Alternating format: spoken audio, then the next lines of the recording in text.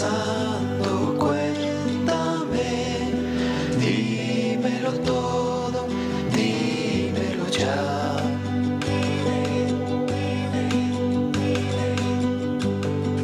¿Qué hay en tu mente? Quiero saber y lo verás que ya no hay ningún secreto que guardar. Todo se mide y tú también.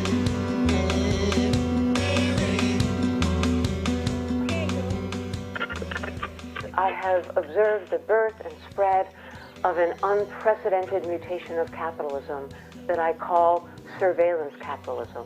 The reason why I call this new market form surveillance capitalism is that its mechanisms are designed to be hidden, that it's a backstage operation. Its mechanisms are designed to keep us in ignorance. Yo te conozco y te doy tanta atención y aprobación, tanta atención y aprobación. What's on your mind? Vad pennier lo que você está pensando? A cosa stai pensando? Che volevo dire? Was machst du gerade? What's on your mind?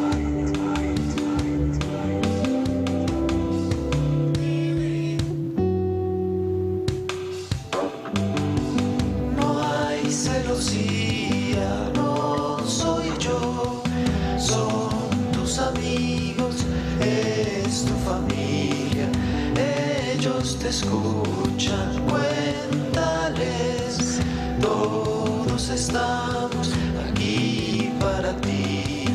La la la la la la la la la la la la la la la.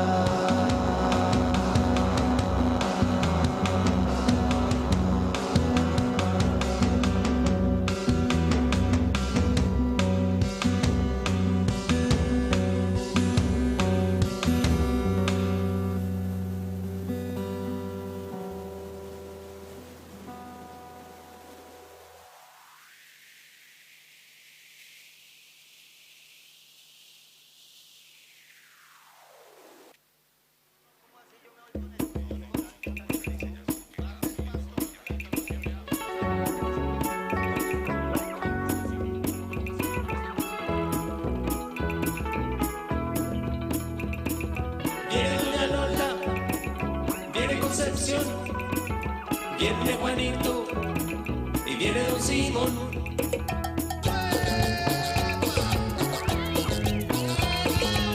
Maybe it's time for us to create our own internet. People need interconnectivity, right? People need to talk to each other. They don't need to be connected to the undersea cables in the data center. Y viene Pachito, viene a vacilar, viene Monse para guarachar. Y baila Pedro, baila Salomé, baila Antonia en la Cereje. Y baila Pablo, baila sin parar. Y baila Miguel, le gusta gozar.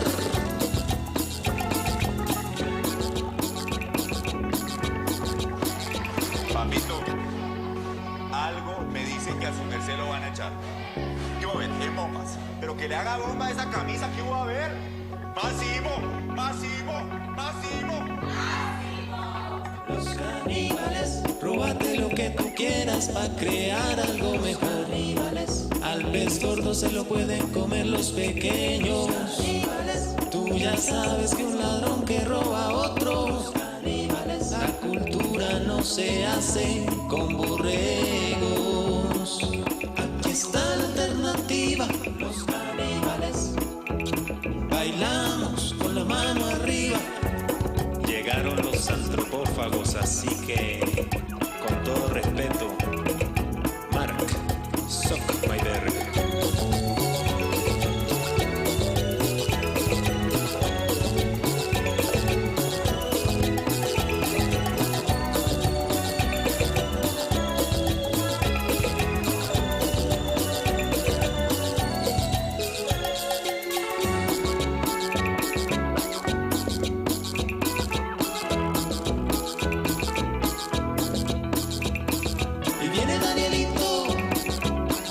vacilar y ya casi está completa la comunidad.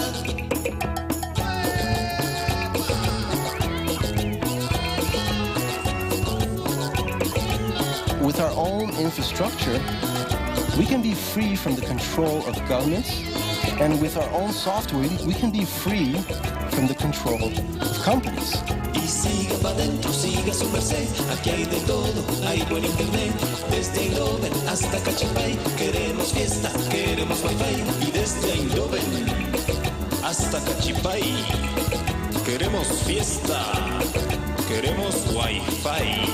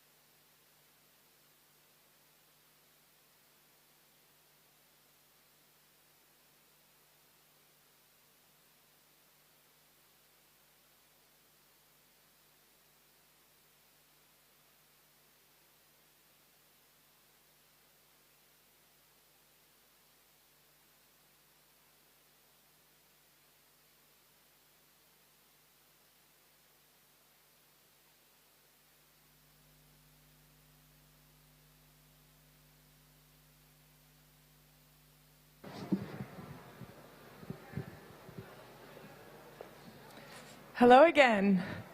My name is Anna and I'll be emceeing for you today. Next up, we have Bianca Schick. She graduated a Master in Contextual Design with her project I Lick, I Click, I Bite, and I Spit. Today, she has asked me to read 2 Dadaist poems for you. Bodies, manipulated, are into currency. Redesigned bodies. You. Dissecting is you. Soft, controlled, hardcore. Components, break, you. Cutting, you. Information, peace. Mechanical, push, precious, artificial, push desperately, click, push. Button, precarious, stupidity, click, automation, enjoying button, labor, like. Enjoy!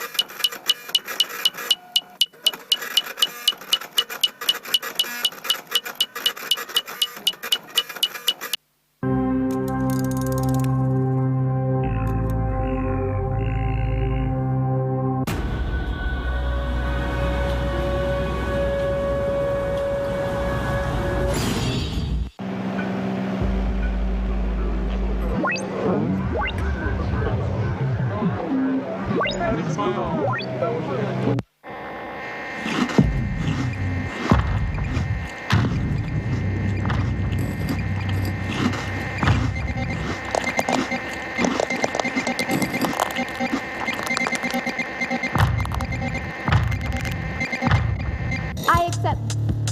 I agreed.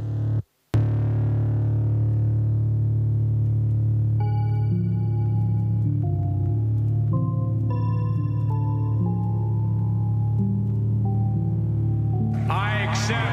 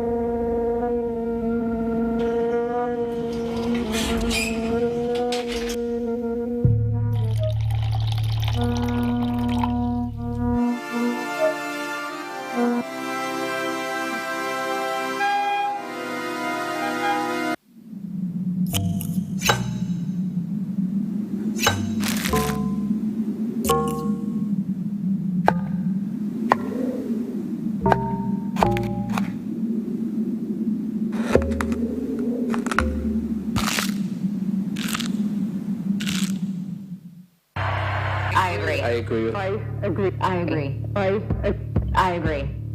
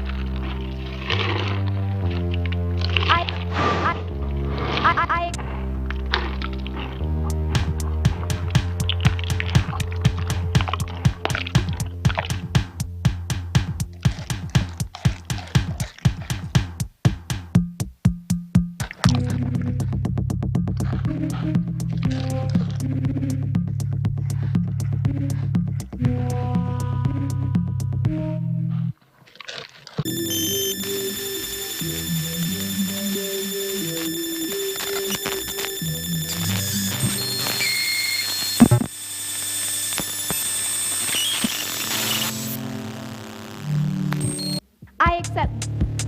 I agreed. I accept. I agree. I accept.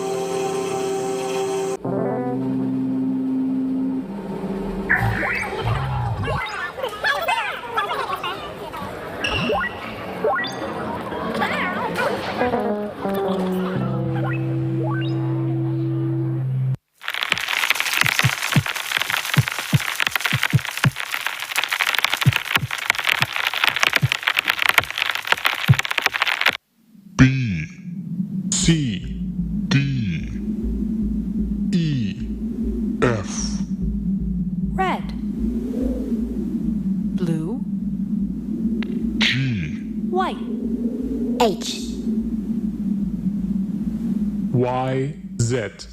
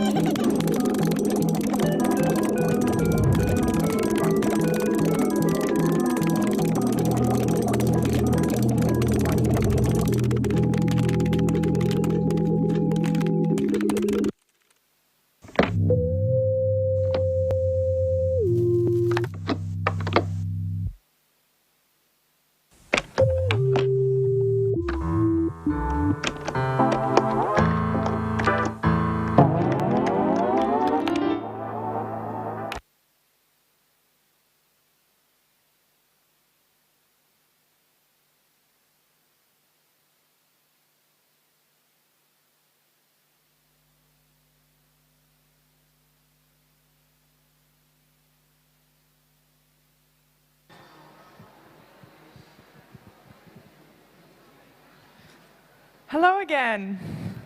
Next up, we have Lee Ho Kim. She graduated from the Bachelor Leisure with her project called Beauty of Uncanny. Enjoy.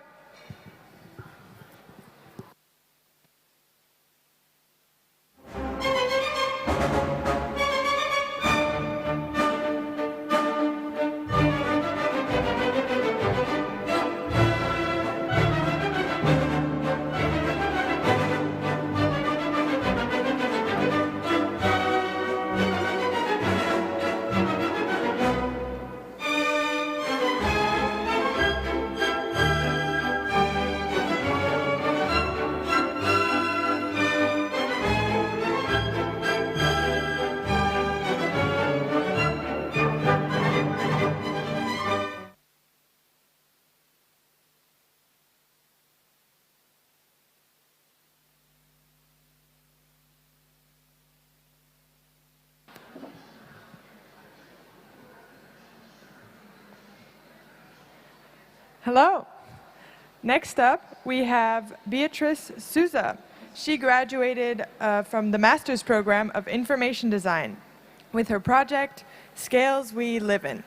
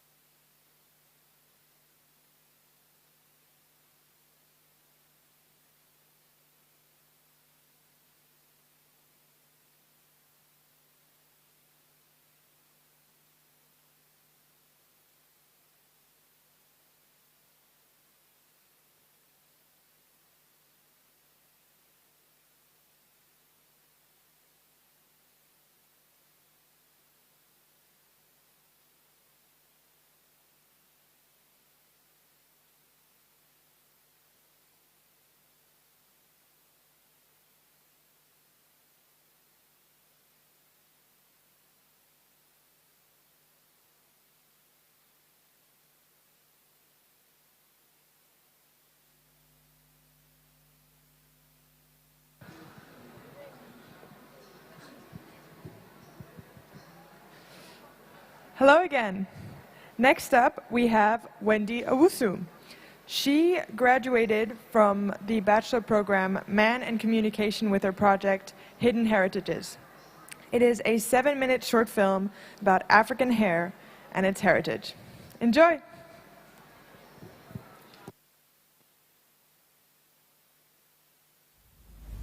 Je définirais le terme beauté par quelque chose d'hyper personnel.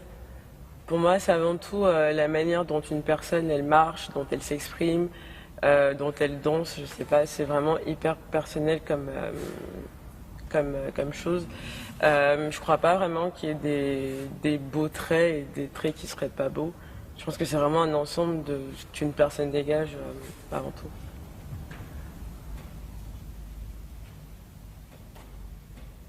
Afin de préparer une coiffure personnelle, agréable à voir, enrichissante à comprendre, on dénoue, masse et sépare les cheveux type 4C en plusieurs sections. J'ai appris à me coiffer petit à petit et j'apprends toujours par ma mère, par le biais de ma mère, qui m'a appris que c'est quelque chose qu'on apprend quand on devient une femme, qu'il faut devenir autonome, qu'il faut aussi apprendre pour ensuite l'apprendre aux autres, aux plus petites, aux enfants plus tard. Et c'est quelque chose qui est assez nécessaire pour une femme noire, parce que les cheveux crépus, ils demandent énormément d'attention, énormément d'entretien. J'ai arrêté de porter des perruques et de me faire des tissages parce qu'il était temps, à un moment en tout cas pour moi, juste d'aimer mes cheveux, de me réapproprier mes cheveux et ma beauté, et surtout de rompre avec les dictates de la beauté qui disent, en tout cas où on pourrait penser que pour être beau, pour être attirant, il faut avoir les cheveux longs, lisses, ondulés, bouclés. En fait, c'est aussi un problème de visibilité, de se dire que je peux avoir mes cheveux crépus dans l'espace et en fait de me sentir belle tout simplement et de ne pas vouloir modifier ma nature pour me sentir acceptée ou belle. Mes parents sont originaires de Côte d'Ivoire et du Bénin. Ma mère est béninoise ivoirienne et mon père est ivoirien. Alors nous sommes originaires d'un groupe qui s'appelle les Akans et on parle avant tout le baoulé. Mais la Côte d'Ivoire est un pays plutôt francophone vu que c'est un pays qui a été colonisé par la France. Donc nous parlons le français, mais chaque ethnie en fait a sa langue, donc il y a pas mal de dialectes, c'est vrai. Comme à Blapoku et toutes les sculptures à l'effigie des reines baoulées, on crée des nattes collées sur différents niveaux. On applique du age control pour avoir un rendu soigné, de la mousse pour éviter les frisottis, et l'eau pour détendre les tresses. Mes parents sont originaires de Kinshasa, au Congo. Ils sont baluba. Ils parlent plusieurs langues. Ils parlent le français, le lingala, le chiluba et le swahili. J'ai 2 frères et le terme yaya, c'est un terme qu'on emploie pour témoigner du respect envers nos aînés, envers nos grands cousins, nos grandes cousines. Comme je suis jeune fille et comme je suis la deuxième de ma famille, j'ai toujours ressenti une certaine responsabilité envers mon petit frère, mais aussi en tant que femme, parce que dans la culture congolaise, les jeunes filles apprennent à tenir un foyer, apprennent à cuisiner, et donc voilà, j'ai toujours ressenti une certaine responsabilité. Par contre, la charge mentale à proprement parler, c'est très souvent seulement les mères qui ressentent ça. Après, j'ai jamais été tenue à vraiment m'occuper de mon petit frère, parce que ma mère a toujours été là pour nous. Yaya, référence au lingala, une langue issue du peuple bantou, réplique d'un peigne balumba. On orne le visage de Baby R avec un peigne fin. 3 enfants, représentés par 3 bantu notes, avec des mèches Naomi tirées couleur 1B, pour coiffer rapidement sans en mêler les cheveux. Bantu, un peuple qui regroupe plusieurs ethnies, dont le Lumba pour parler de l'individu, et Balumba pour parler de tous.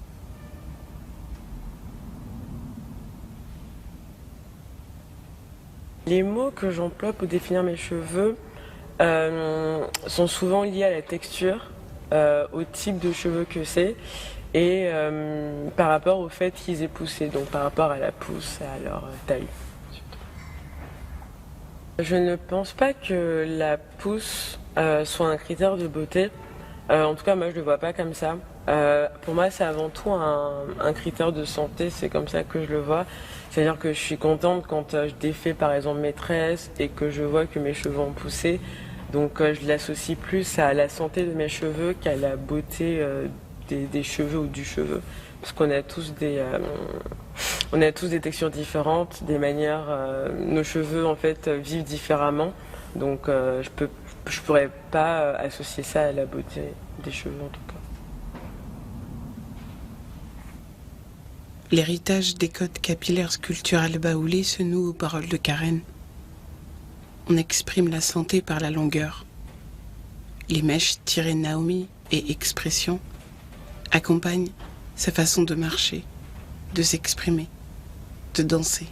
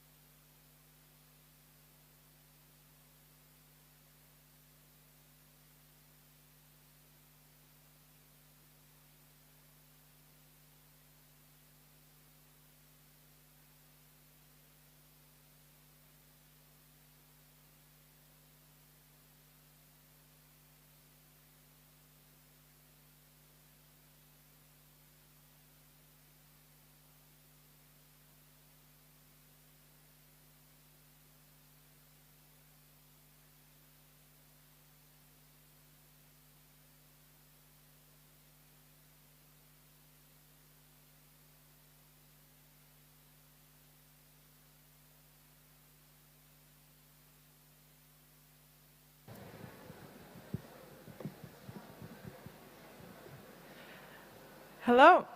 Next up, we have the project Color Dialogue. It was produced by Ida Blickfeld, who graduated the Contextual Design Master. She gave me a short text to explain her project.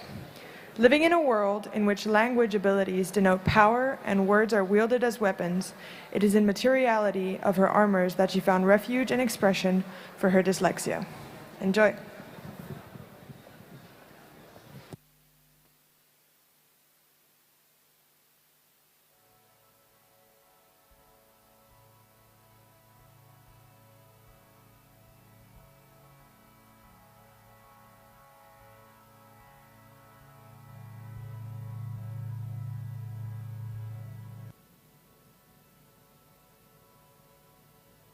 I am word blind, blind for words, blinded by letters.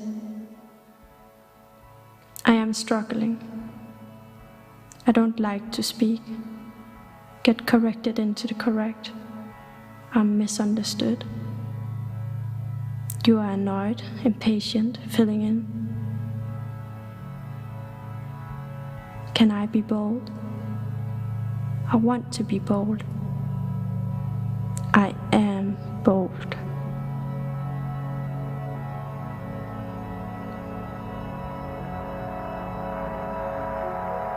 You say, if you are making me feel stupid.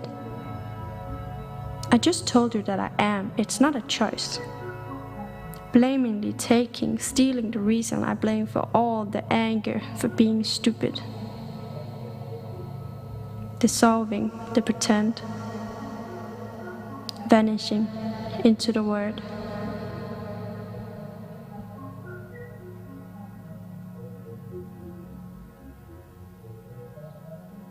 Did you see a girl walking through long hallways? I remember long hallways in my school. At the end of the hallway, there is an office, a special office for special kids, kids with needs for all sorts of things. I am special. The room is full of papers, maps and folders, holding my name. I need official papers. I need to be bold. Letters on papers. I need to be brave. It sticks on. I need to vanish. Does not fit in. Don't see me. Don't see me get extra help.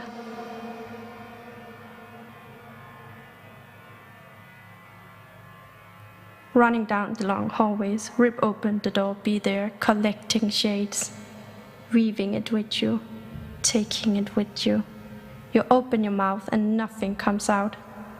If you could just, if I could just.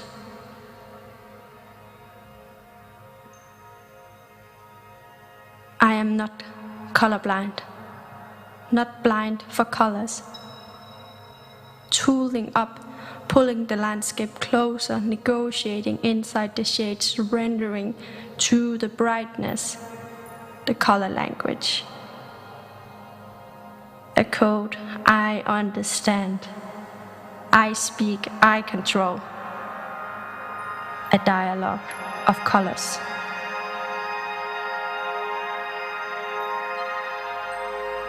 The tool of voice, coding to decode the pretend, pretending it can, landscaping it to be. You have to use it. You are special. In the right code, nothing strange.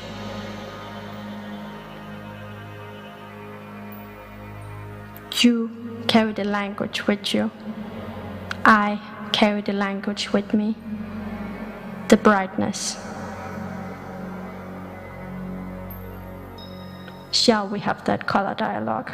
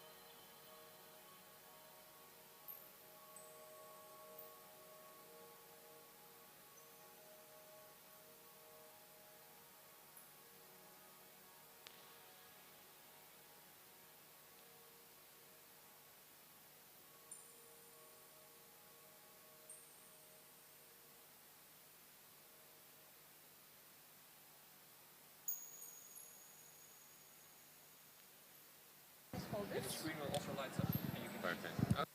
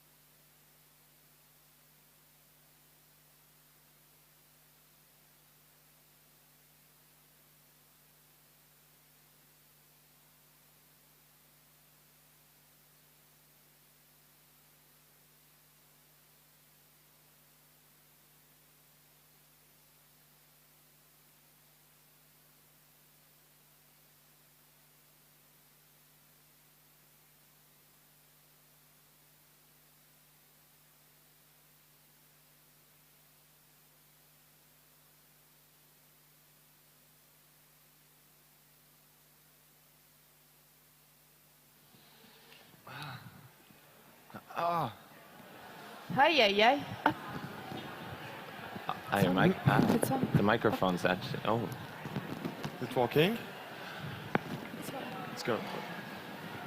Okay.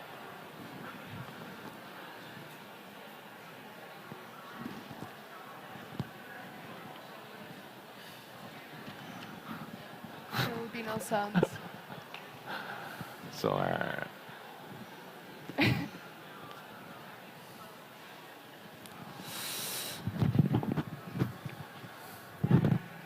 B.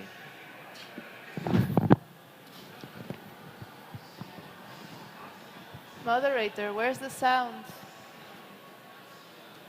Are you there? Screen? Screen? Screen? Screen? Hello? Hello? Hello, screen.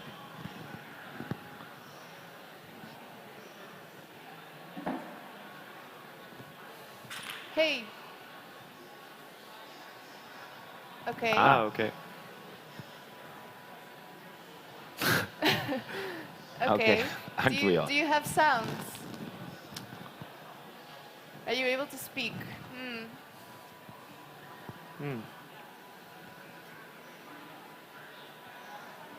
Oh, you don't? Oh, okay. Thank you for letting us know. Okay, then maybe we be your voice for the moment. Yeah? We kick this off. Welcome everybody to the Arena. The Arena is the Design Academy's platform for discussion and debate.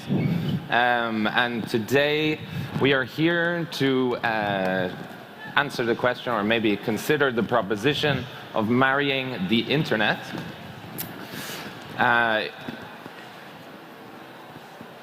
Let's see if the screen can present us. Whoop.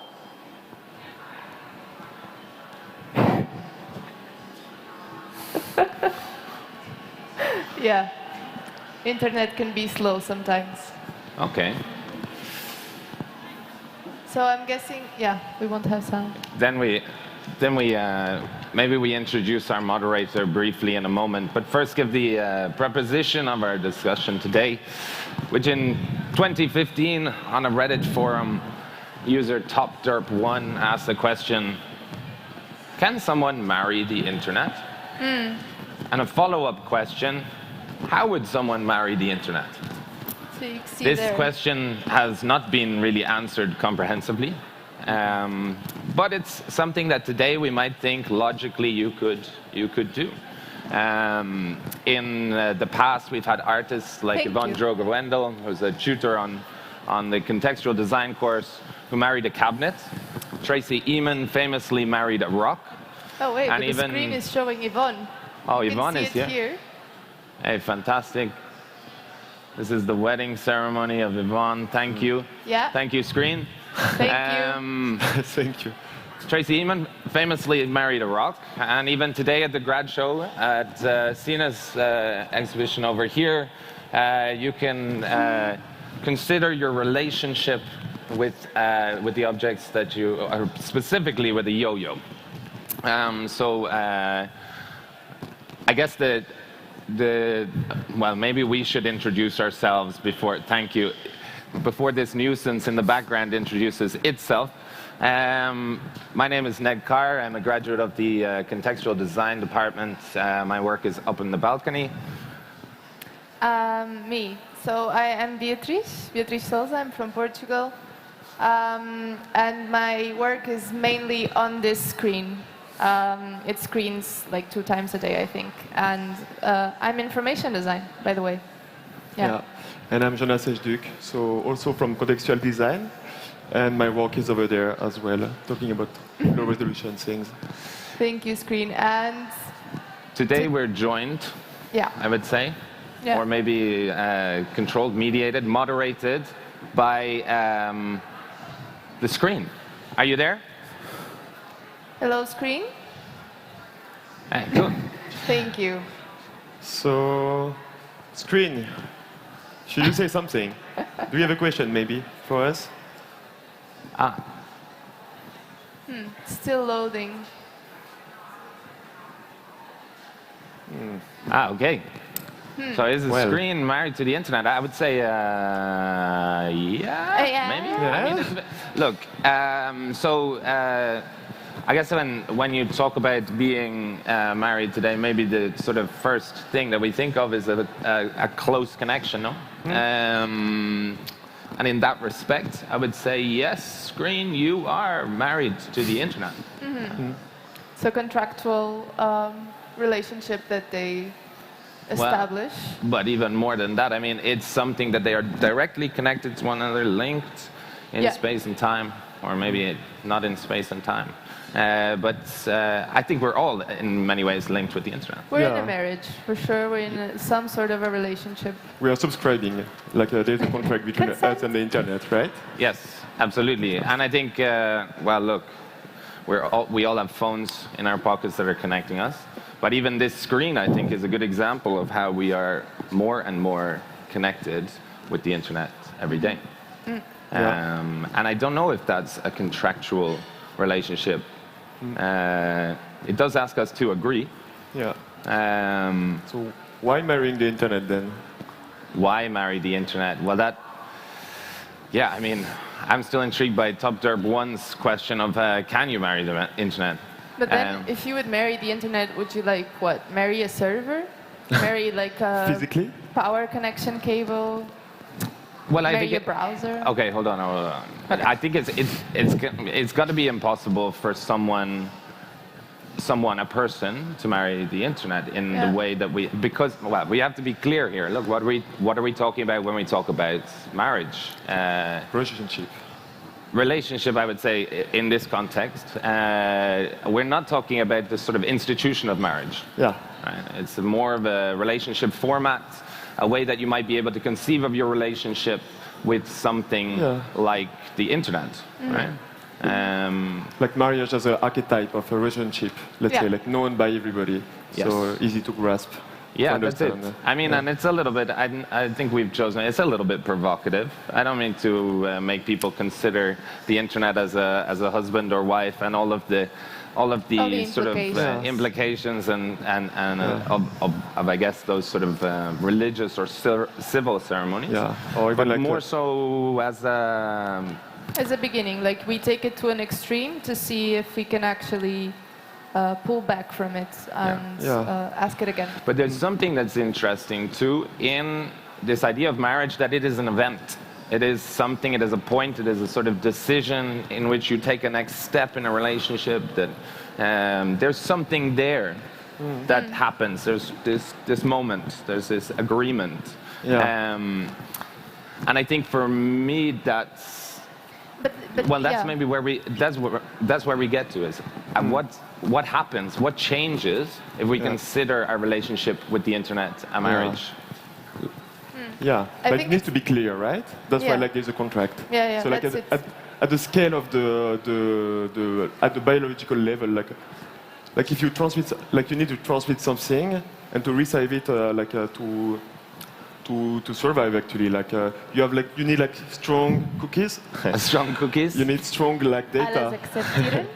Strong data, strong genes, even like to survive. So, but are our cookies the same? You think every time we click, I accept, I agree, that's our kind of relationship development? You send genes, Yeah, away. That's the contract you're making. You're basically, okay, I'm sending you my data, collect it, and I will use you.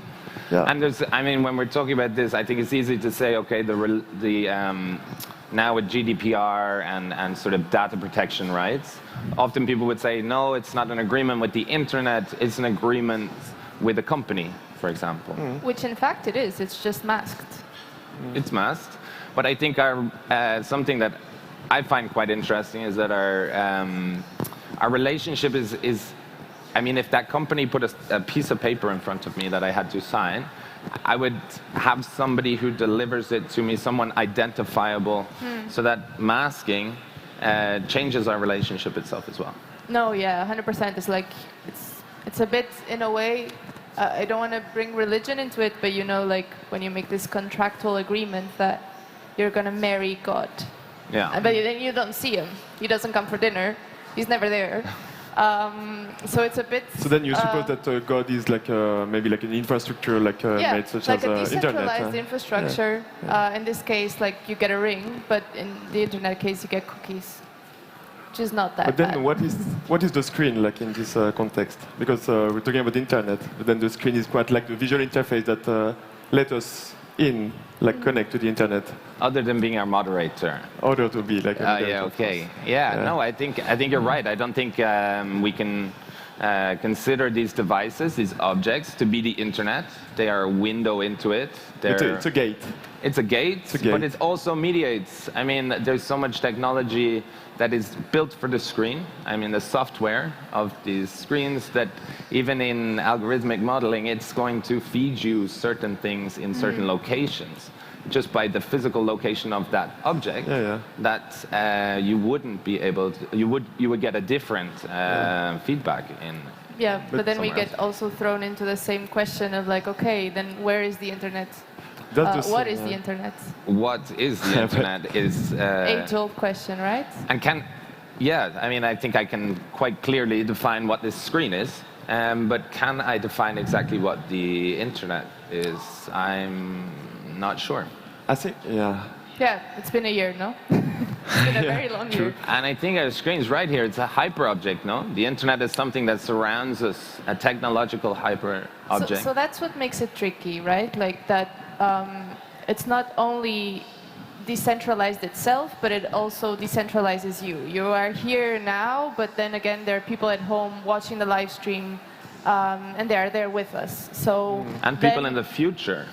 In the future? Yeah. My God. No, I just mean there's access to that information, and it's very dispersed. And so the idea of spatial dimensions and also temporal dimensions within the internet, it's completely faded. Yeah, but then, like, what's the difference between these and, like, for instance, like drawings in a prehistoric cave? You know, like you're sharing things, and then like you're opening this kind of metaphysical gate, right? Like where like there is no time anymore, right? Yeah. Because then you can share things that can be stored on the wall. So what's the difference between this, like a screen on the wall, because you could actually do the same thing, by just painting like a message on the wall and get it, I don't know, 200 years after. But the message on the wall doesn't get guaranteed transmission. You know, it's like if someone finds this cave, then great, top. Yeah, but same as if you get like something from the internet, you know, you have like so many pages, so many. But you can pay to be shown, and you can pay to be found by this macro system that will make sure that you're going to be seen today. You're going to be there. Just pay us a bit more, and we're really going to put you at front. But I don't think you can pay for the cave, no? I don't know. Imagine like, hey. No, but there's something more important, I would say personally, in it, which is that the cave is not a space that we can experience. There is no affect directly from it. The internet doesn't have a smell and it doesn't have a feeling. It's such a global infrastructure. It's so super massive and soon to be extra massive. Cosmic. Does that exist? Almost. I don't know. But you feel Sorry, screen. Sorry, screen. But do you have a question for us? Yeah, do you have a question? Yeah, there was like a question, I think. Oh, that's nice. Thank you. And very creepy. Yeah. But I think the major discussion we enter is probably a discussion of comprehension versus incomprehension. Yeah. The fact is that the three of us, and I'm going to dive into this already, but not directly. We've been trying to figure this out and deep researching what is anything actually, what is the internet, what is this infrastructure, and we try to go at it with logic. Like we were there trying to understand bytes and codes, and in fact we just felt very dumb. And then we were like in a master's and thinking like, okay, I don't understand anything. Yeah. So it means like I shouldn't be in a master, maybe. I like a question that you asked me. What do you do when you don't know what to do? Yeah. So if you take a topic of trying to deal with the internet as an infrastructure, as an object, how do you deal with that? Yeah. And so ultimately, that brings us here. Thank you, screen. Ooh. to a very interesting question, which is, okay, if we tried logic and logic doesn't work, and we were always told that it was all about logic. Networks is logic in the making. It's logic working, and we're also logical beings, so... It's a bit cold, no? Yeah. It's a bit dry. Yeah. It's a bit dry. But I mean, more than that, I think at an event like today, design is obsessed with logic as well. I mean, it's something that is ingrained within our field of interests, is the idea of taking information, making it understandable, making it comprehensible. Digestible, like make it Netflix, make it a narrative, make it fast, make it poppy. I got lost. I was. No, I liked. That was poppy. No, but it is something that we are asked to do consistently. And when you're dealing with something that is as huge, as inconceivable or incomprehensible as the internet, even though we have a relationship with it, it's something that we possibly could have different relationships with. Yeah. So what we were proposing and what we were trying to figure out, I think, especially for this talk, is a bit of a post moment after the thesis in the project, which is, okay, we tried logic, it didn't work, what can we do now? Can it be a relationship based on a marriage? Can it be a friendship? Can it be, I don't know, an erotic relationship? Yeah. It can happen, it happens. Okay. Anyway. It could be a relationship of faith. Of faith? Yeah? I think this is often actually where we're left with. I think it's something that Ginevra, she's in the audience, and upstairs with digital esotericism, is dealing with directly, is this idea that perhaps comprehension leaves a picture, and that we are left with something that is closer to divination or an esoteric relationship with our world. So what do we have, like, what is the, like, so if you cannot understand something and you still want to talk about it, like are you gonna use like a visual language or like a, I don't know, like how would you use your tools, of design, like I think like Ginevra in that case is a great example of how to use. She did not pay us for this promotion, by the way. How to use design as a way of dealing with the unknown, and especially dealing with the digital unknown. And for us, it's not, or at least for me, it's not only about changing the relationship, but the fact that you're already asking if I should change the relationship or if I should question said relationship, then I'm already starting the conversation about, okay, we need to think about this more. We need to ask this again. Because what we have right now, it's not working. I mean, it is working, but is it really working? Yeah, what to do? Oh, what to do when? When you don't know what to do.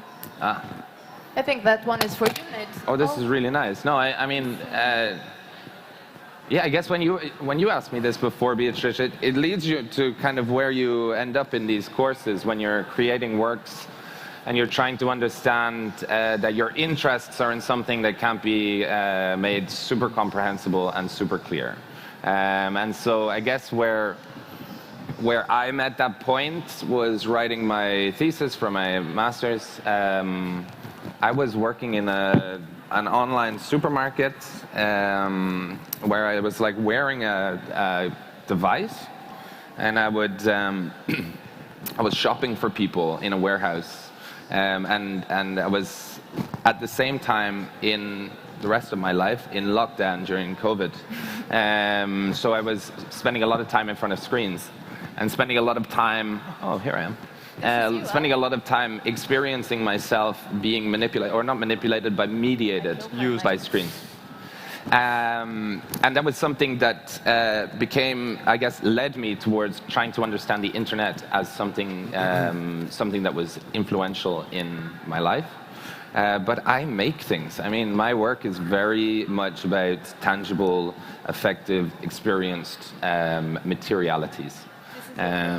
This is my graduation project. Yeah, it's up on the balcony, as I said. But it is, yes, it's a direct response, I would say, to trying to build. I was trying to gather the materials of my environment around me, and realizing that a lot of the environments that I lived in, a lot of the digital experiences I had, couldn't be translated into my work. And while that was frustrating, I would say, that there's certain parts of my world that I can't sort of put my hands on and understand, it also gave me a grounding in my world. So my thesis is called Surface Tensions. There I am, popping up as a GIF, but well, that's a little bit, it's very large.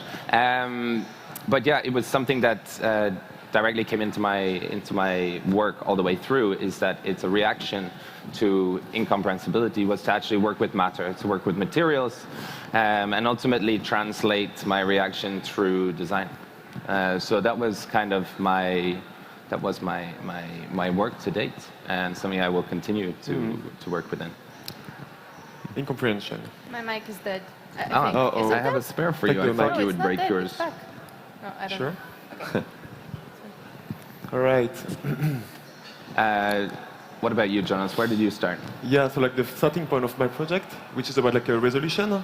I think that the very first point was like about like low budget films, and like a search I did like last year about it, where I was watching a lot of these movies, and then because first they were funny, but also because like I found like after watching a lot that actually like the lack of means of these micro budget films, like from this is emerging kind of like a raw aesthetic, you know, kind of authentic. So these are low budget, low fidelity films. Exactly. So the thing is that like by looking at this, like I realized that like the resolution actually of the image, the visual resolution, you know, of these films, like there's a connection with like a socio-cultural class, you know, object, because it's coming from a lack of means, money, education. So then I got like interested with this aspect of image. Then in the second time, like Elon Musk and Starlink, you know, that Elon Musk is planning to grid the planet with 42,000 satellites, and then like possibly making disappearing like the low resolution images, and providing us like a high speed connection all around the world. So which means that impossible to disconnect anymore, right? Yeah. We agree to be connected all the time, to have access to any kind of information, to watch any kind of movies, anytime, to any kind of qualities. So which means that the low resolution image might be disappearing. Yeah.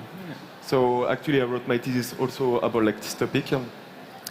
And that actually, that the low resolution actually, unlike the Silicon Valley dream, you know, this ideal of high definition, you know, like this obsession for details we have, like because we need like everything to be as clear as possible, right? Like in a relationship, even though like we can marry internet, but we are a bit, you know, tense because we want to grasp this relationship, but we can't, right? So then like all the okay. Isn't he handsome? Yeah. So anyway, resolution has and here's your project. We go like 4K, 8K, so maybe 16K, and actually like the more we rise like this quality, the more we want to be clear, the more it consumes energy because the more it's getting stored in data centers. So actually like the low resolution image is not just something that can be connected to nostalgia or like to the past. It could be also like maybe like put like in a more contemporary scenario. Also, there's a way also to have a new look at things we already know, like a kind of erotism, as you said, Beatrice, before, because of the this idea of covering something and to not knowing anymore what's behind the image because it's a bit more pixelated. Anyway, no, I mean, seriously. But there is something in your project too that charts, I would say, like interestingly, makes us aware that this technology is advancing and advancing and advancing currently. I mean, this screen is an 8K screen. I think things are starting to it's not Moore's law anymore, but there's an increase that is expanding our world. I think the idea was like the way I grasped the topic, which was like I mean, resolution is as super abstract as well, right? Like image. Then was not like to design like blurriness, but more like to design like a context, like a frame through calcul, to downgrade like the quality of objects and images I crafted myself. So then I can get really like totally unknown results, just based on just based like on this resolutions thing. But you were dealing with quality, I would say, Jonas. Whereas Beatrice, you were dealing with size or with weight, or. I mean, actually, our topics are quite similar, right? It's all about weight. Telling you to shut up. Is it on? I'm very confused. No, I don't think so. It's not you on. should. Okay. So my project and my work is around bytes. I wanted to understand what was the core of. What was the core scale of the binary logic, and to understand how it grows exponentially. I am it's not trying this to person. Find you on the internet. Is it you, Beatrice? No. Really? Not that nice. Okay. Also really not that person. Change your hair. Anyway, she will try. I think she's trying to find me online to show my project. I can see her. Well, yeah, that's a question that I'm not sure she will be able to find me, as my position towards the online world and towards digital infrastructures, because I study them, it's usually to disappear and to go away. And this is also what I argue in my project, is that when you live within scales that are too big for your own comprehension, so when you've designed beyond your limits, then it becomes really hard not to disappear. But then disappearing might also be really nice and might also be really good, because it gives way to new forms of existence. So instead of believing necessarily in a techno-doom of like, okay, if we're living at the yottabyte or in the zettabyte, then it means that we're so dispersed that we really are not here anymore. Yeah, sorry, I got distracted. Yeah. Yeah. I'm not going to so, find what I was going to say again. So scale. So then, what do you think, like about like a Google Earth, for instance, like giving you access to the entire planet, fitting on a screen? Yeah, it's a bit like the most, like the decentralized body of the internet only works because there's a scale that makes it run. Whether it is undersea cables that come from the States to Europe, or whether it is power lines that also do the same thing, they are nowhere and everywhere. So this means that you, when you're running through the digital side, you're also at the same time here and there and nowhere, and you cannot be pinned down. You can actually change your location all the time. And this is a different scale, right, from the one we live in, because in fact we are here, we have a bodily experience, and we exist right now in Eindhoven. But we are stored somewhere in the data center, maybe super far away. But our data center, with all the things that they have about me, it's probably in Ireland, by the way. Spray a lot. Yeah. So that was it. But then I guess, well, look, there is a question of, I would say, all of us then have tried to take ways to deal with that incomprehensibility in visual and material. Yeah, we all tried to see something that everyone always told us we can't really see. And the conclusion is that you can't. Or you can try. I mean, you can. But you get close to it only. No, but at least you can know like what to change, like in the relationships you have with screens and with like the contract we have like with internet. I mean, to try to have like an answer, not an answer like a definitive one, but at least like a process. I found a lot of inspiration in trying, though. There's something very much about reaching your limit and understanding that. Well, for me, actually, it was in finding that limit of, well, materials can't really do this, actually became built into my relationship that I was having with that and with my work going forward.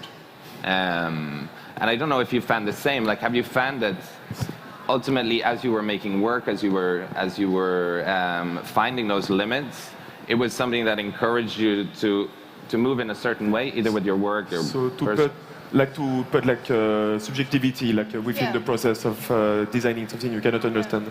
Yeah, sure. Like because I mean you would understand like perfectly your topic. It would be like non-readable for all of us, right? That's like, the thing, right? Like if you use logic to explain what we tried to understand, thank you, is basically that if we use logic, you probably won't understand it because we've also been using it ourselves and we didn't. So you have to find other ways, and this is where other relationships or other pathways of knowledge come in. I, for example, really used aesthetics as a form of information. Like, can I manipulate images to a point in which they just become beautiful? And is the yottabyte just a beautiful image, or is it this really dark space that has no form or no shape? We're also like attracted like to things we don't know, right? I heard like I've seen like an historian saying that like the more like they were setting up electricity in the homes during the 19th and the 20th century, like so then like enlightening the places by night, you know, which was not possible before. Like the more like at this period like artists and photographers started to work with like less precise image, you know, like to put a bit of randomness and like darkness, not darkness, but like blurriness in a way, like in their productions.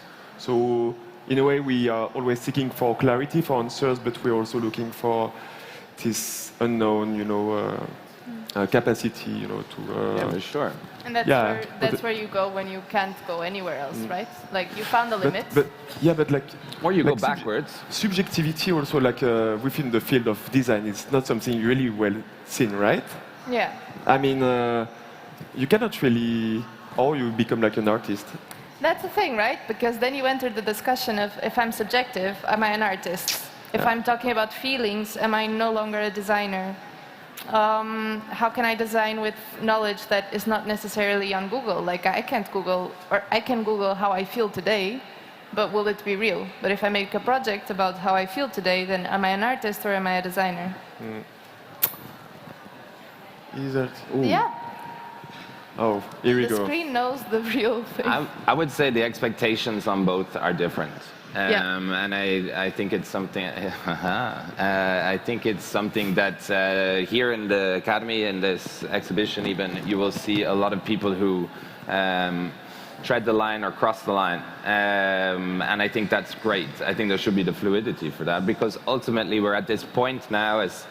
For me, where these digital cultures are becoming so much more important, and our ways of dealing with them have to move away from what, again, design is very obsessed with making comprehensible, with making objects that explain themselves. But not making tangible enough.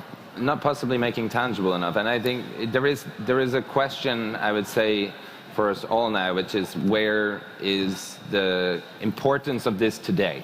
Right? Yes. Like how prevalent or how important is it presently that we need to, because I also think this is one of the things that we as I guess even at shows like this get the opportunity to do, which is to deal with the present condition of living, of life, of our daily lives.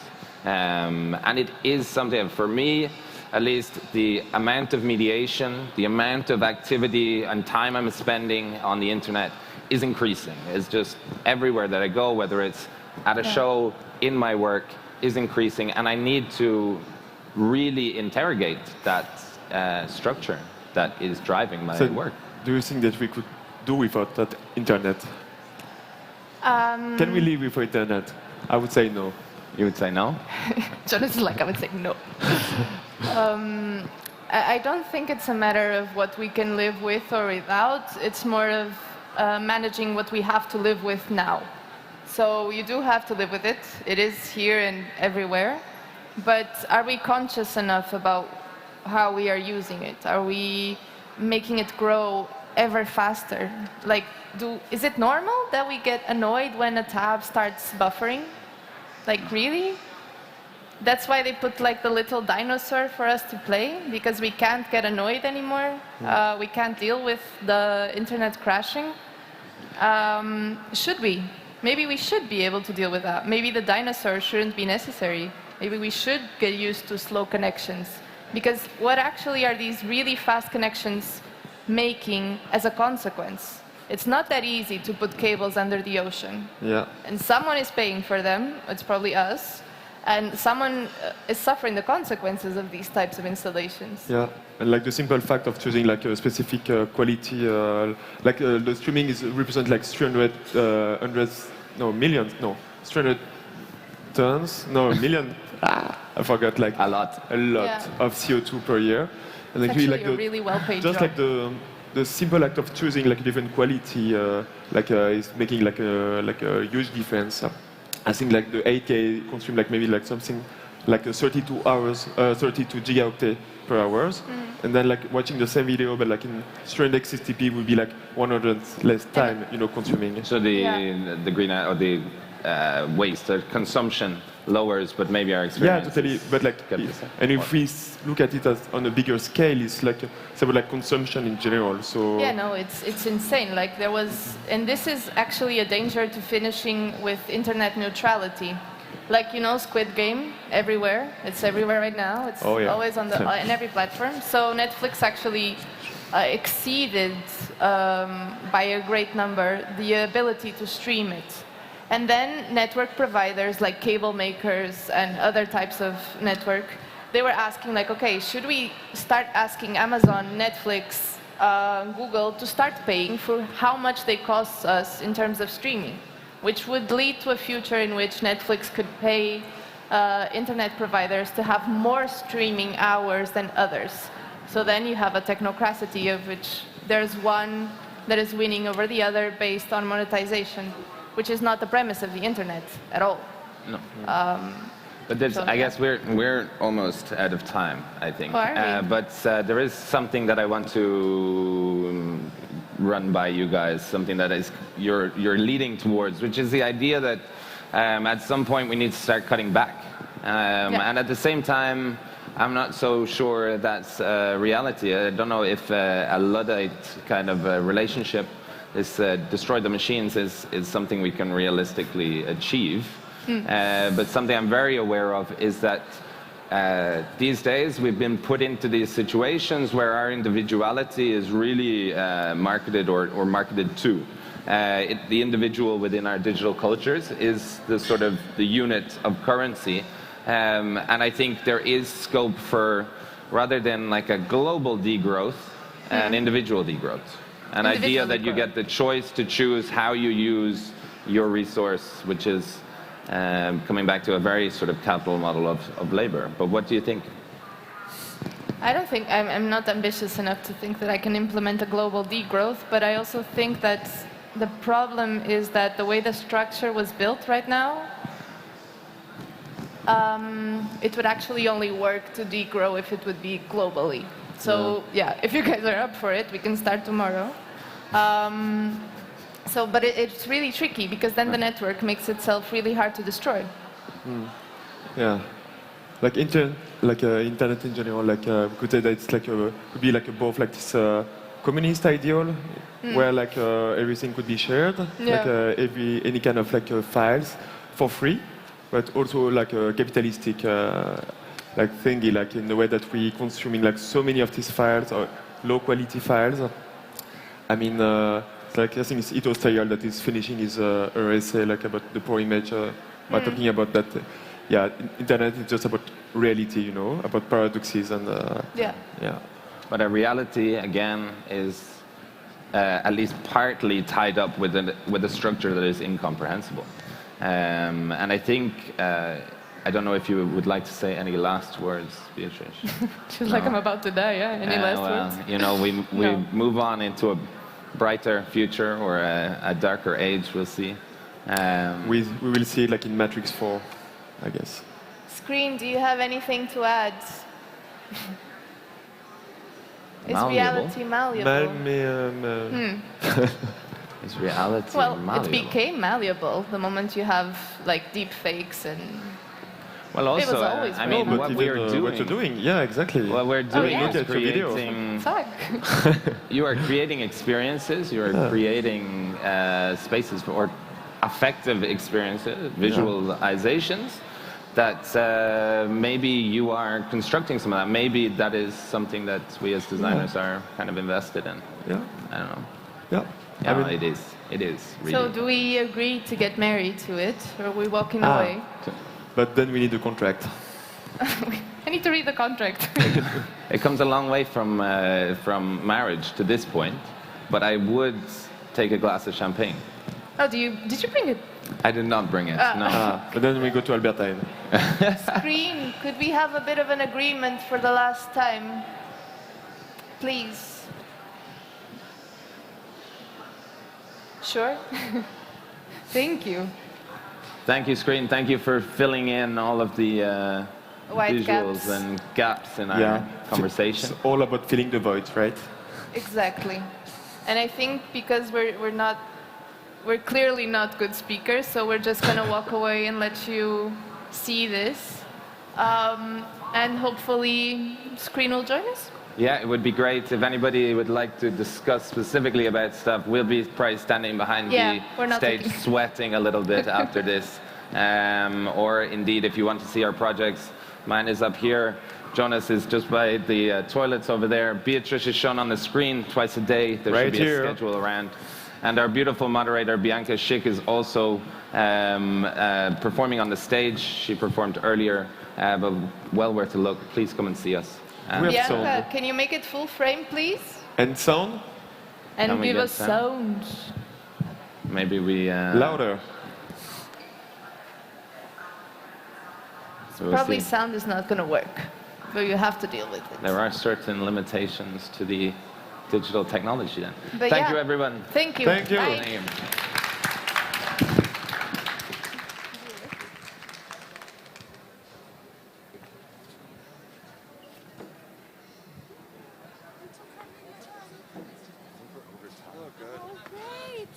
That was so fun. It looked so engaging, and it did something very interesting. That was like, I was just staring at the screen. Yeah, as was. Is it on?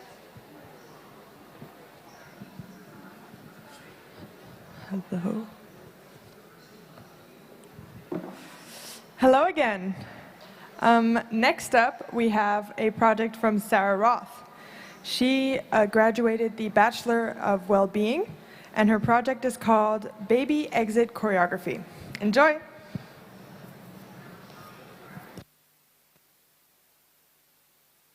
My sister had a tough question for me today.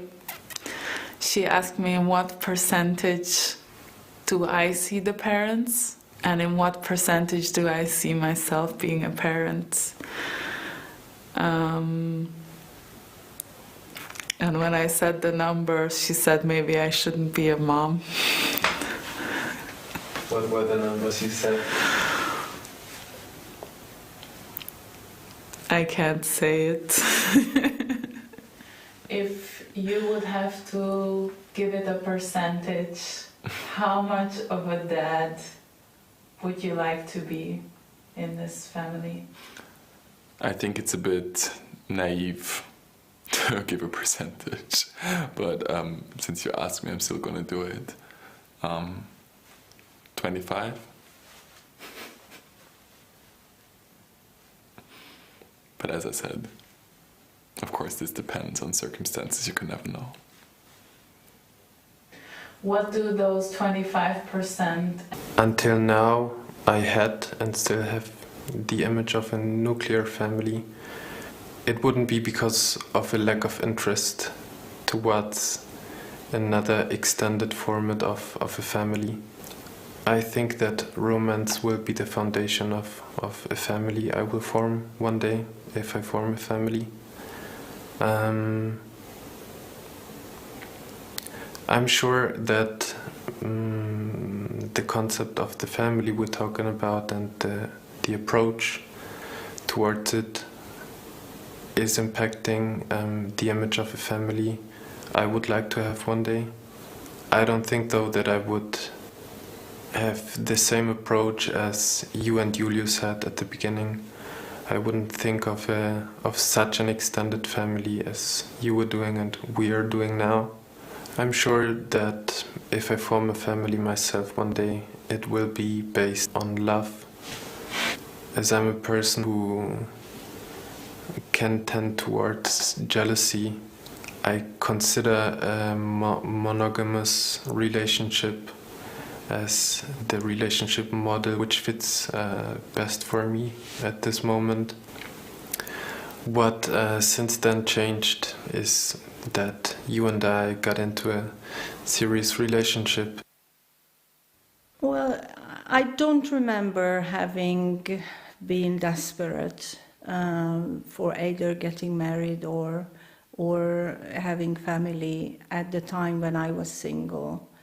At the university, many of my classmates or schoolmates were very, very busy getting married, whatever it took them to do, and in many cases they would hurry or rush into relationships just because they were so afraid of being left out. I never had that. I felt always very safe in my body and in my skin, very safe in my ability to find meaning in my life. I've been doing lots of things besides my professional work and never really felt, incomplete. Turning 30 has been a big thought for me for a long time, and gradually putting more and more pressure on me, reflecting on my age, on my status, financially, education-wise, work-wise. And I was approached by Julius about a year ago to collaborate on some project with not anything specific in mind. I desperately wanted to dress up as Cleopatra for one of the first fashion parties at the end of my elementary school, I think it was, or beginning of high school, or like Austrian gymnasium. And my mom gave into it, but she kind of like warned me at first. She was like, "Are you sure you want to do this? Like dressing up as a female character?" And I was like, "Yeah, why not?" I didn't get it. I didn't really understand at that time why it should be a problem. And my mom was kind of very concerned, but she let me do it anyways. And I had to think about it a lot because I think it was the first kind of like drag experience or, yeah, gender performance that I consciously longed for. I said yes. Well, actually, the next project that I'm working on is to have a child at the age of 30. And I asked him if he wanted to be a donor, but of course, with a longer trajectory, not right now. And I think we started joking about it, but then it unfolded into the idea of an extended family. How would you feel about, or is it an option that you become my surrogate? I would say not really. I also dread the idea of pregnancy. I also think it's a great physical burden. I don't romanticize being pregnant.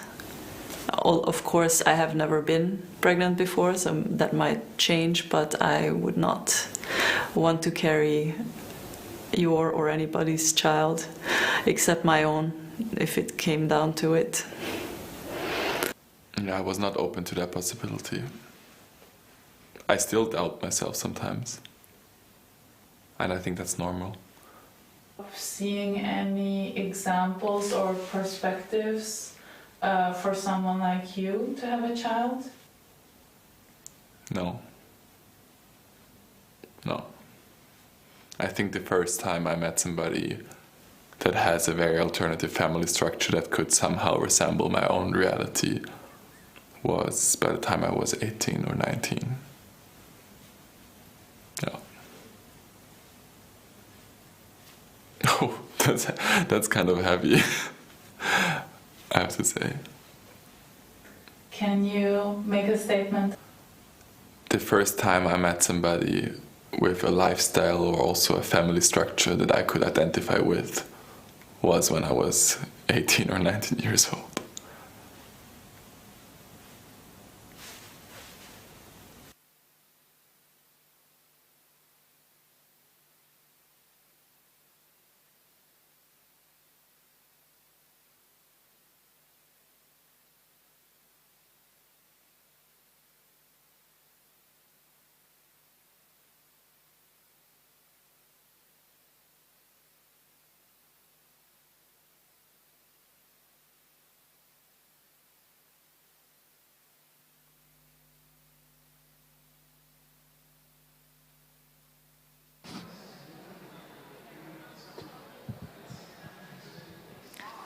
Hello again. Next up, we have Perrine de Donato. She graduated the Information Design Master and is going to perform/present Chasing the Ghost, which is a short movie about digital immortality. Enjoy.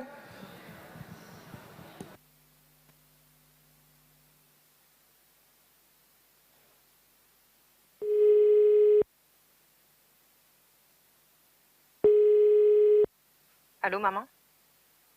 J'arrive pas à le retrouver. Il a disparu, je crois. Ouais, presque partout. On aurait dû le voir venir. Mais je vais essayer de le retrouver.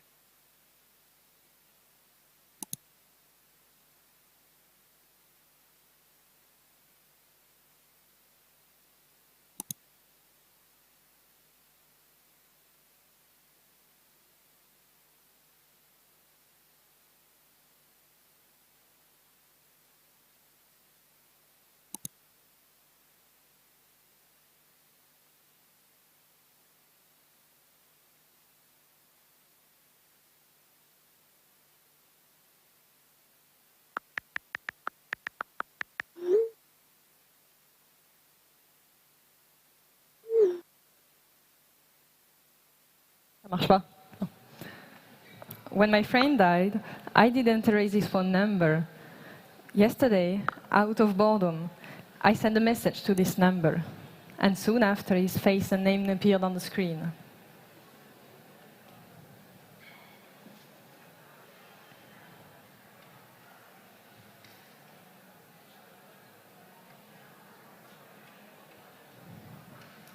One day of extreme boredom, I decided to switch on my old Wii to play Mario Kart. That was the second time I encountered the digital ghost of my friend.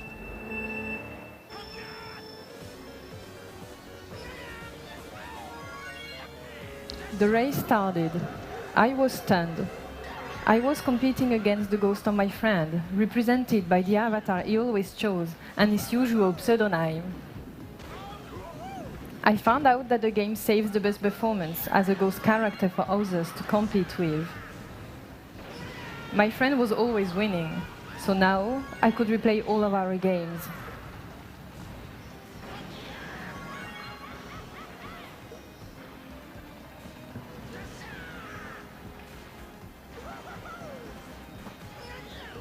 But should I wait for you, or should I win?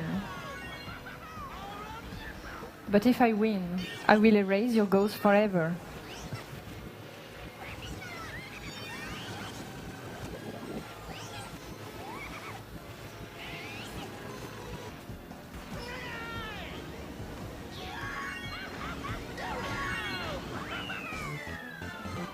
Am I ready to let you go?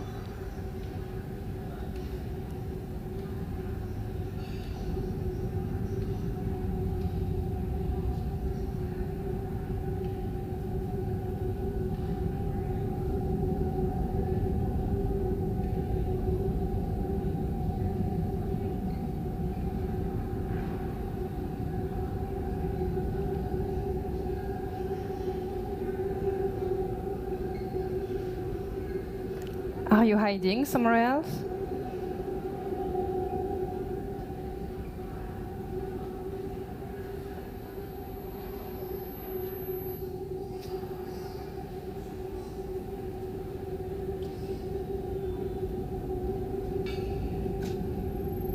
How many ghosts of you are there?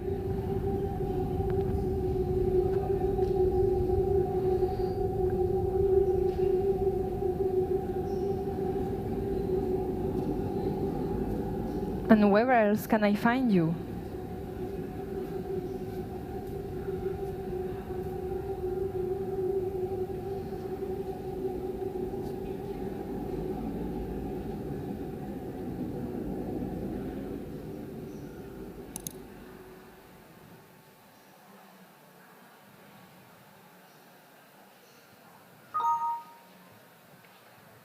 I only joined Facebook after my friend's death. Around the day of his death commemoration, his profile appeared on my People You Might Know section. That was the third time I encountered his ghost.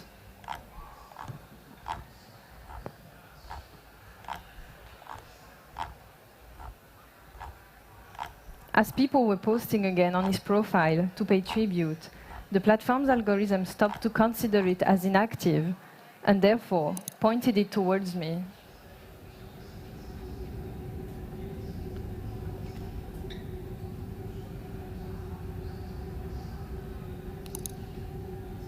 Now you're everywhere.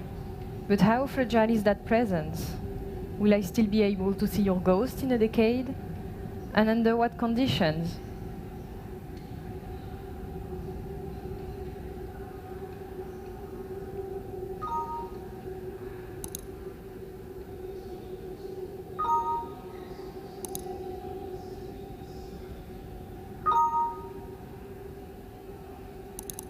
What if I lose you again?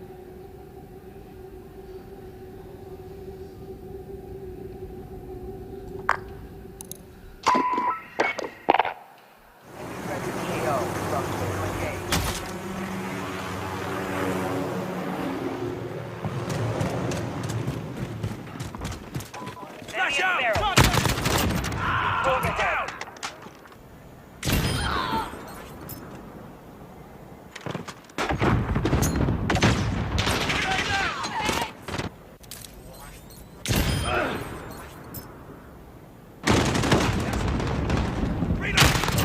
Taking fire!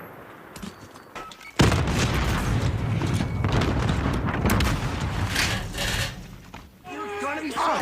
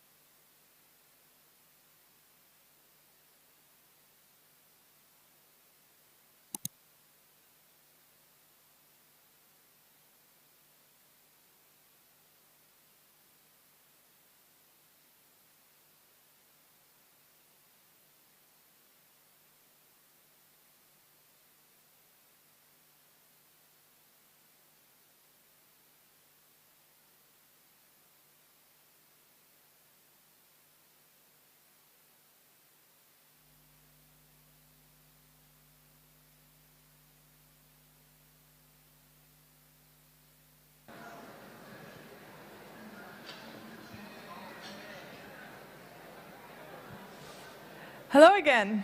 Next up, we have a project from Anna Baldocchi called Malerba. She graduated the Man and Communications Bachelor, and she gave me a small text to explain what her project was about. Anna explored the southernmost region of Italy, Sicily, for 3 months. She created a storytelling inspired by the cinema verité of the 60s, where through linguistic differences, she highlights the social political difference between northern and southern Italy. Enjoy!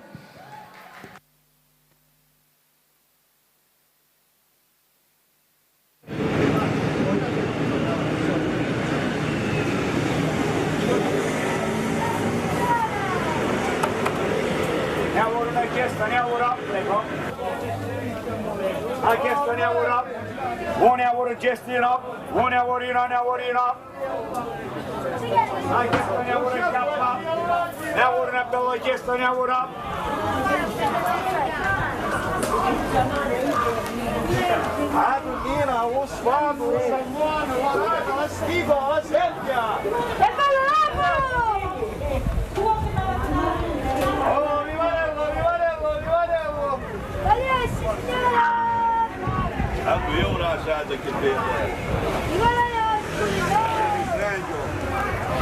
Ah, bonito! I pesciolini! Ah, bonito! I pesciolini! Ecco, Sara, cosa dici?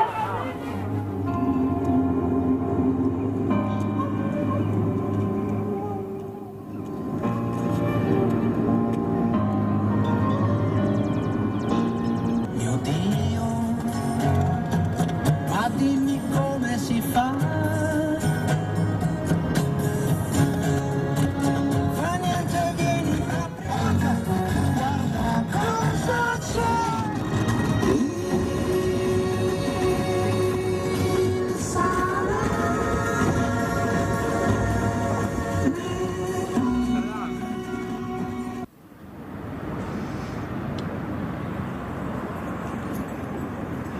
Vedi casa mia dove si trova? Dove c'è quel pilone, quel famoso pilone dove è la punta della Sicilia.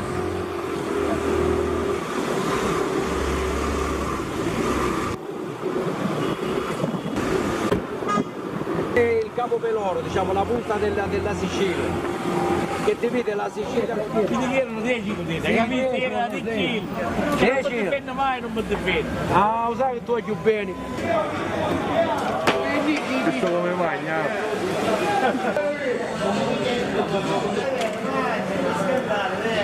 È vegetariana.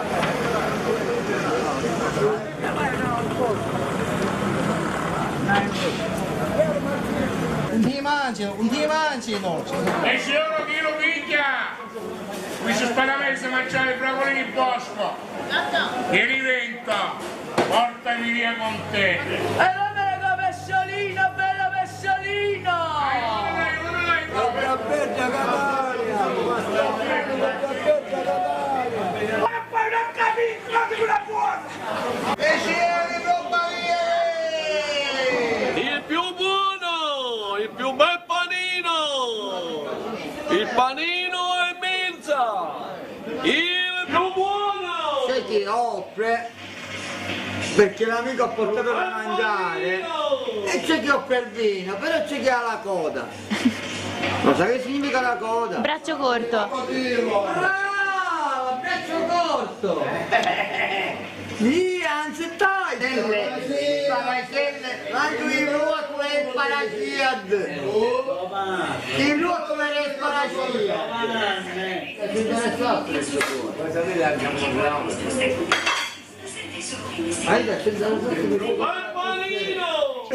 Basta dai, il castapano a chiccio bravo! Senza mai ce l'hai niente di scappare! Invece io c'ho mazzuliano! Qua tu, caldo! Chi sta a parole? Andiamo, se devi fare delle foto vai, devi salire. Vuoi usarti questa scumarola qua? No. Questa qui si è pulita? Questa si è pulita di sotto, questa no. Oh, perché mi saccare? Cazzo mio! E io non è non lo vedo.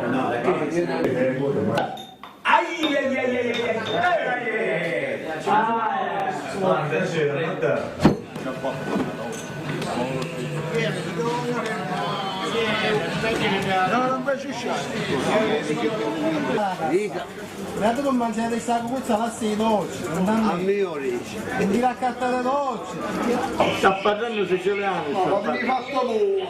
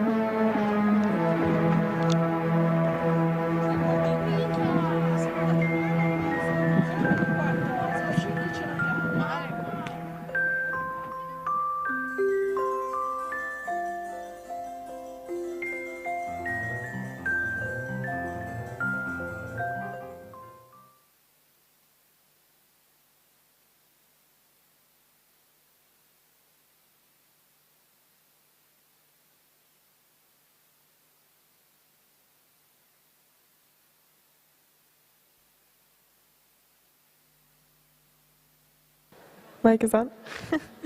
Hello. This is the interviewing section of our day. So what's your name?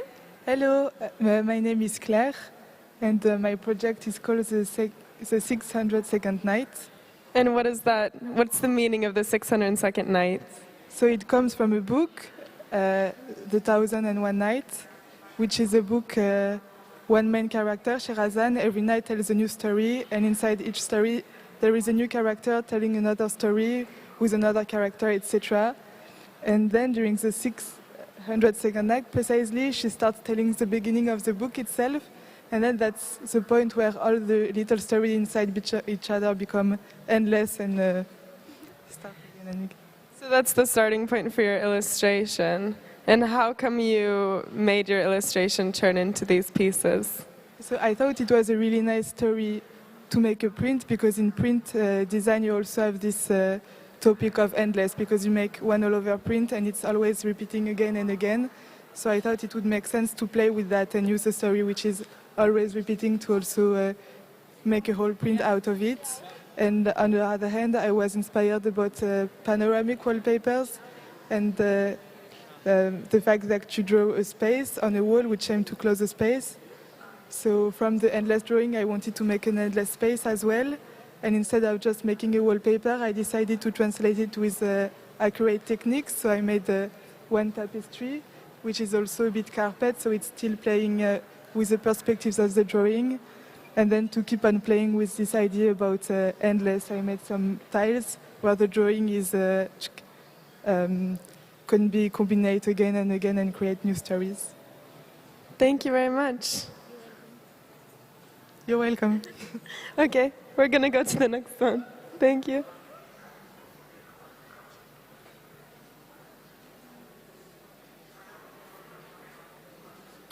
Hello. What's your name? I'm Michelle. Yeah. And what's the title of your project? My project is called Venus Does Not Exist. And can you tell us a bit about it? Of course. Well, the research started with... Thank you. The research started with the search of how do we interact with other worlds and the celestial bodies. And I started looking at the planet Venus, which is the neighbor of Earth on the solar system. And I realized that it's a great example of such thing, because the only way you can see the surface is actually by going through radar imagery.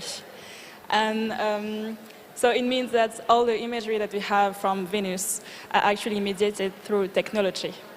And in a more conceptual way, the project looks at how we interact with something that is so far away and how we are going to name it. And it refers to the first name we gave during the discovery of the Americas, and it has a taste of criticism in terms of how do we look at those spaces. Do we look at them for their resources, or do we look at them for their kind of beauty? So the research started with database that represents about 1,200 gigabytes of imagery from the Magellan mission. And my work within this incredible archive was to go through it and to make them into industrial needs. So I was going through each pixels and translate them into a structure. So that's my work. Thank you very much. And so do you invite people here to your space? Yes. Please come. I'm the sphere just left of the stage. Thank you. Thank you very much.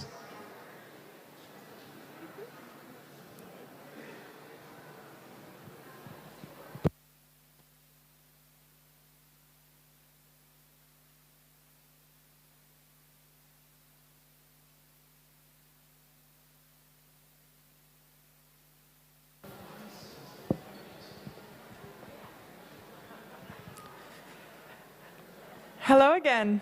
Next up, we have a project from Annabelle Poe. She graduated the bachelor program Department of Wellbeing with her project Meaningful Deconstruction.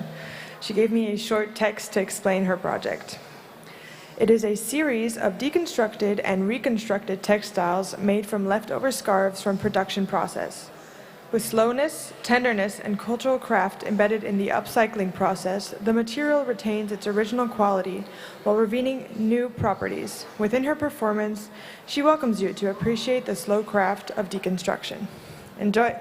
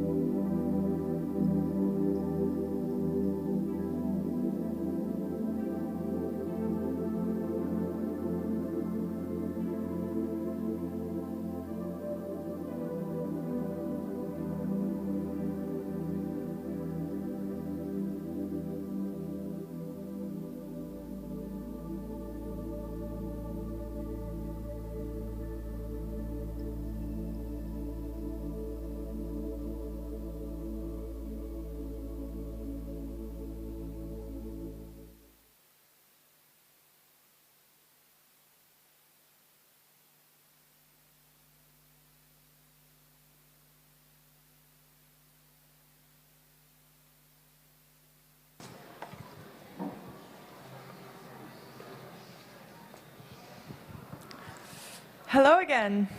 Next up, we have Leeho Kim.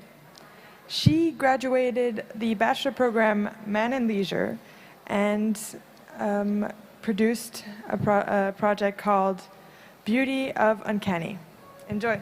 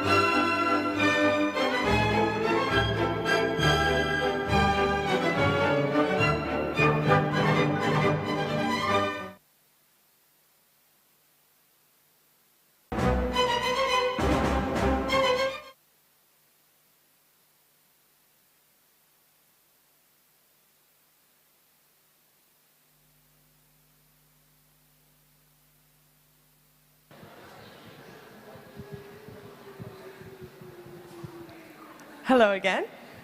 Next up, we have Victoria Kashlik. She produced a performance called Legal Reparation. She has cum laude and is also one of the nominees of the Gijsbakker Award. She graduated the Master Critical Inquiry Lab. She studied law in Hungary, and she will not be here to explain it, but she's on the side of the stage if you have any questions for later. Enjoy.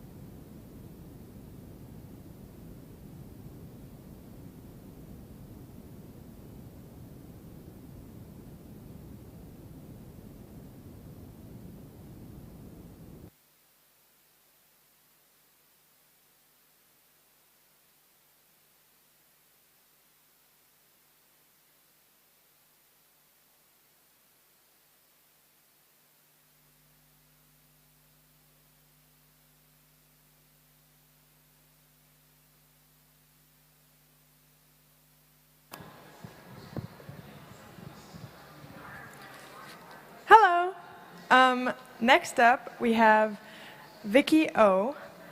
She graduated the Bachelor Leisure with her project Design with Equality, which she made in collaboration with Marguerite van Kappenhout. Enjoy!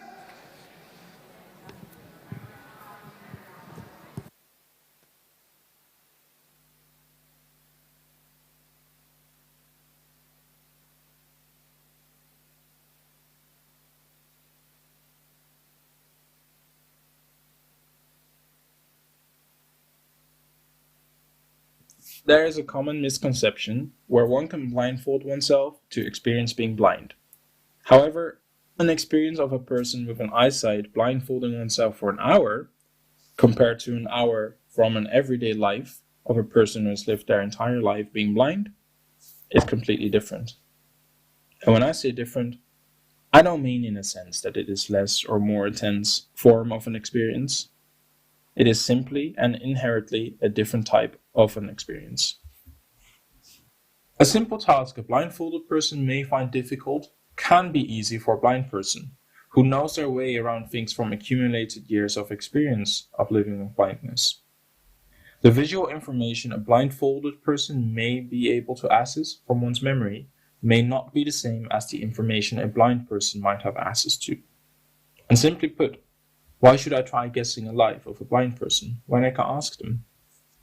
Before the design process begins, I recognize that there is a need to reconstruct the relationship between a designer and a collaborator, from the traditional conception of a designer as an authority and collaborator as a subject to study, to two equal experts with different expertise. The term recognizes the lived experiences of ones with physical disability as a valuable knowledge and hence identified the potential users as user experts.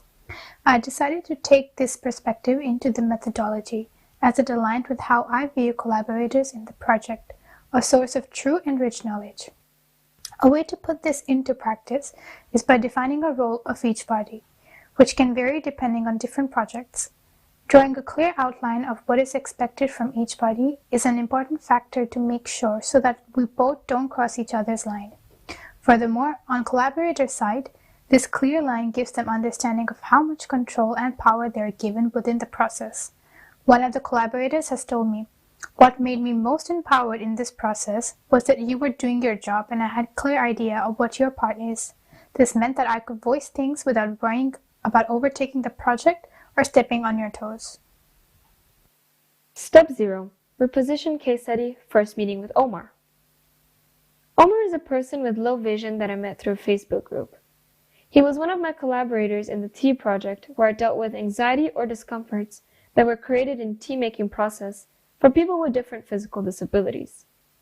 Considering the COVID-19 situation and Omar's elder parents that he's living with, our first interaction happened online. We chose to use WhatsApp as it was Omar's favorite way of interacting as it provides bigger text and high contrast interface. Then we talk about the concept of a user expert. I had to make it really clear to him that I don't expect him to be a passive subject of my study, but to play an active role as an expert with experience, opinions, and knowledge. Happily, Omar agreed on taking this role and was quick with understanding the idea of expert. He could relate to the fact that there is a lack of understanding on how it is to live with a disability on the side of designers.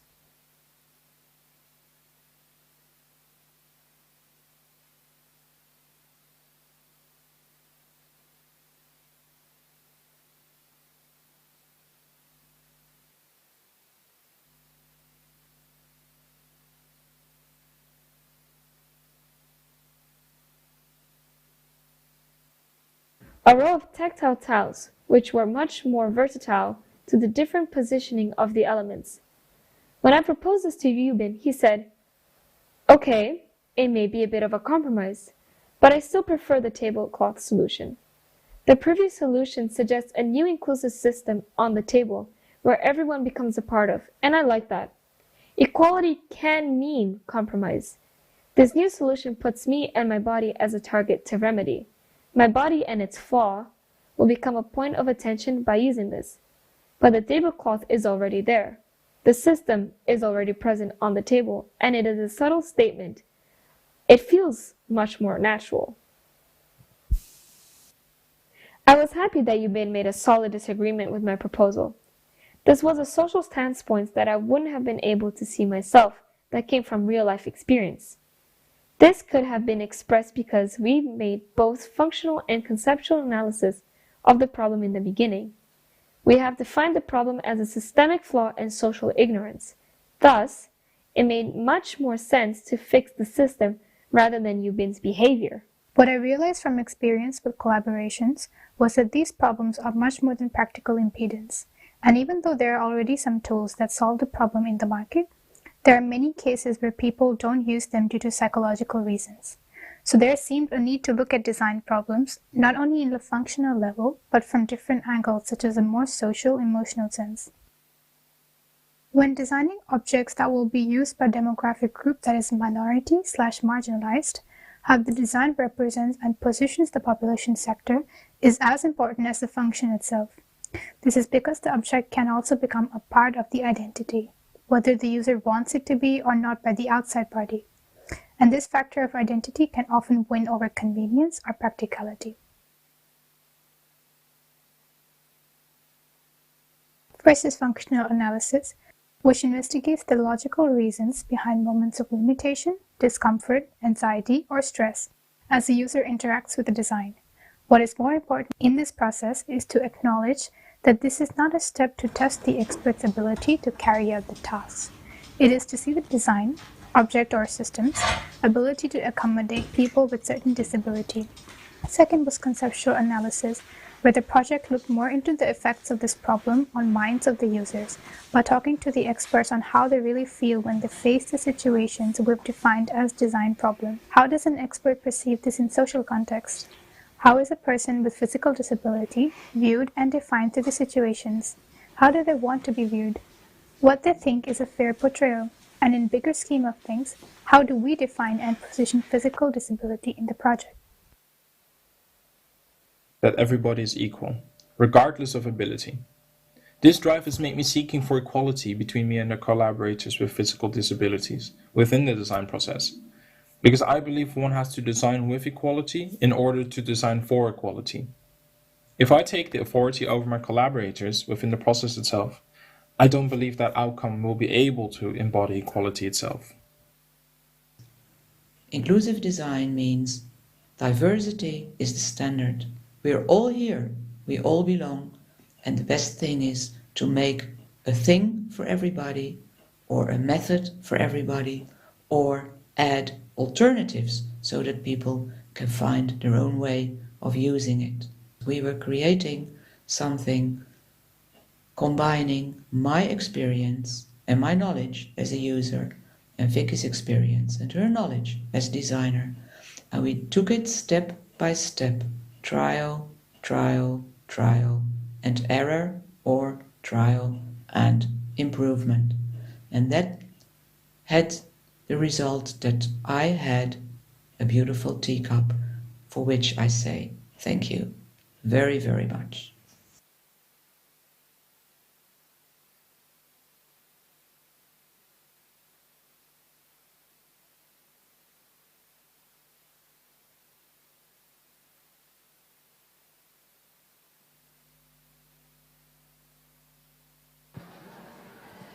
Ciao everyone, another MC for you today. It's Matilde again. I'm gonna present the next student. It's Paola Guablan Esu with a project called Corpse Core. Graduated from the Master of Contextual Design, and what you will see is a manifesto about Black womanhood in the media.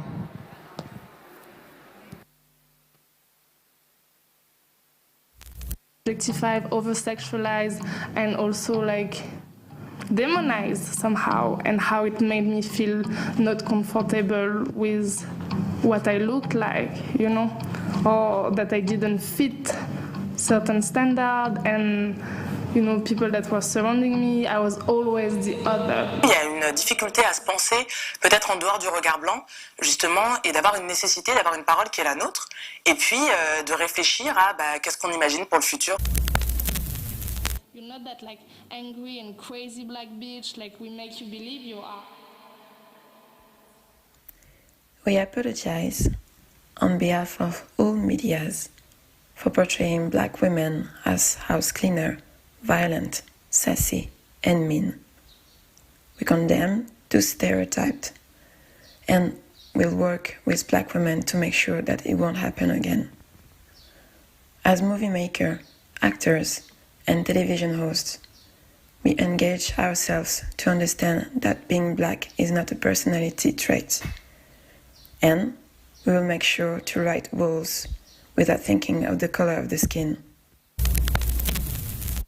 Basically, it's your premise that the black woman is out of sync with the natural order of things. Can you explain that? Well, it's a very sensitive subject, and certainly I believe that I have tried to approach it from a very sensitive angle. What I have actually said is that the black woman's disrespect and rebellion against the leadership and the authority of the black.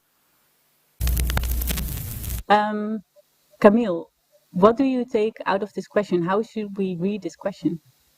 I think that Savita is trying to kind of leave some breadcrumbs for people to investigate the history of colonization and the gender binary, because something that isn't spoken about so much is the fact that before colonization in many different nations in the African continent, there were sometimes 3 or 4 different gender categories.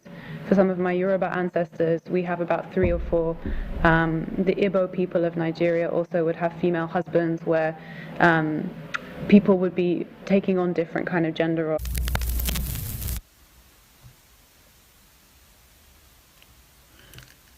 We are Lady, Wendy, and Paula. Our names are not Déjeuner, Penny, Kylie, Trudy, Raven, Tia, Tamara, Moesha, Dione, Rochelle, Tonya, Tasha, Madia, Responsia, or even Big Mama. We're not stupid, we're not mean, we're not gross, we're not sassy, bitchy, or anything else. We are no sidekicks, best friends, or life advisors. We want to be seen and not exotized. We want to be heard and not minimized. We are fed up with one-dimensional representation of the black identity on mainstream medias. It's time to come into action and reclaim the space given to African American imagery on TVs and establish a channel that reflects the diverse culture of Afro-European women.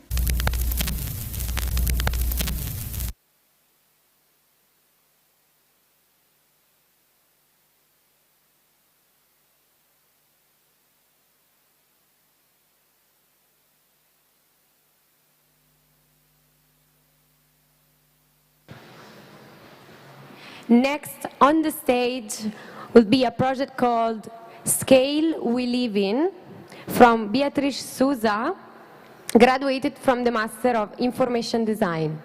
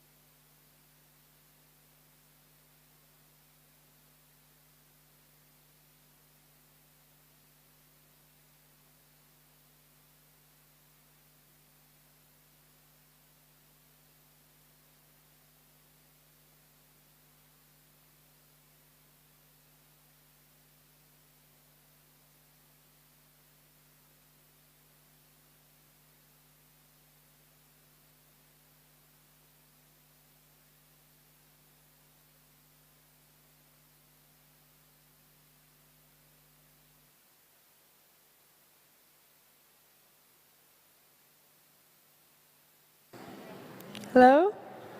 Okay, this is our interview part of the day again. And can you tell us your name? Hi, I'm Felix. And what's the name of your project? The name of my project is Zu zweit. It's a German title and it loosely translates to in pairs. In pairs. And what does that refer to?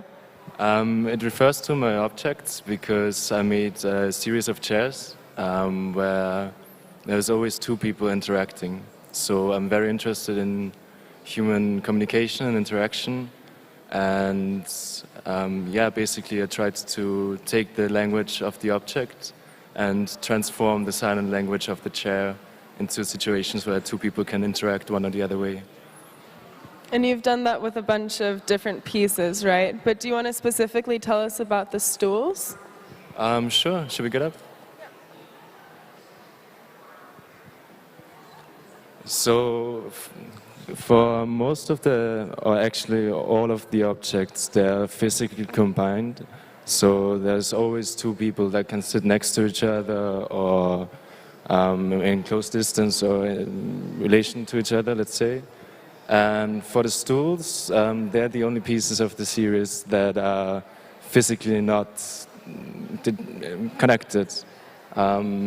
The idea behind it was that because they're part of the series and because they have a similar aesthetics, there would still be this kind of connection happening. So, yeah. And what's the difference between the two stools, I guess? The difference between the two stools is, well, first of all, you can easily see that they have a different height. So they also play with a sense of hierarchy, maybe, if you want. And they're the objects that I tried to really polish to the end. But in the end, I didn't finish them quite on purposely. So you can see the rattan is still has still loose ends in this one, and for the other one, I didn't polish the ring, as you can see. So the talk about a sense of perfection, because to me the for now of the series actually a bit of a conclusion. So as I said, they're detached from each other and you can move them around freely, but still there's this connection and still they're not perfect, as no conversation really is. Thank you. Do you also want to tell us about this, these two chairs that are actually one? Definitely. So this is my folding chair, and actually the two frames are completely. Maybe you can hold this. So I'll take it back. Sorry. They come loose from the object, from the seating areas, and you can move the frames back and forth, and you can more or less define the distance of how far you want to sit apart from each other. And yeah. And so these, yeah, do you want to get another, sorry, do you want to give another example of one of the pieces? Maybe the ones we were sitting on? Should we say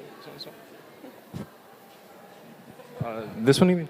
Okay, sure. So for me, this is the most static piece of the series. So it's very defined. You have two clearly visible chairs that have legs that are spread on the floor.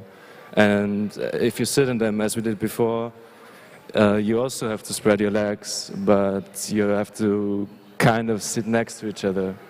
So by sitting next to each other, maybe you would actually more look at the other person's feet or hands as opposed to their faces.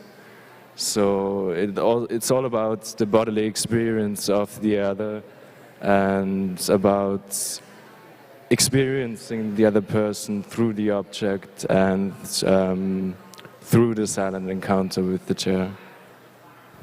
Amazing. Thank you very much. Thanks.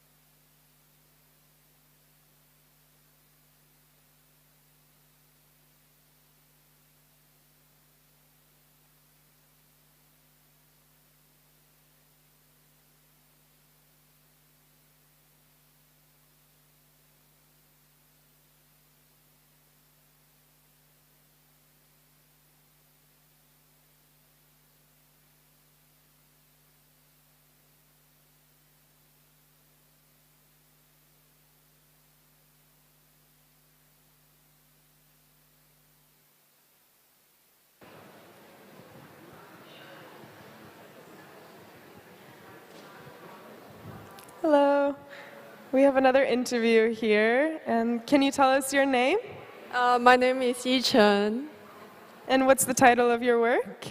The title of my work is called Inhabited Rain. Okay, and can you give us a little bit of background for why this is a necessity? Okay, so inhabited rain comes from the question that I raised to everybody, like, would you have rain inside of your house? So the installation is about to bring rainwater inside of your living space. I made a lot of objects which is connected to the downpipe of your house, and it will bring the rain from your rooftop to your living space. And all the objects, they retain water, but they also channel the water to all your house plants, and they make form this like water installation when it rains. And why is this necessary in this time? Because nowadays I think we talk about climate change a lot, and due to the climate change, the rain is more heavier than before. But I think there are a lot of action was taken on a larger scale. The government really tried to manage water in a better way, but I feel this is really distant from our daily life. So I was wondering if it's possible to bring this big issue more close to everybody's life. Yeah, how do people currently see rainwater before this, would you say? I mean, I think we're always talking about these big issues, but actually we live in such well-maintained system that if rains, all the water will just go away from our house or from the street. So we don't really be aware of that there's those kind of weather issues around us. So by doing this installation, I really hope to make people be aware of, you know, and to value the change of the weather and value the rain a little bit more. And can you tell us why there's so many different pieces rather than one large piece? You know, there are already a lot of product actually is designed like rain barrels to collect rainwater, but everything has really like industrial look and it's massive. So I want to design something that is also just nice to have them at home. So if people have one piece, maybe they can use it. But if people have 10 pieces, they can put them together and make a larger stuff. And they can also, if they stand by themselves, they can add a lot of value to your house as well. So every person can choose how many. Yeah, it's kind of like designed like a modular system. And can you also talk about the shapes that you've chosen to use? So I want it to be a bit distinguished from the industrial products that we already have and have this more organic looks to fit with my concept. Yeah. Great. Thank you very much. Thanks.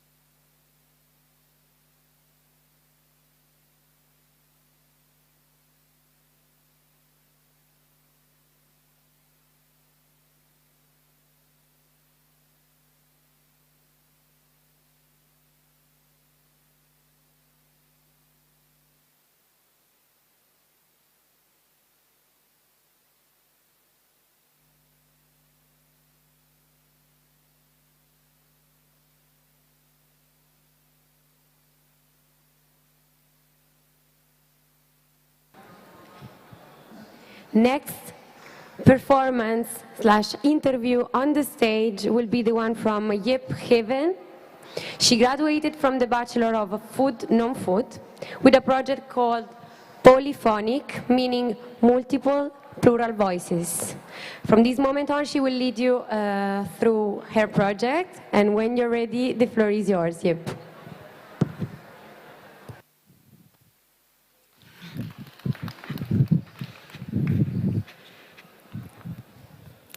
So about 2 years ago, I found myself in an apartment turned office in Beirut, Lebanon, writing a pitch for an international NGO.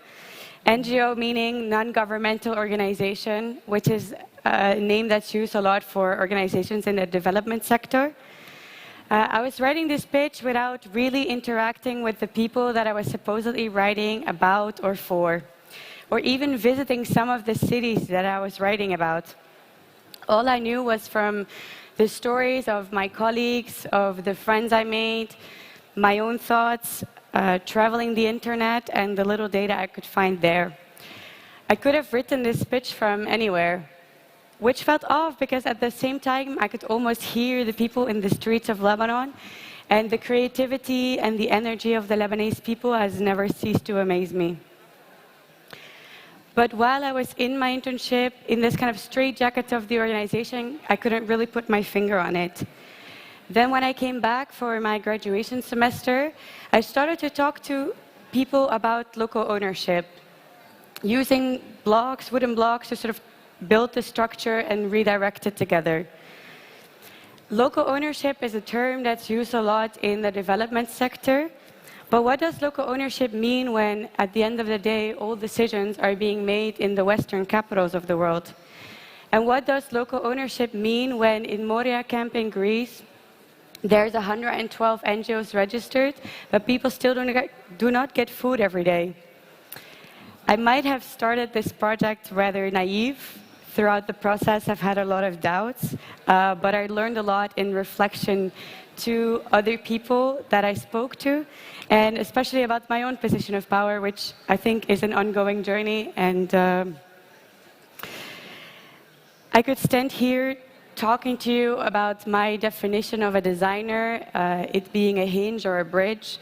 I could talk to you about all the tools I used. I could also stand here talking to you about the inner workings of the NGO industry, about their rules, their regulations, and the bureaucratic incentives. But if anything is true, it's that people are the experts of their own experience, and I'd much rather show you my working process and my working methods. So on that note, I want to introduce you Chris. Hi, Chris. Can you maybe introduce yourself and tell us a little bit about where you are, where you're from, and what you do? Hi. Okay. There is a bit of an echo of my voice. I'm not sure if the sound team can do something about it. We can hear you well here, so... Okay, that's fine. I'm Chris Risk. I'm Lebanese, obviously. I work at the NGO Offre Joie, which means the joy of giving, since 2012. And I'm basically the director when it comes to strategy, communication, development, and a few other items. I've joined this NGO in 2012. Now I live in London. It's been 2 years, but still manage many topics in the NGO. Thank you. Can you explain us a bit about, from your perspective, how these international organizations are working coming into Lebanon? Yeah, I think it's important to mention that Offre Joie is technically a local NGO. So it was founded in 1985, and sadly, since 1985, we keep having new conflicts, new issues in the country, and it's a very divided country in general. So this is where Afro comes, and we operate with multiple activities ranging from summer camps for kids to reconstruction work and to Pacific demonstrations. So our work is very, let's say, demand responsive rather than scheduled, except for some activities, of course. And our work involves, again, many volunteers first. I like to focus on volunteers because it's really about them, and we wouldn't be able to do anything without any of them on the ground. Yeah, so your Now, I can talk organization for is a while. Yeah. your organization is all volunteer based. You told me this has been the way since 1985. Can you tell us about how you managed to keep volunteers coming back and how you keep doing the work that you do, just working with local Lebanese people? Yes, I think something special about Afro is, and I think that's what happens when you have a lot of volunteers and it's volunteer led, that we do not have this NGO vision of just implementing some solutions. It's really a vision for the country, and it's a way to think. We have 3 values, which are really the core of the NGO, being love, respect, and forgiveness. So these 3 values, we operate every day by them. And it's a vision we share for the country, where we want to unite the Lebanese citizens via these different activities. Because as you know, there are different sects, 18 different sects in the country, Christian, Muslims, and of course all the ranges that come with it, etc. So how do volunteers play? I think it's really a story of community rather than people working together in the activities. When you have people coming from all over Lebanon and you spend so much time with them on these activities, they become like family. Afro is a family for me and for all the people in this NGO. Yeah, so there is the Lebanese people, and you sort of bring them together from all sides of the country. I think what is really beautiful, what you mentioned to me before, is that before you joined Afro you didn't really know that many people outside of your bubble. But right now you can go all over the country and meet people in all the villages that host you and that have become your friends over time. Afro works with just local people on a voluntary basis. You work after disasters like the explosion last year, or when you started with an explosion in just one neighborhood of Beirut. Can you tell us what an international NGO could learn from Afro working with all these local people instead of them bringing their ideas for you to execute? Yeah, I think let's say that Afro never operates from a top-down approach, which is the very classic for an international NGO. We look at the people primarily and what they want, because at the end of the day, when an explosion happens, homes will get rebuilt. No matter the situation, we have the donations to get contractors to build it. And anyone would say it makes more sense to get contractors rather than volunteers helped by let's say, some experts. But the goal is not only to just rebuild.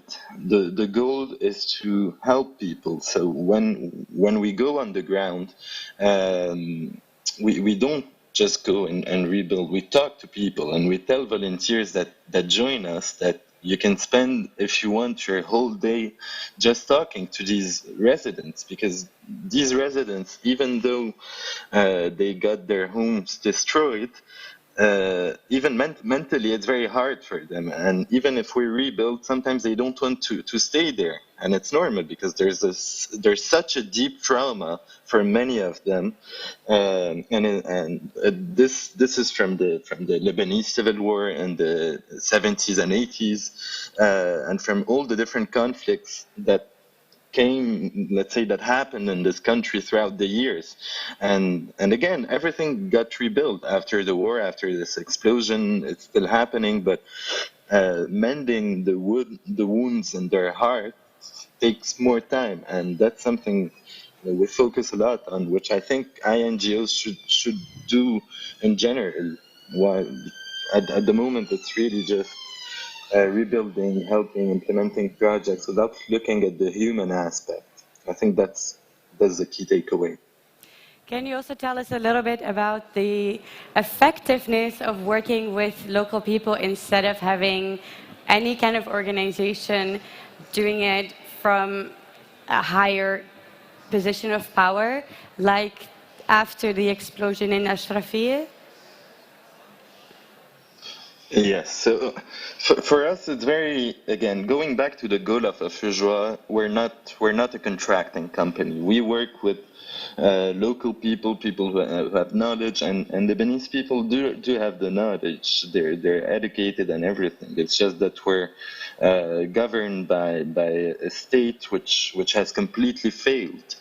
And as a Fujwa, we don't see the need to go to international organizations. Of course, we have an enormous network of donors abroad. We have the NGOs set up abroad, but this is mainly to receive funds and to receive some expertise. But at the end, everything is done locally, and for us, it's also helping people in the country with their jobs. Many of them have companies, etc., and it's a way of promoting their work rather than bringing some international help.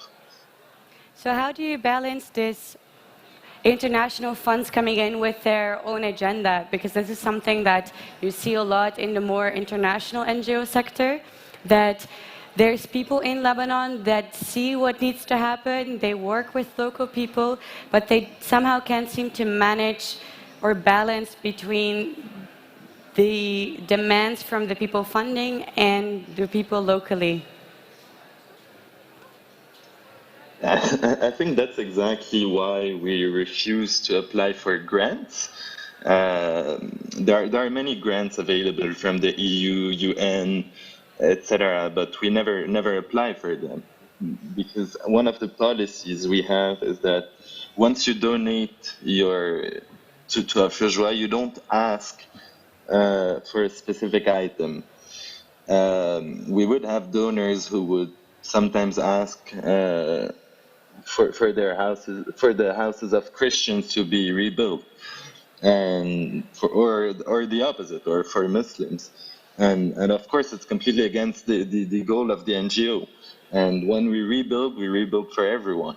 And even if it's another activity, of course, because it's not about having a certain agenda. There's a mission. The mission is to unite these citizens and to rebuild their homes in this specific case.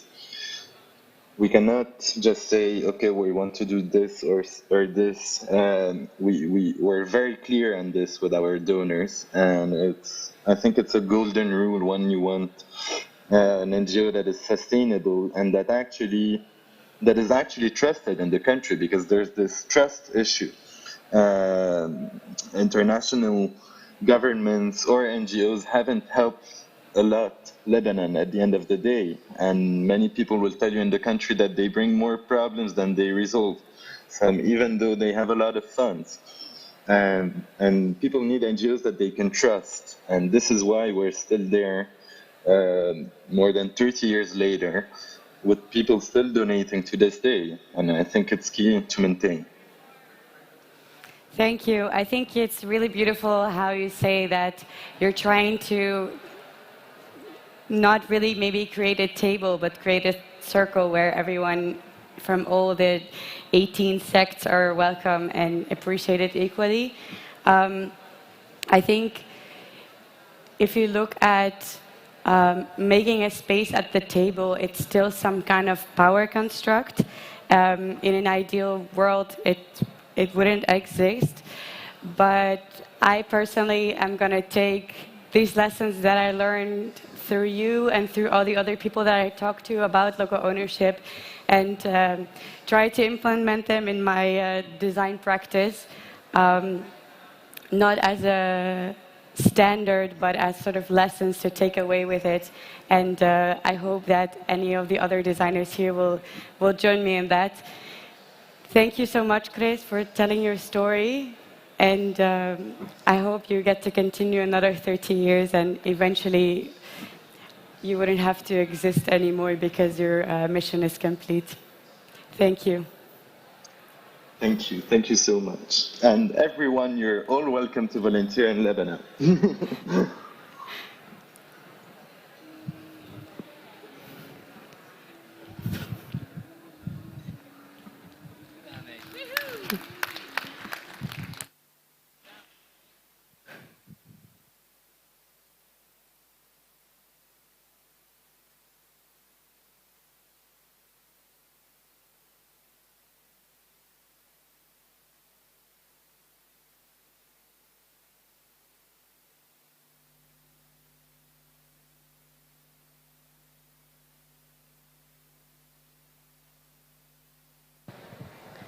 Thank you, Yip, for this insightful moment.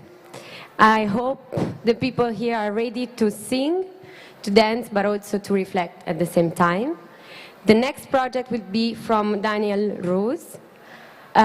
He graduated from the Master of Information Design. And what you will see, it's a visual album that contains original music from Colombia, and you can actually stream it and look for it on your Spotify. Enjoy.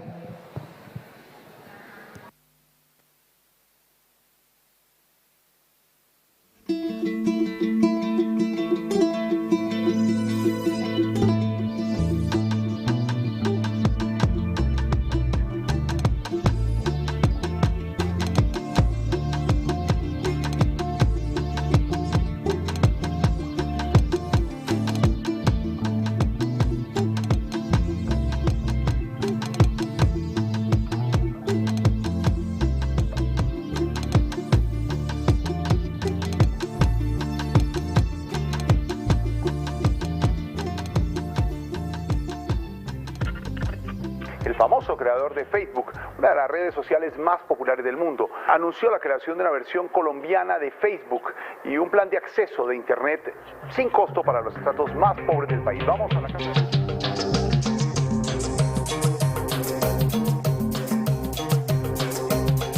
La educación no sirve porque no se alinea con los intereses, esos intereses de la gran red social.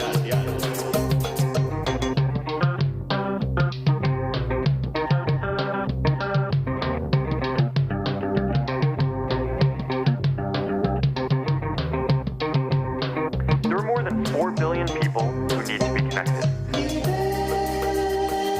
Sumerge tu cabeza en el río de adeptos. Tu vida ya no es tuya, tu alma ahora es virtual.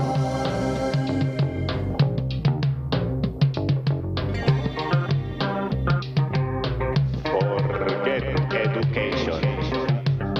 Get connected right now.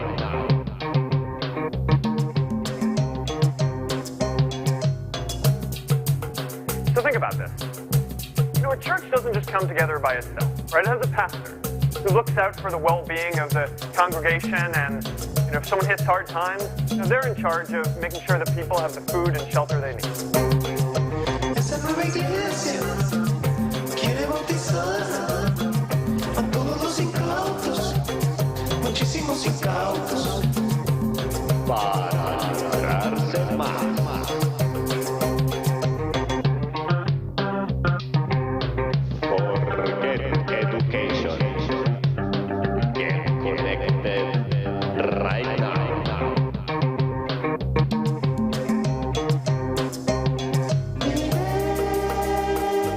Sumerge tu cabeza en el río de eventos.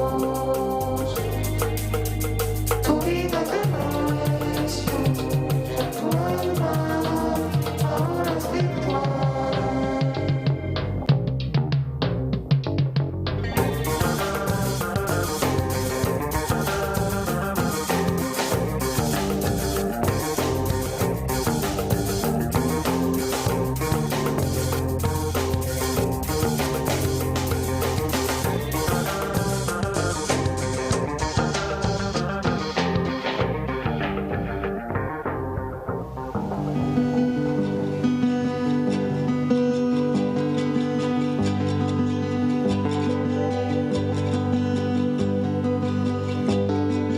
¿Qué estás pensando? Cuéntame, dímelo todo, dímelo ya.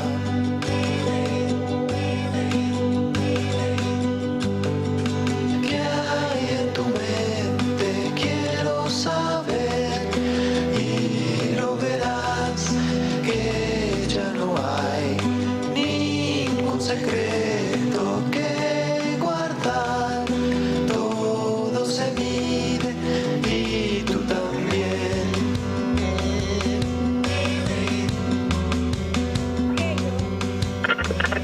I have observed the birth and spread of an unprecedented mutation of capitalism that I call surveillance capitalism. The reason why I call this new market form surveillance capitalism is that its mechanisms are designed to be hidden, that it's a backstage operation. Its mechanisms are designed to keep us in ignorance. Yo te conozco y te doy tanta atención y aprobación, tanta atención y aprobación. What's on your mind? Vad än är lo que você está pensando. A cosa stai pensando? Che volevo dire? Las manos toccare. What's on your mind?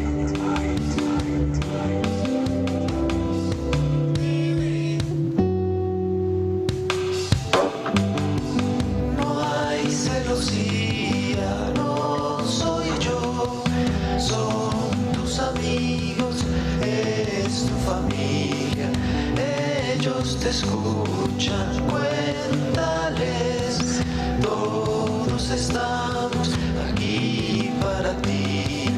La la la la la la la la la la la la la la.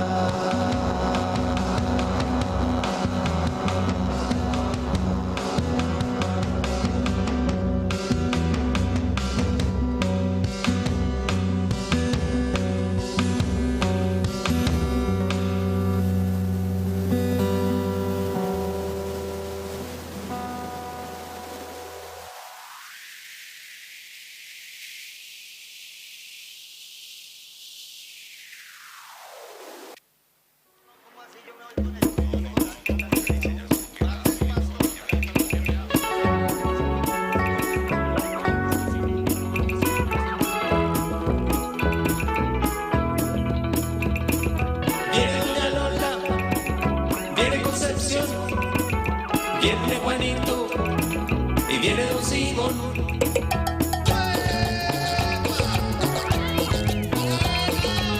Maybe it's time for us to create our own internet. People need interconnectivity, right? People need to talk to each other. They don't need to be connected to the undersea cables in the data center. Y viene Pachito, viene a vacilar, viene Monse para guarachar. Y baila Pedro, baila Salomé, baila Antonia, el acerqué. Y baila Pablo, baila sin parar. Y baila Miguel, le gusta gozar.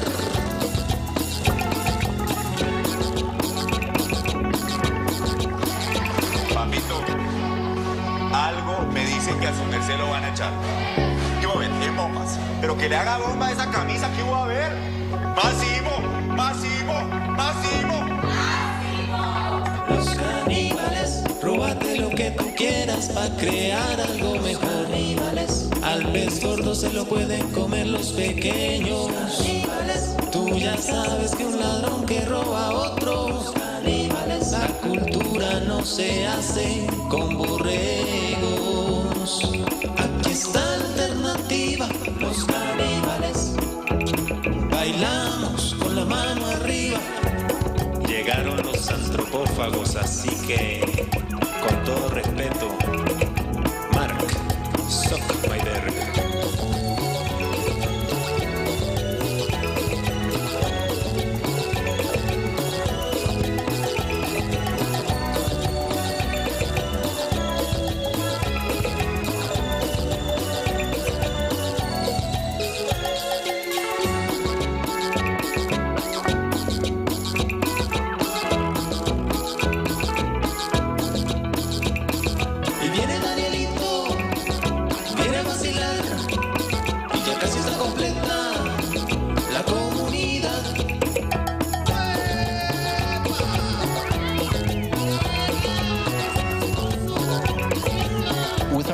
Infrastructure, we can be free from the control of governments, and with our own software, we can be free from the control of companies.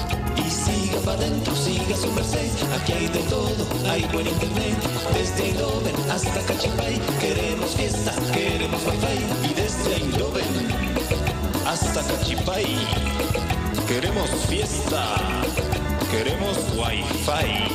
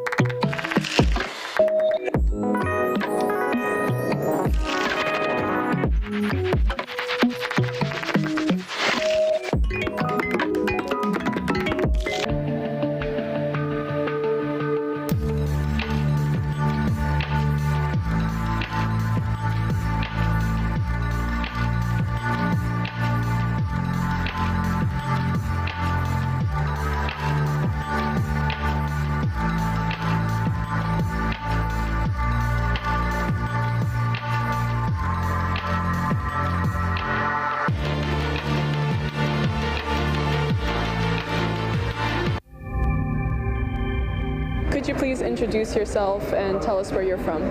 My name is Thibaut Dupille, and I'm from Paris in France. Could you tell us also a bit about your project, what it's called, and what inspired you to do this? Hello everyone, and good afternoon. Thanks for being here today. We just wanted to highlight some things that usually might go unnoticed. So, if you look there, you can see all the build-up of this big show. So it's not just thanks to us, you know, the digital team over there, but it's also thanks to the graduates themselves who took the time and the effort to build up the work, but especially to the technicians as well. So we have Juvenals doing the light and the sound. Please give them a big applause. Thank you. We have Kik as the electricians. Another little applause, please. Thanks a lot. And not to mention, of course, Daphne and Laurent, who actually built up all the furniture that you see around for the physical exhibition. All those works of the graduates out there, they've all been brought up to you by Daphne Lawrence. So please, I beg you for another big round of applause for Daphne Lawrence. Thank you, and thanks Brittany. So, thank you everyone again for being here today as well. I hope you're enjoying the show. And I will gladly leave the floor to the live interviews. Thank you so much.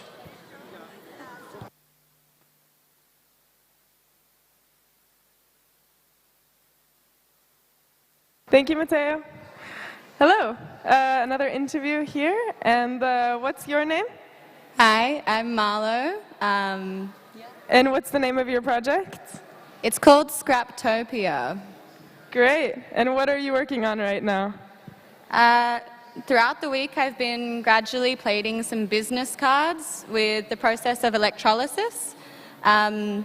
Today, you guys caught me when my badge had broken, so I've actually just been in the middle of preparing to plate the badge that all the exhibitors have. It's just as an activity.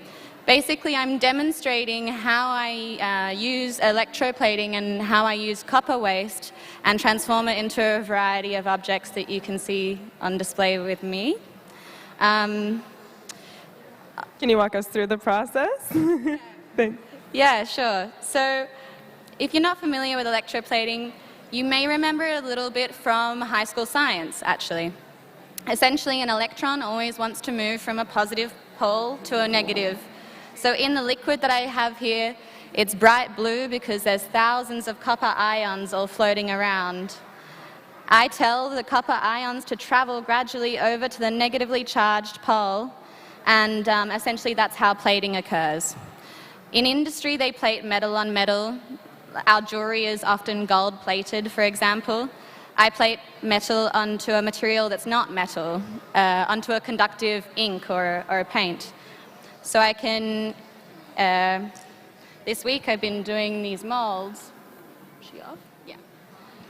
So here you can see that the copper is starting to grow over my ink on a mold, and eventually it will get thick enough that I can peel it off and be left with 100% reclaimed copper. Because what I use is waste like electrical cables or old plumbing pipes, stuff like that. So how do you get these pieces? Well, it's through this process also, but like I say, I tell the copper where to grow, and over time it gets thick enough that I can remove it from the mold. So yeah, what you see here is just copper, all reclaimed from waste. Yeah. Wow, and how do you find that waste, actually? I can get it anywhere. Companies that collect e-waste from schools that are discarding computers, or from the local scrapyard, even laser cutters that have offcuts. Any kind of copper I can use, basically. Amazing. Thank you very much. Cool. Check it out. Yeah.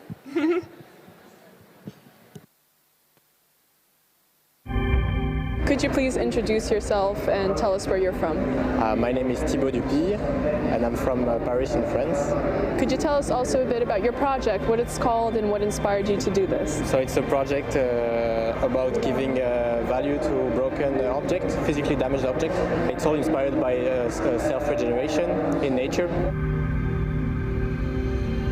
And so I designed this unique prosthesis to make like as the object would have regrown by themselves.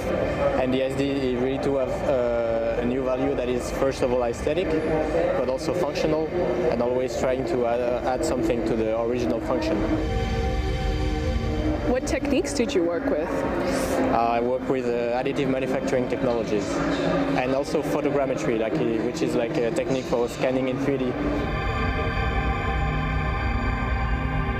What would you say that the #1 lesson that you learned from Design Academy from your entire study here? What is something that you're going to take away for life, essentially? I think Design Academy is a school that really opened your mind on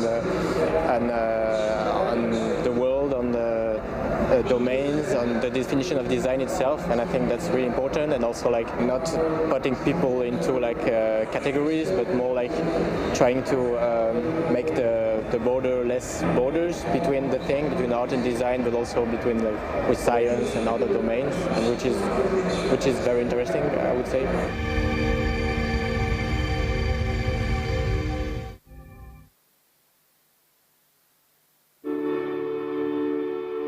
Could you please introduce yourself and tell us a bit about your project, what it's called? My name is Linda Huibers, and this project is called Happily Ever After.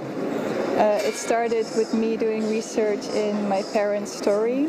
My mother, when she was 12, she had this idea that she wanted to be married by 25, and this idea of getting married, seeing it as kind of an end stage, is something that she projected on me and my sister and brothers as well.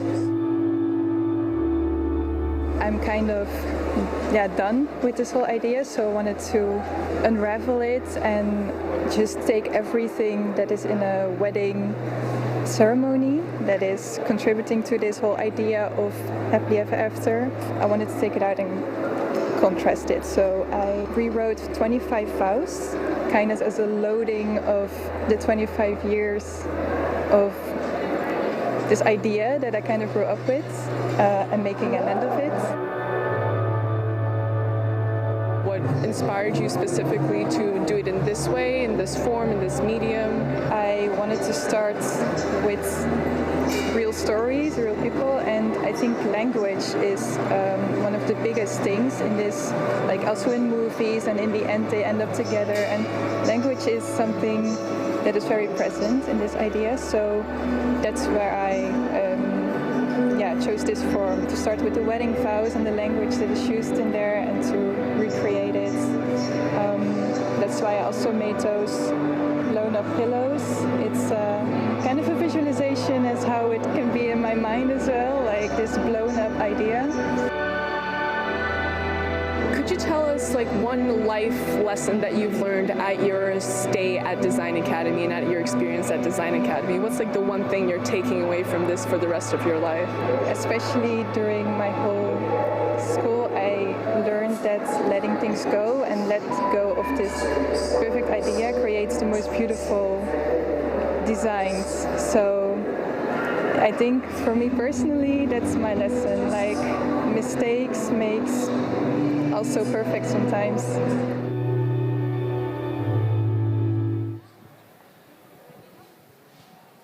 Hello, one more interview. Welcome. What's your name? Oh, my name is Lisa Lee. And what's the name of your project? My project is 123 paintings. And why is it called that? Because it's a total is 123. So I created. Amazing. And what's the concept behind the paintings? Oh, this is because I creating the project during the COVID-19, when the whole world sleepily, nobody standing on the street. The world seems show me a different way. And then I working on the street observation, and then I write down a short sentence, and then go back home to creating a suitable drawings and relate to the short sentence as a kind of like a poem or something. And then I try to make everything simply, and so it's only black and white color, and that's all. So you worked on one painting at a time? Yeah, every day I keep a diary and then bring it back home. And then I try to relate to everybody's mind or feeling very inside, and then talk with them. How do you think about right now the situation? And then mostly they are stay home or nothing to do, waiting the open market or shop or something. So they have more time to talk with themselves, deal with more things for relax or something. And then I see there are a lot of story behind of everybody's busy life. and then I just bring them and then translate them into design, graphic design way. Like how? Can you give some examples? Maybe if we look at some of these. This one is called this autumn leaves, and then every day I was walking on the street, and then I see the people. They don't have too much feeling about time as a flying, but when the autumn comes, and then the wind bring a lot of things go away, and then many people will feel, oh, what did I do this year? When the summer, we are happy to go to the holiday, and the spring, we are ready for the new school, go back to school, and then winter, we are waiting the Christmas. But the autumn showing a lot of romantic and sadness something. And then I really want to hold a leaf and then try to let everything stay by me. And then the time not flying stay with me, and then I'm still young, something like that. So this is just a thought you had as you were walking. A little bit like a consolation, something. This is one lady. She said that when I read your story, I feel consolation, something like that. And then I have never think about that, but it's just a very inside from a person's feeling. Sometimes it is me, but sometimes it's not me. Sometimes it's just a common sense. But you are too busy. You can't keep a diary such like me. And then I just write it down and help you to translate an image that you never have a time to think about it. That's beautiful. Can you give us another example? Oh, other example is this one. This one is I call this how to say comedian. And when I was in the design academy, I can see all the students, they are crazy busy in the last week, and then no sleep. And then when the next day is the last day to show everybody's works, and then they are smile, very full of energy. And yesterday, the crazy and the sleepy, everything is gone. And then when they are ready, the last minute, they keep talking. I don't know what happened. It's such like they are just showing, everybody try to show in the best way to everybody. And then yesterday, the hard time, it doesn't matter. That's amazing. Okay, that's all we have time for. But thank you so much. Thank you. Please, everyone, look at her beautiful illustrations. Thank you. Take care.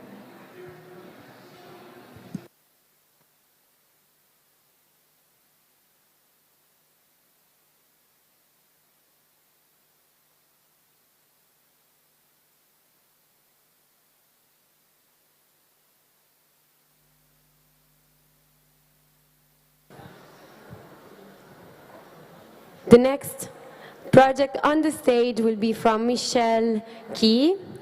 And for this project, she won the René Schmitz Award. The project is called Learning by Doing, and she's from the Bachelor of Communication.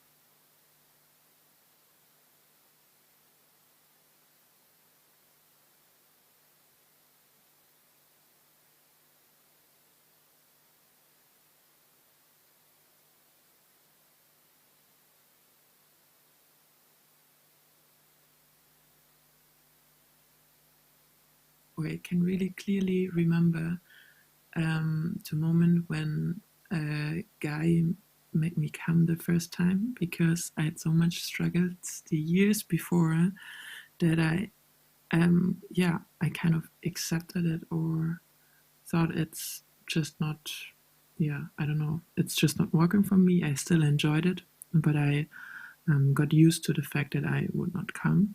So I I can really remember very clearly when suddenly I did come, and I thought, wow, this changed a lot. So it took me some years to learn that it's fine not to come just like that, or because, I don't know. For me, it was always the man would come, but I struggled, and I felt that I was quite alone with that. And it took me some years to talk to my friends and also see that they don't just come right away like that, but that they also need some more physical, or like that they need some more touching or some more attention throughout the whole body to be able to come. And I, for a long time, I didn't know that I'm not alone with that. Yeah, that's a very good lesson, I think.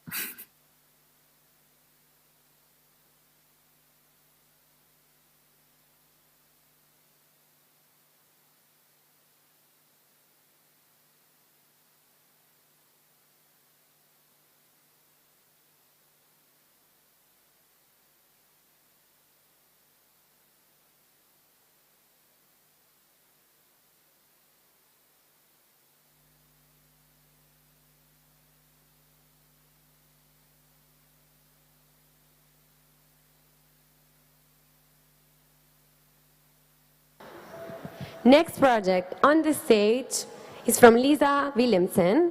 The project is called Domesticated Rivers. She graduated from the Bachelor of Leisure. She's actually here, and I'm giving you the floor to say something about your project. Hey, I'm Lisa. I'm here to just shortly introduce my project because it's very specific about the Van Gogh National Park. They asked us to collaborate with them for our graduation. And it's a new park that's still in development. It's not realized yet, but they're planning to make the area of Brabant a national park. And not just a normal national park, they're combining urban and nature. That's their goal. So they're really aiming towards nature in the city, but also living in nature and combining those two.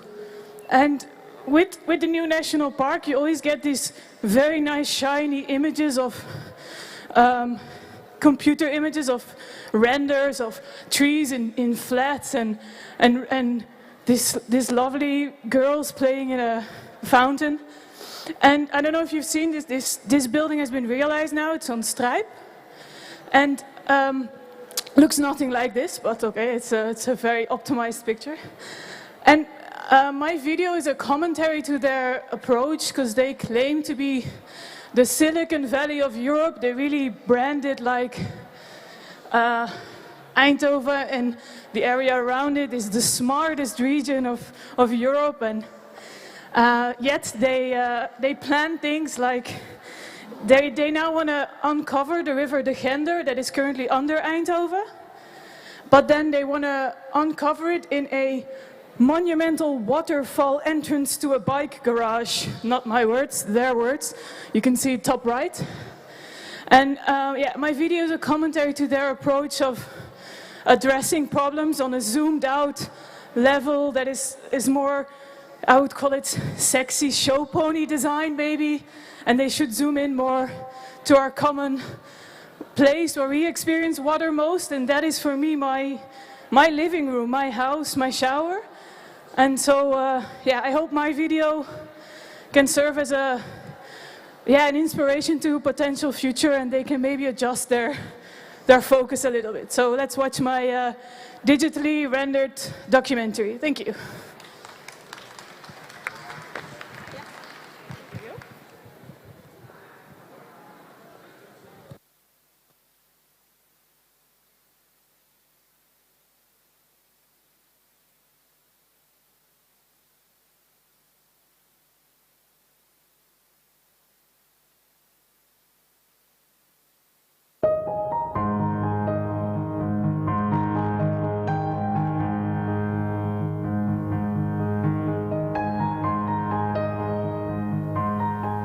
Welcome to the marvelous Van Gogh National Park, a unique domain of the future where urban and nature are interwoven. It consists of the Silicon Valley of Europe, the genius Brainport metropole, and of the one-of-a-kind, charming Brabant landscape of rivers and streams. Now, let's have a closer look to the environment where the average inhabitant of this park has most exposure to nature in their daily life. Their home, where nature has created complex and miraculous forms over billions of years. Humans have overrun this world in a century. We no longer have to wash our clothes in the sea. The water now comes to us.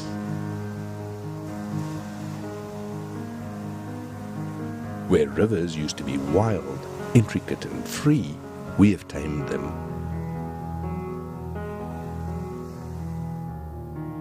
They now stream through tubes and appliances.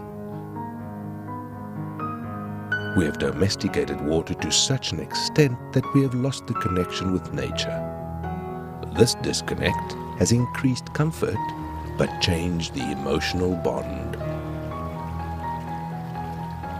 We treasure the rivers and streams, yet we devalue and stress our designed water systems increasingly. We use water like the supply is infinite, but in reality, we are facing nothing less than running out of clean and safe water.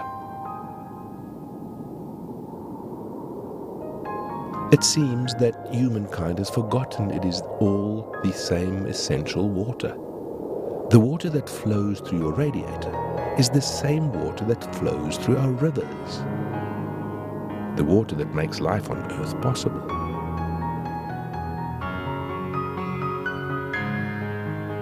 Keeping this in mind, let's take another look at the Van Gogh National Park, where the smartest region of Europe is situated. Imagine if all these brilliant companies, resourceful organizations and intelligent human beings would take care of nature like nature has been taking care of us. If we would value the domesticated water like we value the river, if we change course away from a water catastrophe to finding solutions like more efficient appliances,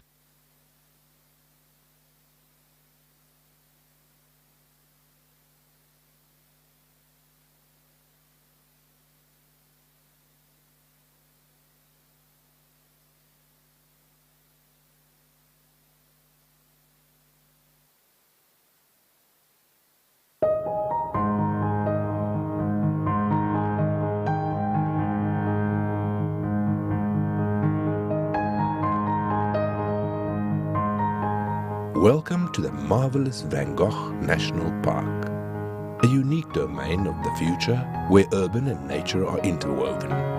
It consists of the Silicon Valley of Europe, the genius Brainport metropole, and of the one-of-a-kind, charming Brabant landscape of rivers and streams.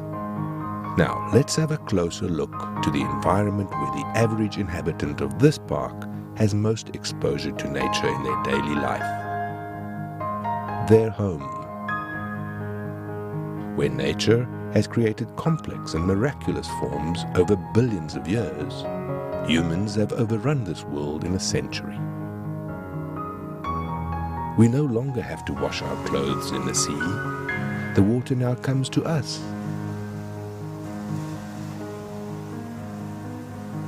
Where rivers used to be wild, intricate and free, we have tamed them.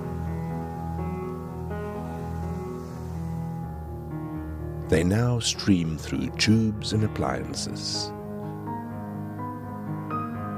We have domesticated water to such an extent that we have lost the connection with nature. This disconnect has increased comfort, but changed the emotional bond. We treasure the rivers and streams, yet we devalue and stress our designed water systems increasingly. We use water like the supply is infinite, but in reality, we are facing nothing less than running out of clean and safe water.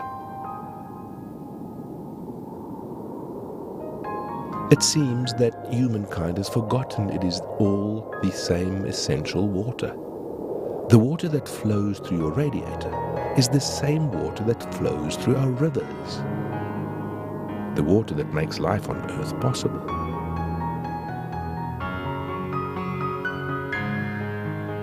Keeping this in mind, let's take another look at the Van Gogh National Park, where the smartest region of Europe is situated. Imagine if all these brilliant companies, resourceful organizations and intelligent human beings would take care of nature like nature has been taking care of us. If we would value the domesticated water like we value the river, if we change course away from a water catastrophe to finding solutions like more efficient appliances and managing our daily usage, don't you agree it is strange that in this innovative region I drink the same water I flush my toilet with?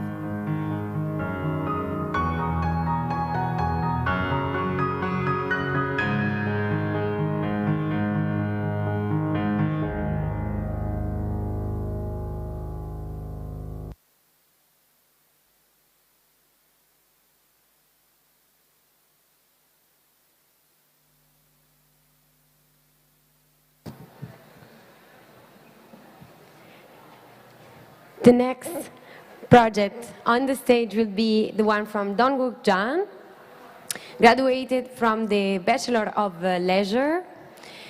He did a movie called Age 38 or 38 Hours and will be about border crossing. But for him it's important that this project remains an open-ended project, so he would like to share with you the posters he made about this reflection about border crossing, and so to perpetuate what will become a public reflection, starting from a personal story.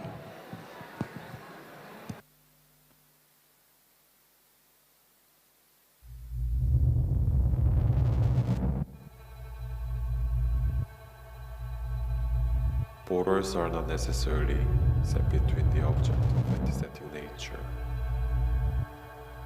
but the line between them definitely suggests that there is some sort of difference.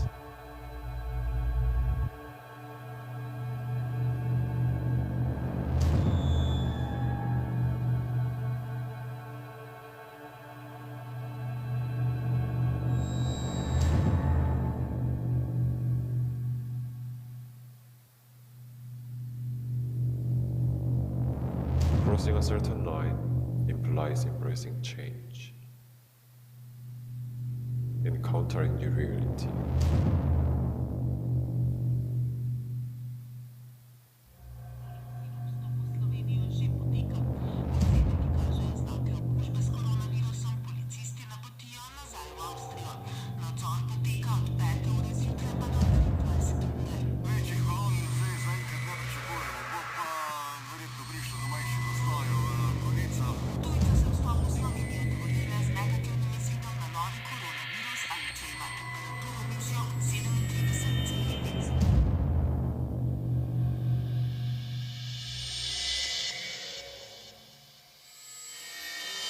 There are perceptible differences to different degrees.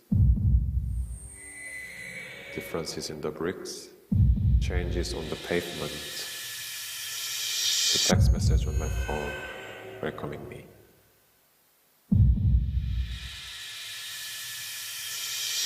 Showing the cell phone has swapped providers. The small changes in experience that I noticed or failed to notice, effects of the affordances at each side of the border. Symptoms of the difference in policy between one side and the other. And how the differences are not always clear, except when crisis brings awareness to them.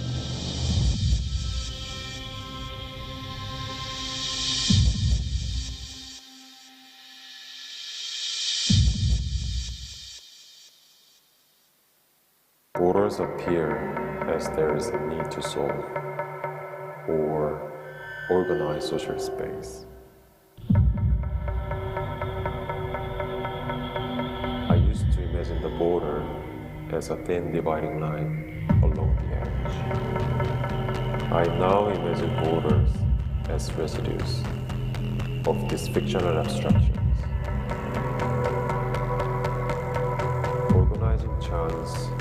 possible scenarios.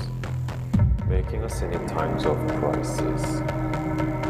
Crisis like being in a foreign country that shut down during a pandemic. Scenario 1. Inside the borders of this country, I was stranded. I didn't speak the language to even understand the coverage of the radio. Scenario 2. Across the other side of the border, things did not seem so impossible.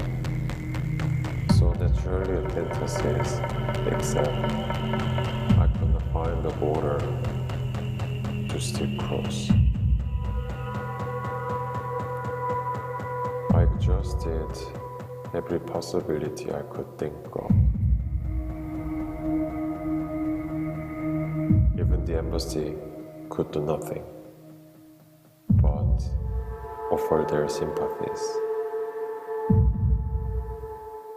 I only had a certainty over my own actions.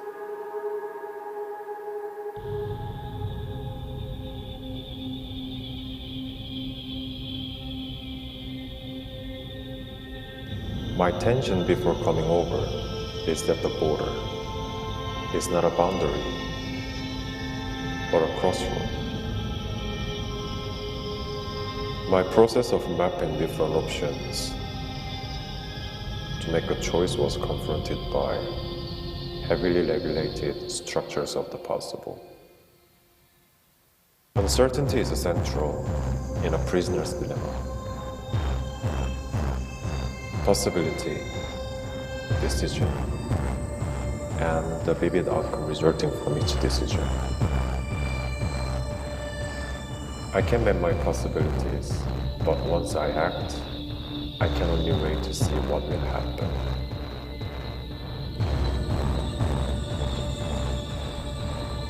I'm at the mercy of the choices made by others. When I say I crossed the border, it means I had to experience its resistance. I had to see the border as something that could be crossed. This means I could not see the border as something that could be ignored, but as a necessary checkpoint.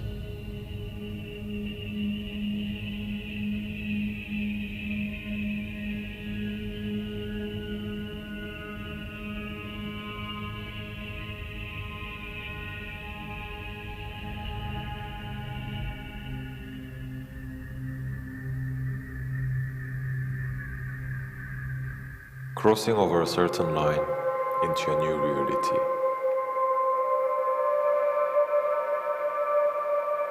Any situation that creates a border effect, does it change our perception of the real, remapping the interplay between abstraction and lived experience?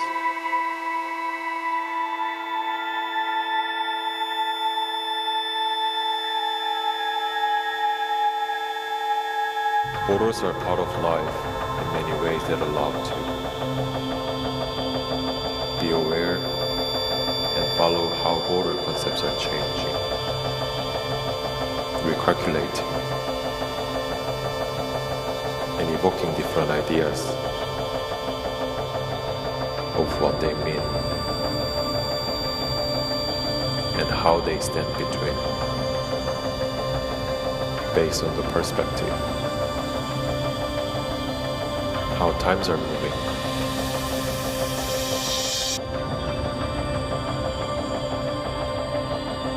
And who's inquiring?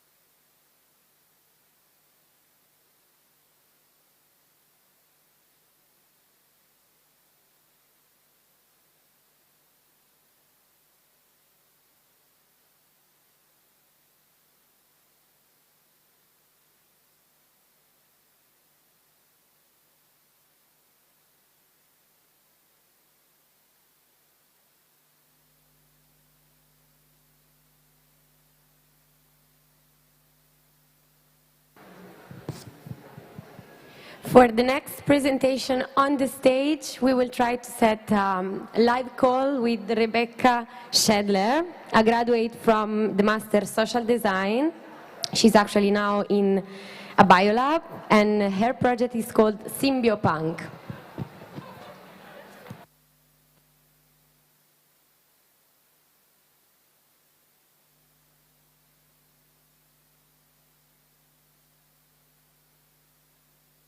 I'm presenting today my project Symbiopunk for you. So take a closer look. This is a biodigester bioreactor system that converts human feces into fertilizer using mushrooms as a secondary decomposer. So yeah, that's a long introduction, but we're gonna get right into it because it is a 3 days live stream, and each day will explain one part of this machine. So today we start mainly with the copper vessel that we see right here, and we kick off our system by filling it with feces. Today not with human, because of Corona we are not allowed to use that, but with horse manure. So come with me, we're gonna pick some up.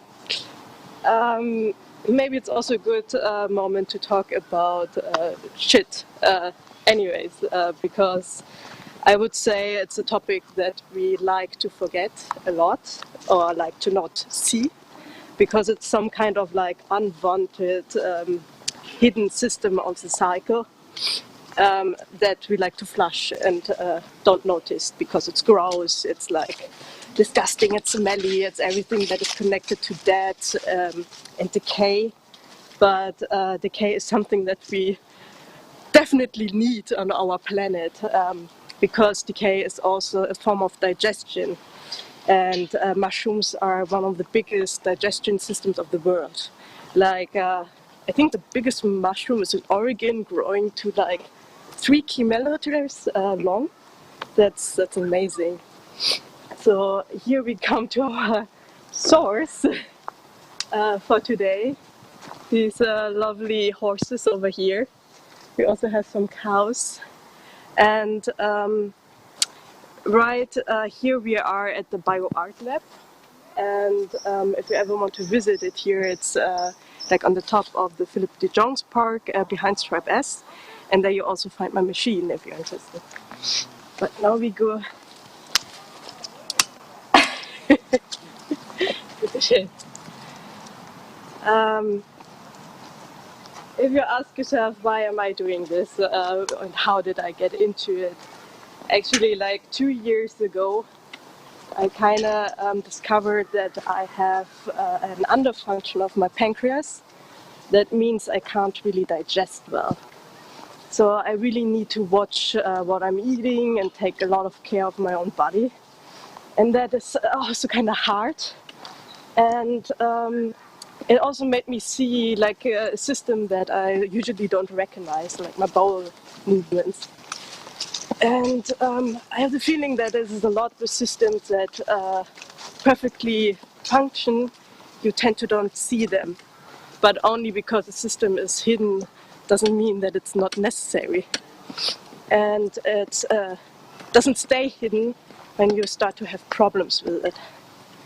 Oh yeah. So. There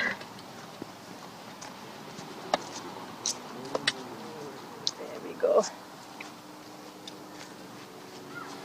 So yeah, I built a lot of tools for the machine itself, but today we're gonna kickstart off with the smallest one, the shovel, and maybe this one, and open the copper vessel up.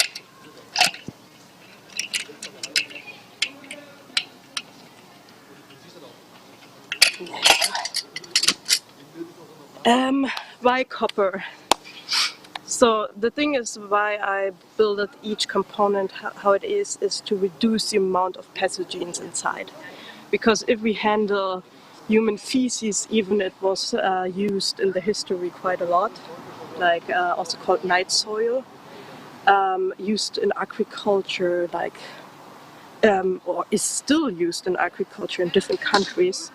But because we have certain guidelines here and law enforcement systems, we need to prove that there is only a certain amount of pathogens in what we release into nature. And copper is a wonderful material that does it for us. So it reduces a lot of the pathogens already in the first 2 days. We see a certain amount of rotation and ventilation that is given here. So yeah, let me put on my gloves. There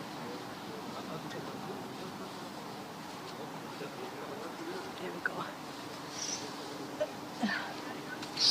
So yeah, here's our valuable nutrient source, and I think we tend to forget. You can also see there's a lot of bugs already in it, trying to feed on it.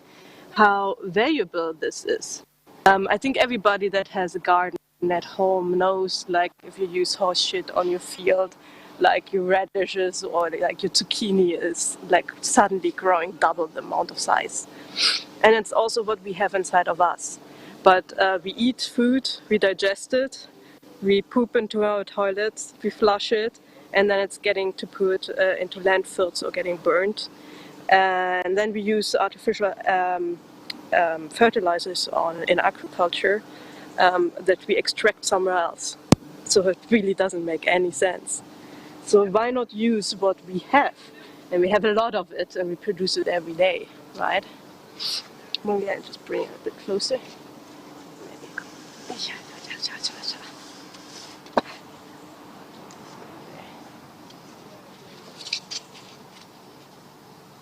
And then it goes.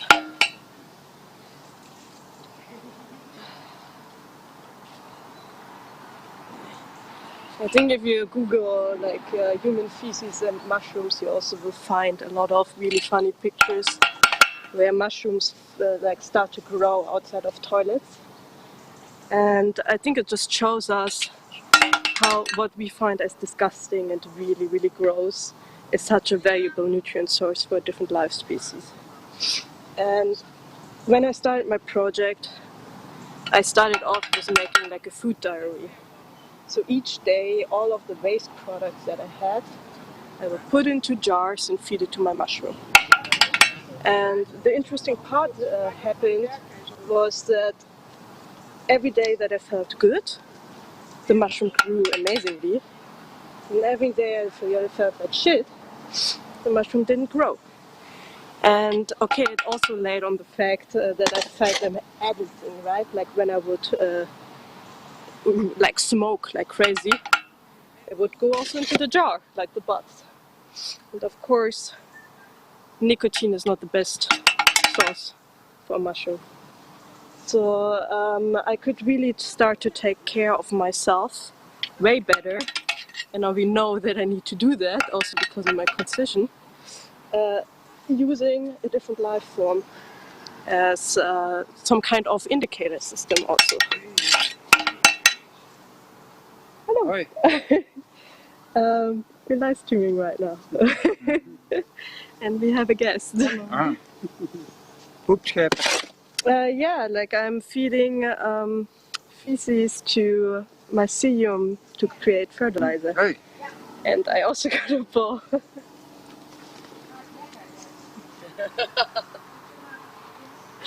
Nice! Yeah, this happened. Shit happens. Yes, exactly.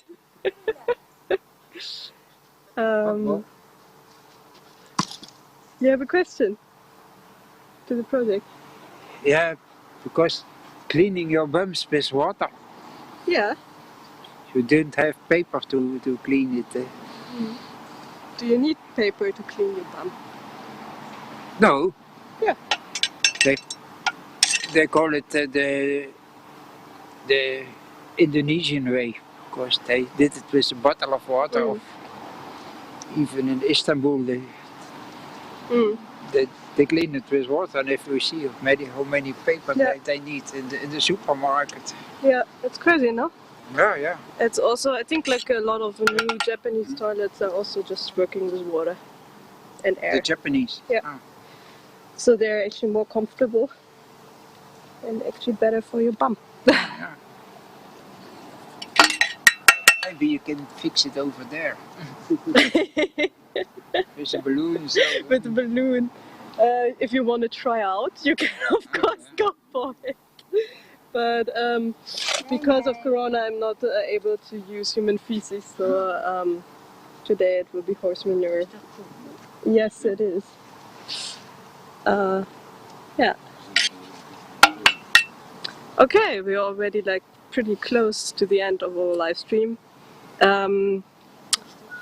I think like if you want to see more, of course, turn into the second part, and otherwise you can just come by here at the BioArt Lab, where I can tell you a lot more about my machine and what is happening here.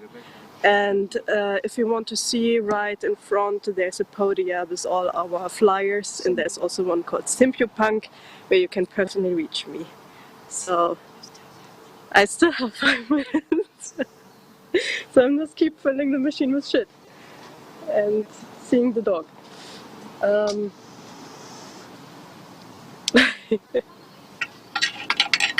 Do you guys have any questions? What you are doing? You were eating that. Are you doing this? Yes, I'm doing this. I built this machine. And what's growing? A new plant. So, a new tree. Huh? A new tree. A tree? Yeah.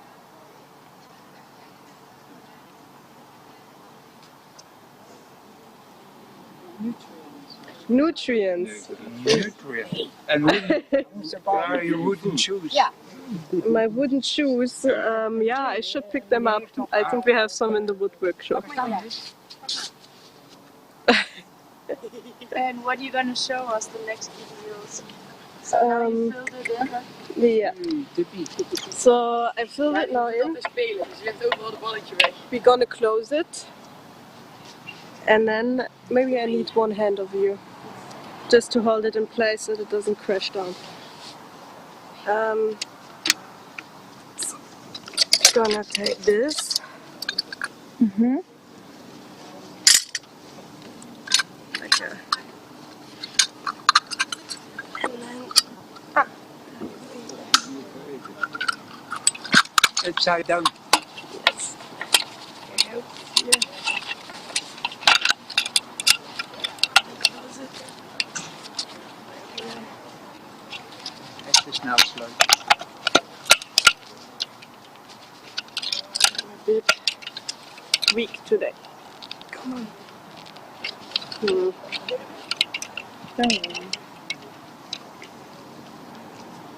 should work. But yeah, we will close it. So now we have the shit in the copper.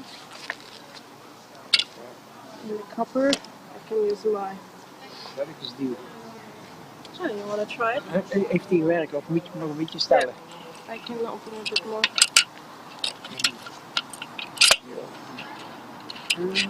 Deze, hè? Dat kunnen we altijd aan.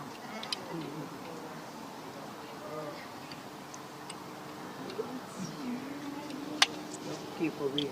Oh, moet die boeren zitten, wacht even. Het is goed, is vast. Wait. Ja. Yeah. Dat is waar links en... Wait, I can hold it. And then,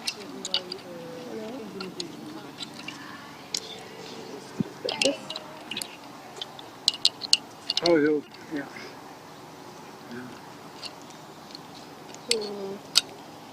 So now we have 1 minute left. Do you want to say something?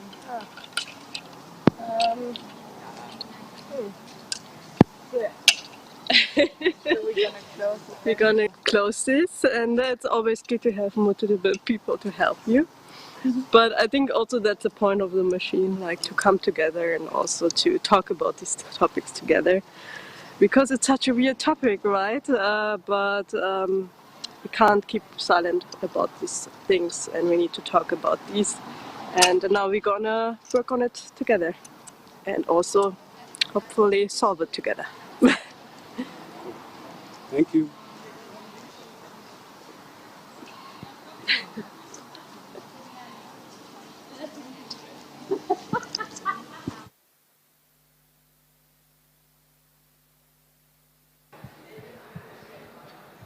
Next graduate on the stage would be the project of Wendy Owusu. She should be around here. Her project is called Hidden Heritages. She graduated from the Bachelor of Communication, and what you will see is a 7-minute short film about African hair and its heritage. And with this project, she's nominated for the Social Design Talent Award 2021.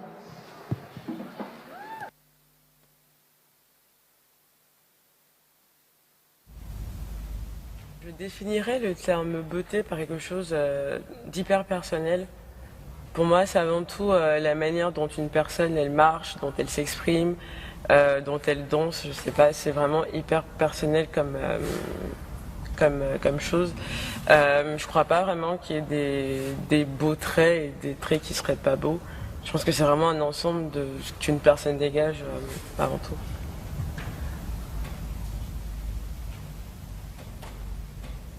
Afin de préparer une coiffure personnelle, agréable à voir, enrichissante à comprendre, on dénoue, masse et sépare les cheveux type 4C en plusieurs sections. J'ai appris à me coiffer petit à petit et j'apprends toujours par ma mère, par le biais de ma mère, qui m'a appris que c'est quelque chose qu'on apprend quand on devient une femme, qu'il faut devenir autonome, qu'il faut aussi apprendre pour ensuite l'apprendre aux autres, aux plus petites, aux enfants plus tard.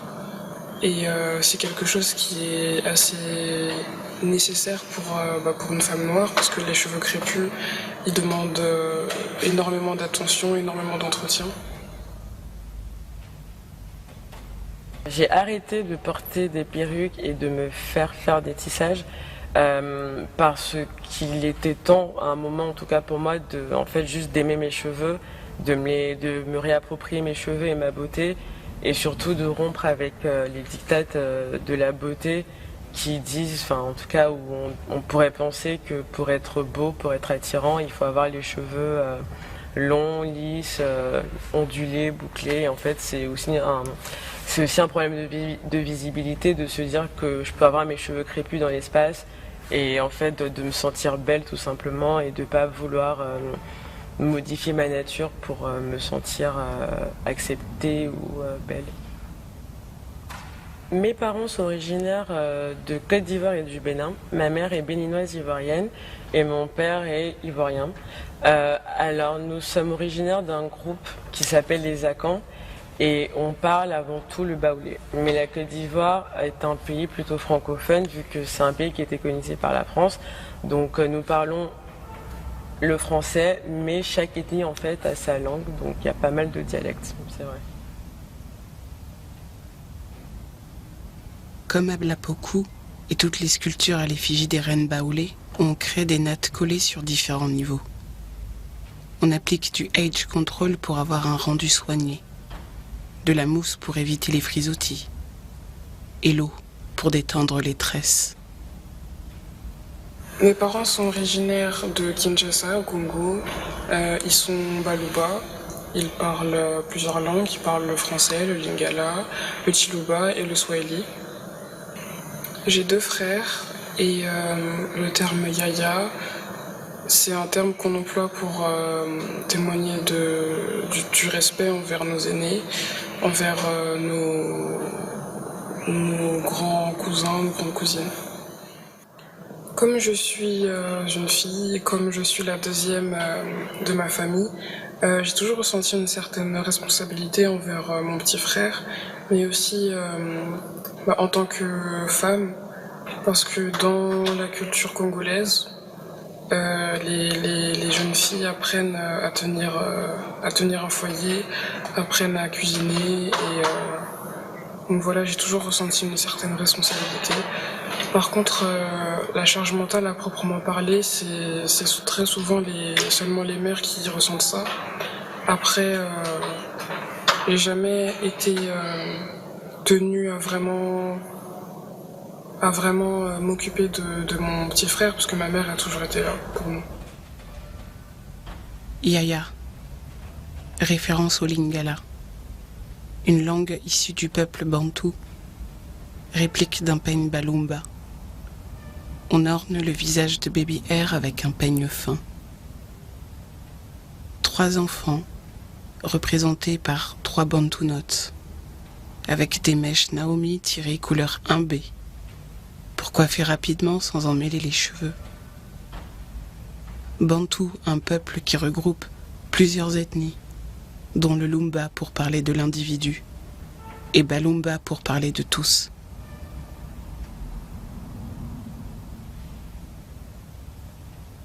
Les mots que j'emploie pour définir mes cheveux sont souvent liés à la texture, au type de cheveux que c'est et par rapport au fait qu'ils aient poussé, donc par rapport à la pousse, à leur taille.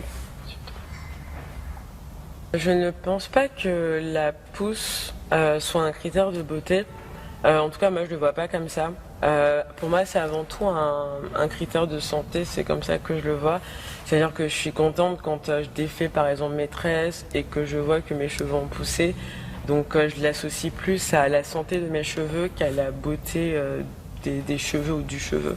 Parce qu'on a tous des textures différentes, des manières.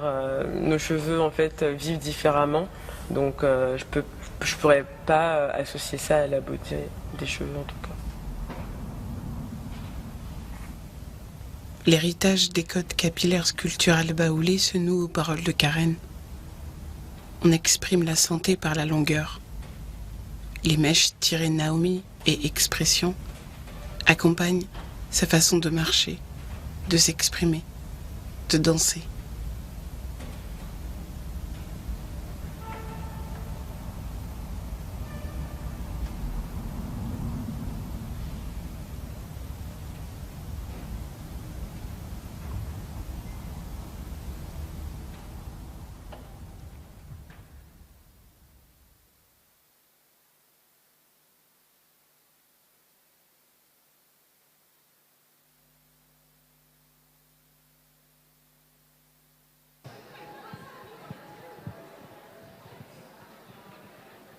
What you'll see next, it's a project from Paula Guablan and Sue.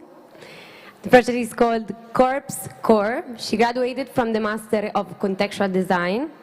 And what you will see is a manifesto about black womanhood in the media.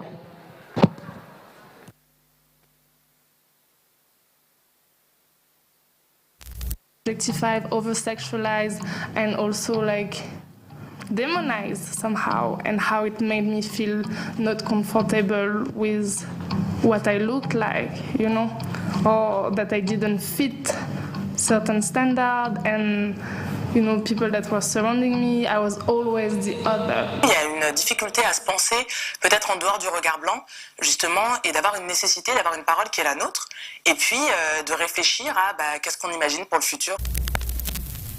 You're not that like angry and crazy black bitch like we make you believe you are. We apologize on behalf of all medias for portraying black women as house cleaner, violent, sassy, and mean.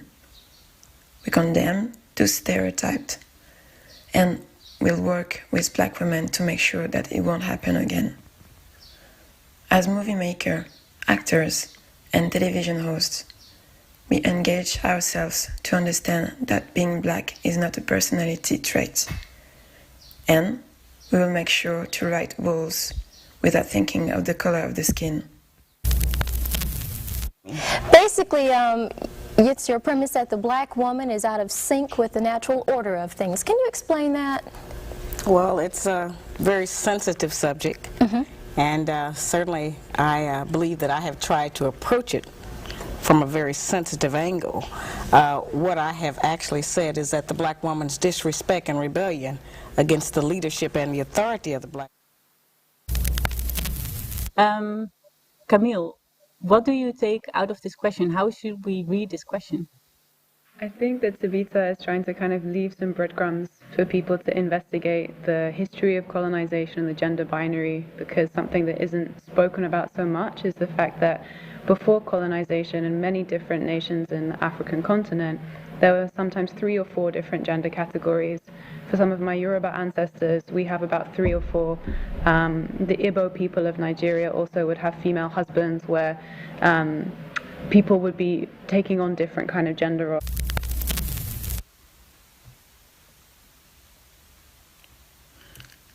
We are Lydie, Wendy, and Paula. Our names are not Dejanay, Penny, Kylie, Trudy, Raven, Tia, Tamara, Moesha, Dione, Rochelle, Tonya, Tasha, Madia, Responsia, or even Big Mama. We're not stupid, we're not mean, we're not gross, we're not sassy, bitchy, or anything else. We are no sidekicks, best friends, or life advisors. We want to be seen and not exotized. We want to be heard and not minimized. We are fed up with one-dimensional representation of the Black identity on mainstream medias. It's time to come into action and reclaim the space given to African American imagery on TVs and establish a channel that reflects the diverse culture of Afro-European women.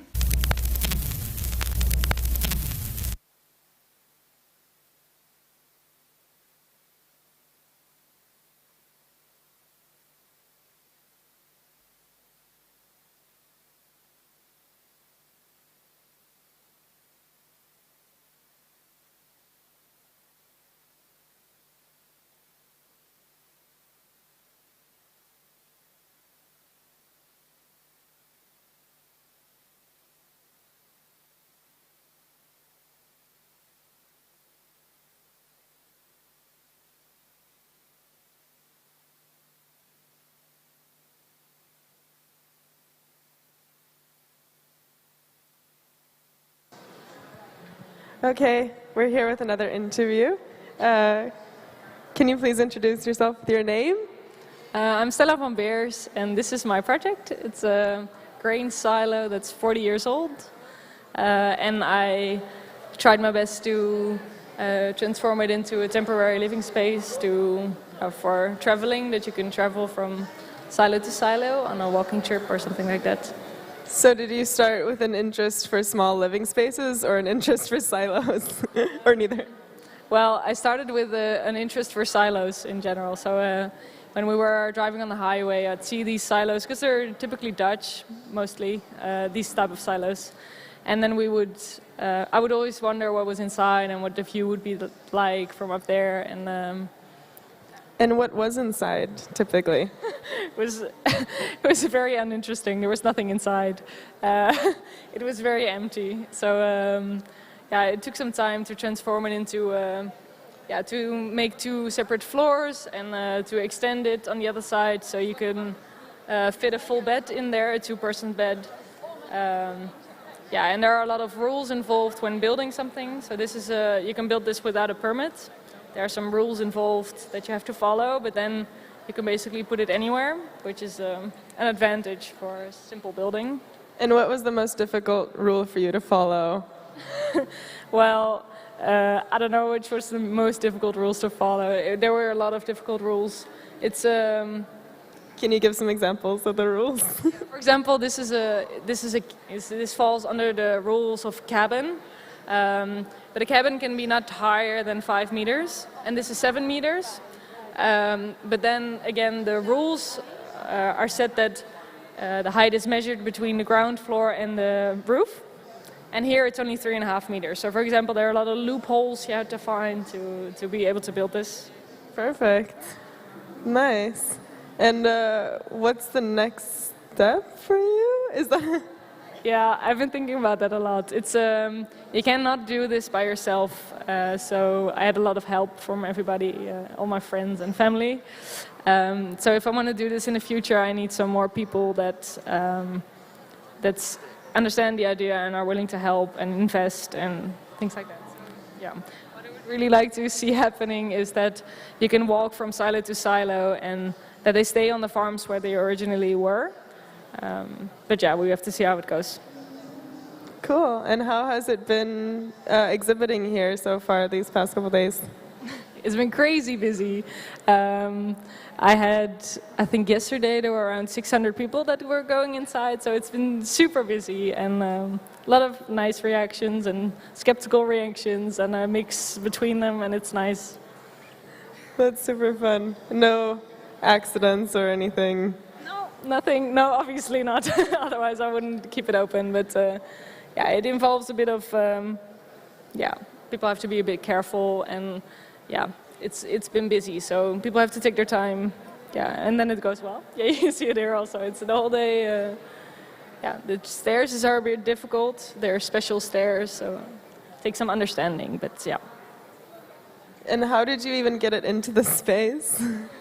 Yeah, it was funny. We had to be the first ones to go inside, so we went through the big doors that the bourgeois has with a truck, and. Yeah, they were professionally lifting it upstairs, up straight, I mean. Yeah, it was an old diesel truck, so the whole bourgeois was a bit blue on the inside, but it was great, and it worked out fine in the end, so yeah, I'm happy with it. That's amazing. Yeah, you should go in sometime if you want. Yeah, you should go in, but... And everyone's welcome just one at a time, right? Yeah, we do one at a time for safety issues, that nobody walks in the way. And of course there's the stairs and it's quite high.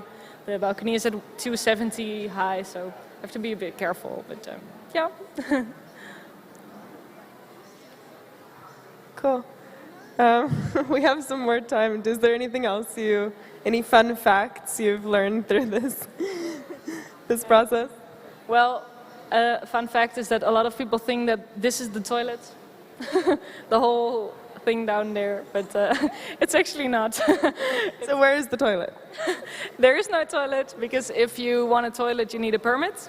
So it's either you build without a permit or you build with a permit. It depends a bit on what you want, but building with a permit involves a lot more rulemaking than just building it without a toilet. So I prefer this way, but depends on what people think. But what I would like to see in the bottom is a bath, so a bench on the side, and you could fill it with water, and then people could bathe in it. That's my idea, but yeah, it depends really. Amazing. But you also want to start a movement, right? You want all of these little ones, and they all have different variations. Yeah, I would like that, but I'm not it's too big to do by myself. So a lot of other people also have to see the beauty of it, more or less. But, yeah. All right. Thank you very much. Yeah, thank you. Thank you, and see you later. Please come by.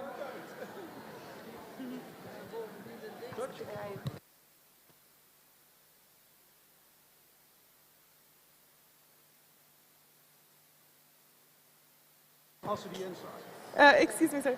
Can I ask you how the experience was for you? What was the experience inside of the silo? Well, I have some problems with my ears, so I don't understand you very well. Ricky, kom jij maar. Did you also go inside of the silo? I didn't hear your question. I'm sorry, did you enter the silo? No, I didn't. I didn't dare. I have quite yeah, no. Maybe next year there'll be an elevator. Your voice is very much echoing. Yeah. That's why I cannot understand your questions. I understand. So, sorry about that. Thank you. I heard that you can build it in your garden yeah, without permission. Yeah, that's nice. That's pretty cool. Thanks. All right. Thank you. Nee.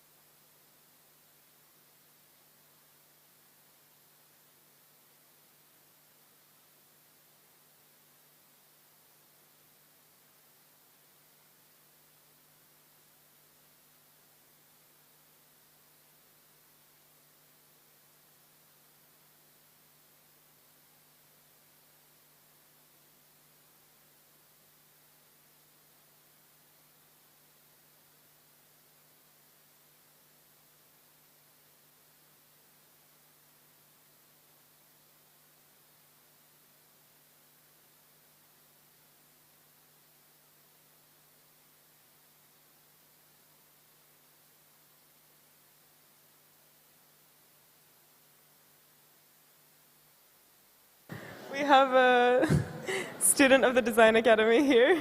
I'm on the screen. How has the experience been for you, Jonah? Well, to be fair, I just arrived, but for first impression, I would say quite nice. Quite overwhelming because I don't know where to start, I don't know where to go, but like that's the joy of it, you know. So I'll be here like every day this week. Yeah, and also like firstly, there's a great program on the Elevator Radio, so check it out. Remember also that this graduation show is being live streamed on the radio, so it's not only worth it to come to visit here, but also tune in online whenever you're not here. How can we find the Elevator Radio? Elevator Radio is right there on the first floor. Say hi to us. There's always a great program of grad students being interviewed, and we also have a wandering mic. Amazing. Thank you so much. Thanks for saying.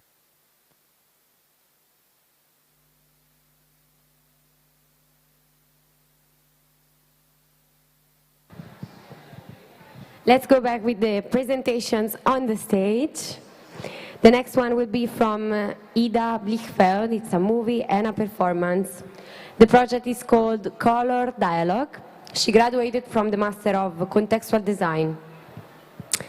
Living in a world where language abilities denote power and words are wielded as weapons, it is in materiality of her armors that she finds refuge and expressions for her dyslexia.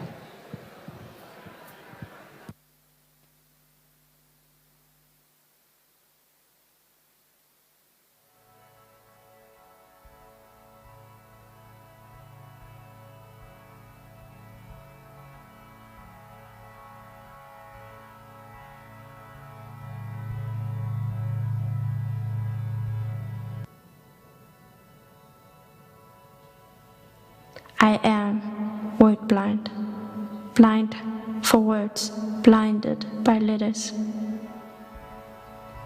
I am struggling. I don't like to speak, get corrected into the correct. I'm misunderstood. You are annoyed, impatient, filling in. Can I be bold? I want to be bold. I am bold.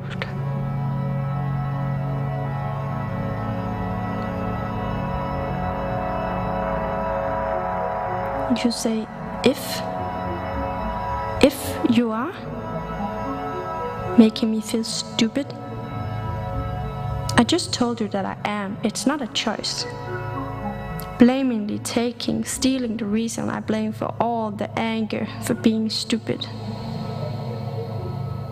Dissolving the pretend,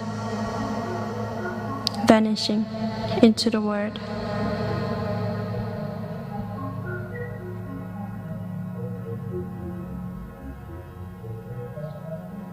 Did you see a girl walking through long hallways? I remember long hallways in my school. At the end of the hallway, there is an office. A special office for special kids, kids with needs for all sorts of things.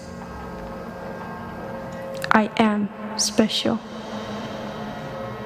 The room is full of papers, maps and folders, holding my name. I need official papers. I need to be bold. Letters on papers. I need to be brave. It sticks on. I need to vanish. Does not fit in. Don't see me. Don't see me get extra help.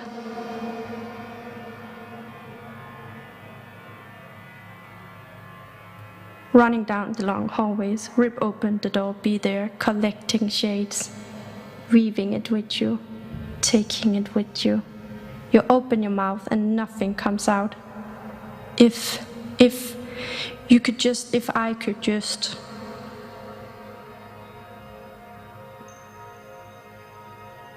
I am not colorblind, not blind for colors.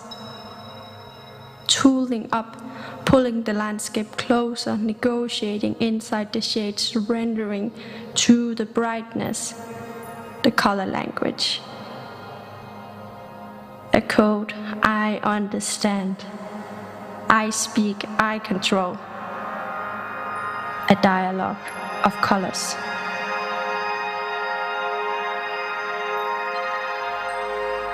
The tool of voice, coding to decode the pretending it can, landscaping it to be.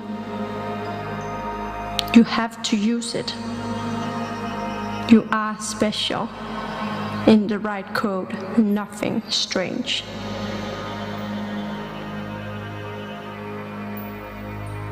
You carry the language with you. I carry the language with me. The brightness. Shall we have that color dialogue?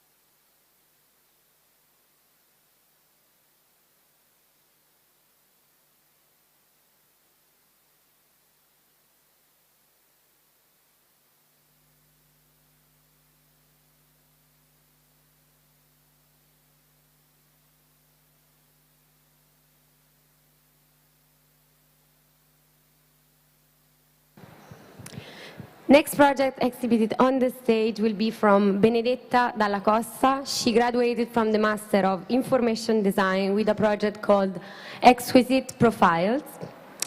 Benedetta investigates how world elements as humans are represented, reinterpreted, and codified through architectural software datasets, turning them into preset libraries objects. By playing in the game Exquisite Profiles, you're going to challenge the type of representation that we create in urban planning, by aiming to question the absurdity of today's society classification and the political logic behind them. In a world so shaped by fictional representation and standards that should represent perfection, if the results seem monstrous or dystopian, is it a demand to reflect on whether the real dystopia is a world designed for an impossibly idealized human race?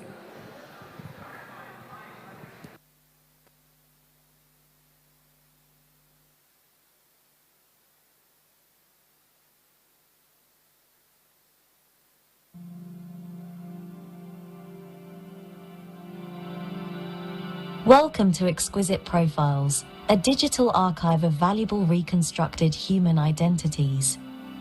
This virtual scenario has been created by the collaboration between gamers and an algorithm through the manipulation of architectural preset object libraries.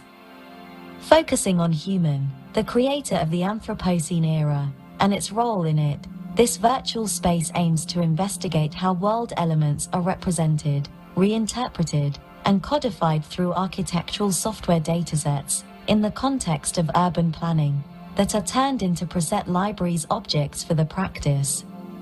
During this codification, the political implications of these classifications became evident, turning in ways of evaluation based on the appearance that are not only descriptive but that can become moral judgments.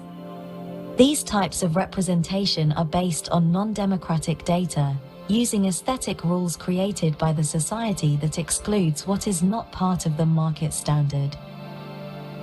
But what are the real meanings of these evaluations? By playing this game, that uses the tools at the architect's disposal to investigate the global implications of today's societal limitation, you are going to challenge the type of representation that we create, by investigating the effecting on the society itself and the practice. Who is going to be the most valuable human being, and so the winner of the game?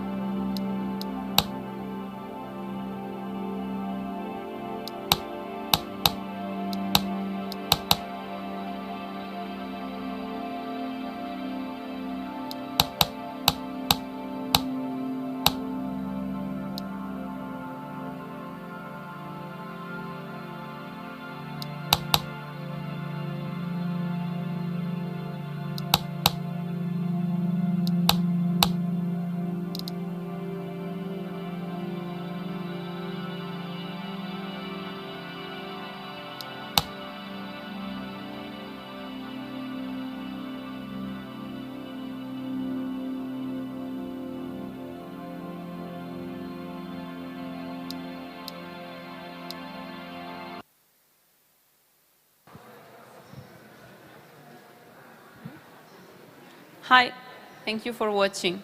So if you want to try to play the game Exquisite Profile, you should go on the first floor. There is a working station, and then you can try to create your own character. Thank you.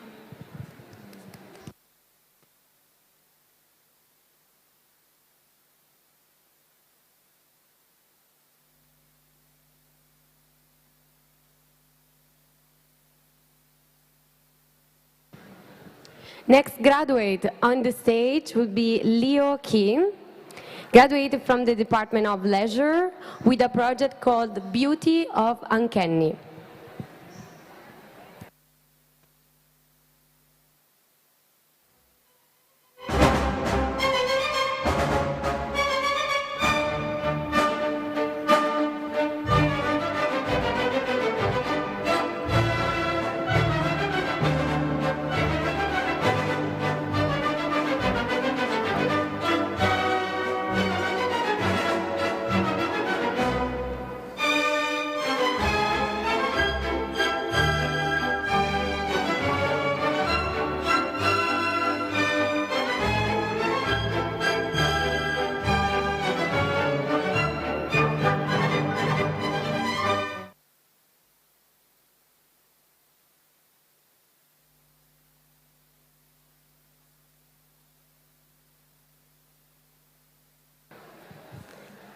Short but exciting. The next one will be from Sarah Rove, graduated from the Bachelor of Wellbeing, and the project is called Baby Exit Choreography.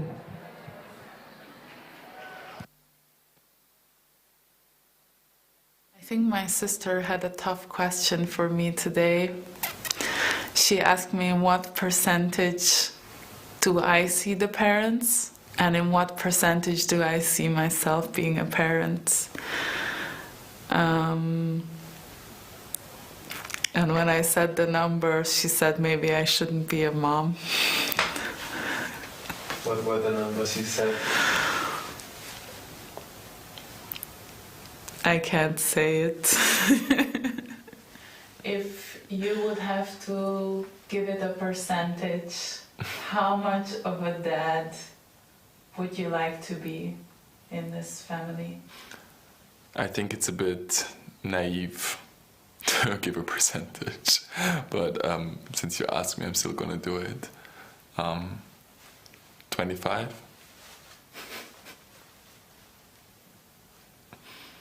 But as I said, of course this depends on circumstances, you can never know. What do those 25%? Until now, I had and still have the image of a nuclear family. It wouldn't be because of a lack of interest towards another extended format of a family. I think that romance will be the foundation of a family I will form one day, if I form a family. I'm sure that the concept of the family we're talking about and the approach towards it is impacting the image of a family I would like to have one day. I don't think though that I would have the same approach as you and Julius had at the beginning. I wouldn't think of such an extended family as you were doing and we are doing now. I'm sure that if I form a family myself one day, it will be based on love. As I'm a person who can tend towards jealousy, I consider a monogamous relationship as the relationship model which fits best for me at this moment. What since then changed is that you and I got into a serious relationship. Well, I don't remember having been desperate for either getting married or having family at the time when I was single. At the university, many of my classmates or schoolmates were very, very busy getting married, whatever it took them to do, and in many cases They would hurry or rush into relationships just because they were so afraid of being left out. I never had that. I felt always very safe in my body and in my skin, very safe in my ability to find meaning in my life. I've been doing lots of things besides my professional work and never really felt, incomplete. Turning 30 has been a big thought for me for a long time, and gradually putting more and more pressure on me, reflecting on my age, on my status, financially, education-wise, work-wise. And I was approached by Julius about a year ago to collaborate on some project with not anything specific in mind. I desperately wanted to dress up as Cleopatra for one of the first fashion parties at the end of my elementary school, I think it was, or beginning of high school, or like Austrian gymnasium. And my mom gave into it, but she kind of like warned me at first. She was like, "Are you sure you want to do this? Like dressing up as a female character?" And I was like, "Yeah, why not?" I didn't get it. I didn't really understand at that time why it should be a problem. And my mom was kind of very concerned, but she let me do it anyways. And I had to think about it a lot because I think it was the first kind of like drag experience or, yeah, gender performance that I consciously longed for. I said yes. Well, actually, the next project that I'm working on is to have a child at the age of 30. And I asked him if he wanted to be a donor, but of course, with a longer trajectory, not right now. And I think we started joking about it, but then it unfolded into the idea of an extended family. How would you feel about, or is it an option that you become my surrogate? I would say not really. I also dread the idea of pregnancy. I also think it's a great physical burden. I don't romanticize being pregnant. Of course, I have never been pregnant before, so that might change, but I would not want to carry your or anybody's child except my own if it came down to it. Yeah, I was not open to that possibility. I still doubt myself sometimes, and I think that's normal. Seeing any examples or perspectives for someone like you to have a child? No. I think the first time I met somebody that has a very alternative family structure that could somehow resemble my own reality was by the time I was 18 or 19. Yeah. Oh, that's kind of heavy, I have to say. Can you make a statement? The first time I met somebody with a lifestyle or also a family structure that I could identify with was when I was 18 or 19 years old.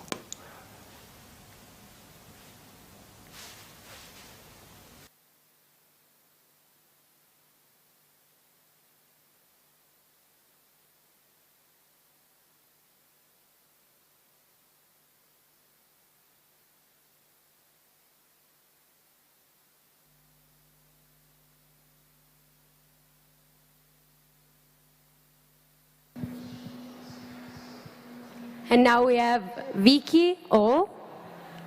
The project is called Design with Equality, graduated from the Department of Leisure.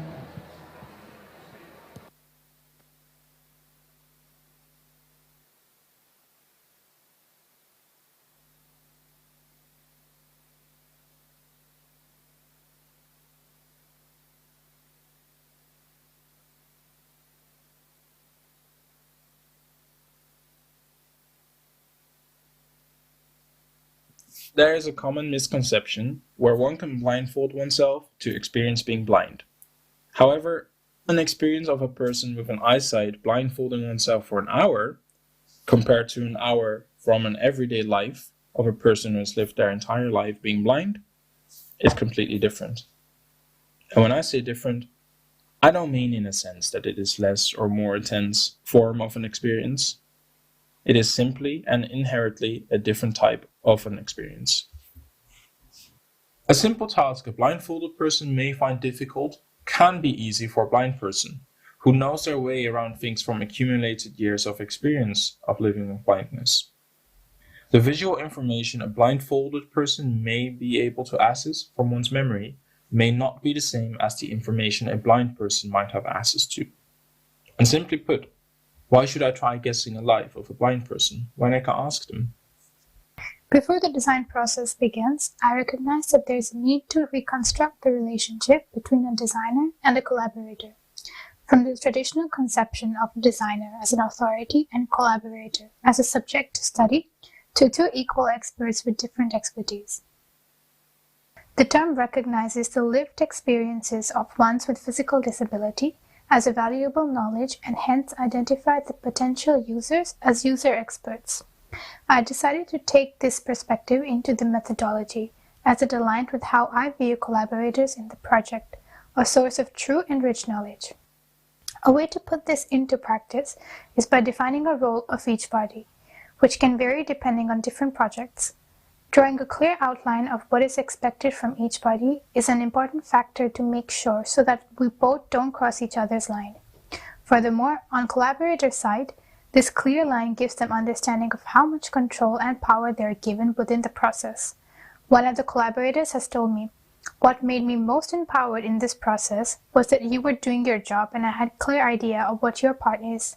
This meant that I could voice things without worrying about overtaking the project or stepping on your toes." Step 0. Reposition case study, first meeting with Omar. Omar is a person with low vision that I met through a Facebook group. He was one of my collaborators in the tea project where I dealt with anxiety or discomforts that were created in tea-making process for people with different physical disabilities. Considering the COVID-19 situation and Omar's elder parents that he's living with, our first interaction happened online. We chose to use WhatsApp as it was Omar's favorite way of interacting as it provides bigger text and high contrast interface.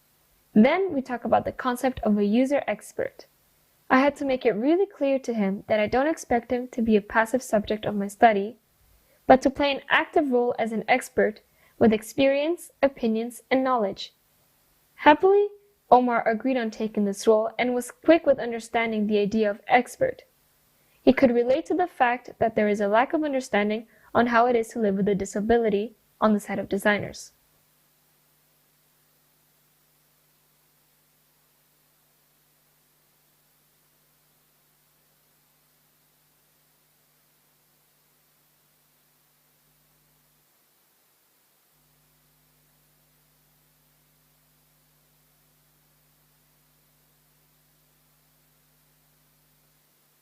A row of tactile tiles, which were much more versatile to the different positioning of the elements.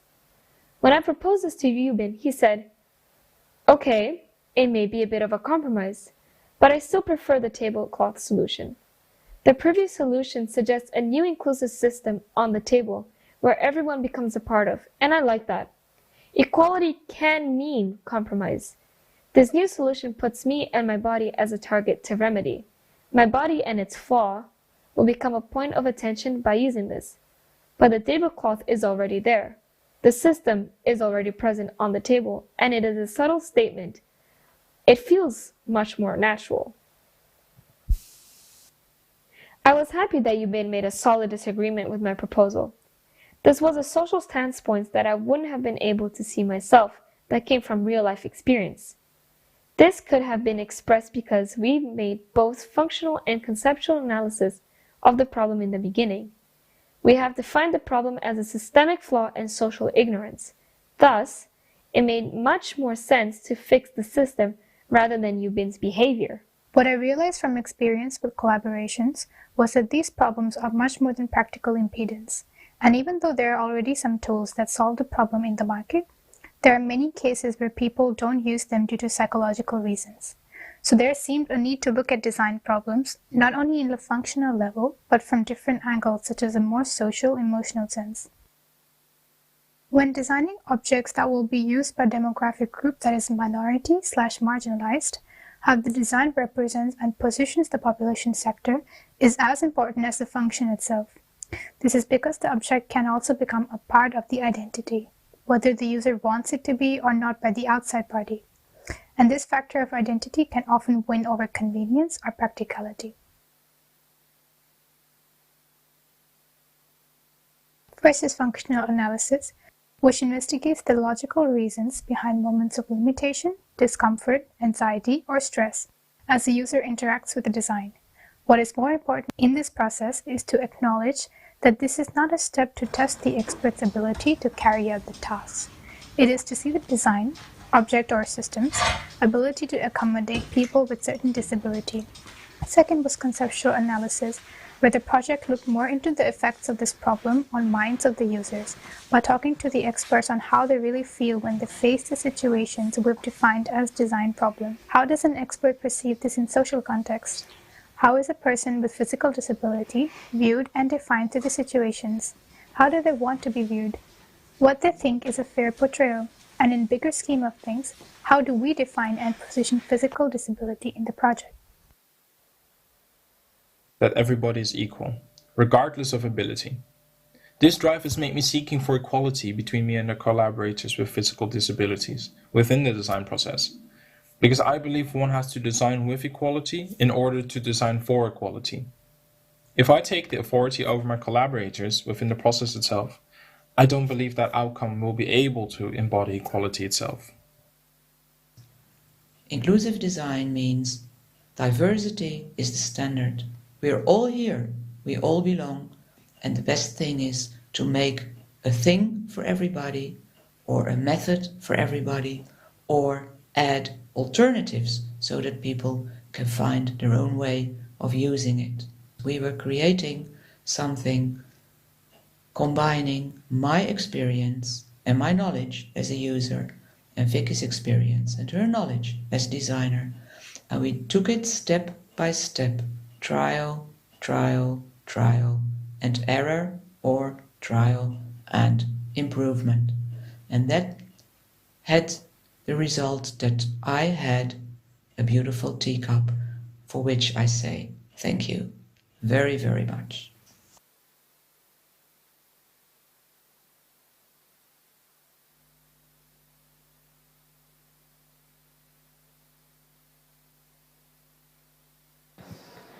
Next, you will see the work of Vincent Snyders. The project is called Cloud Interface. We invite you to sit comfortably. He graduated from the Bachelor of Communication.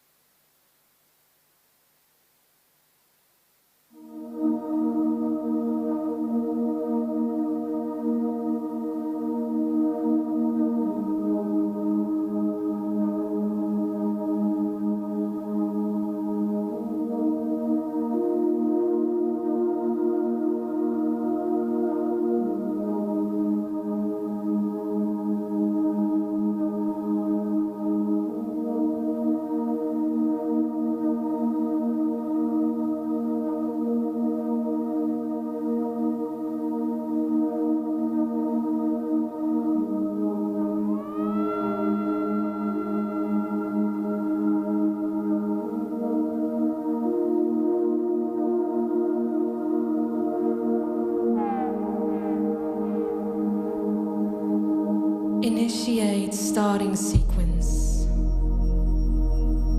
Booting data ceremony XC-25.4. Cloud simulation activated.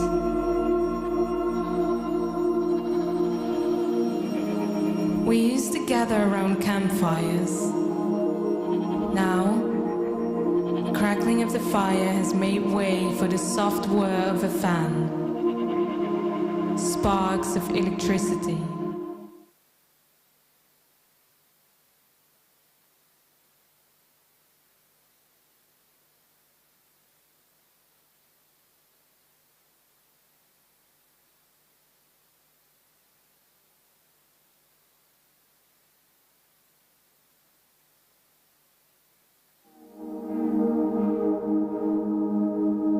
Initiate starting sequence.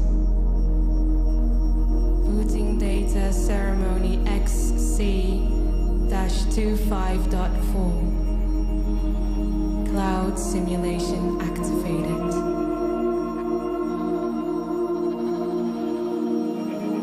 We used to gather around campfires.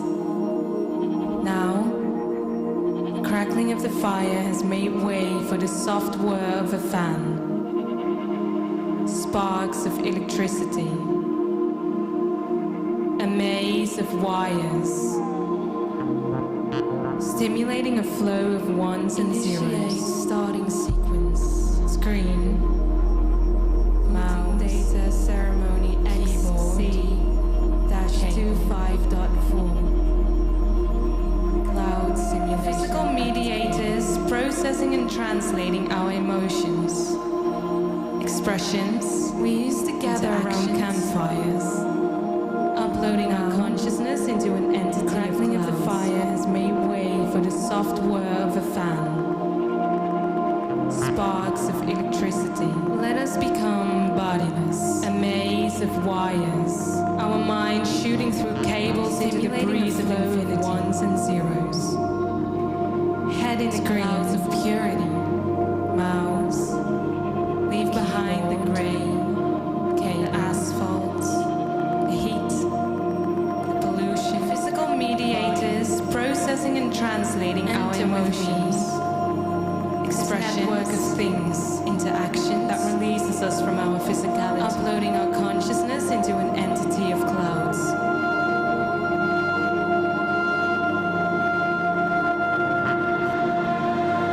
Let us become bodiless. Our mind shooting through cables into the breeze of infinity. Head in the clouds of purity. Leave behind the grey, the asphalt, the heat, the pollution, the body. Enter with me this network of things that releases us from our physicality.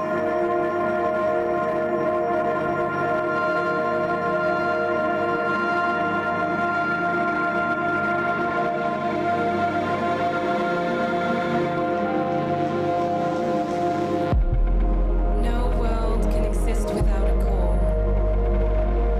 A center that provides all and from which everything stems. A surging mass of molten digits. Rows and rows of high-rise towers, bound by invisible cable infrastructures. An ecosystem of connectivity. A city of machines where information flows in abundance, providing us with the sacrament of connection.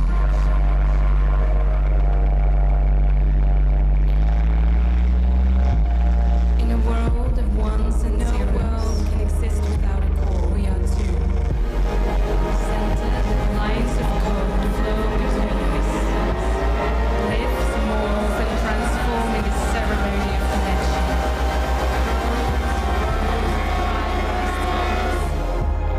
Bound by invisible cable infrastructure.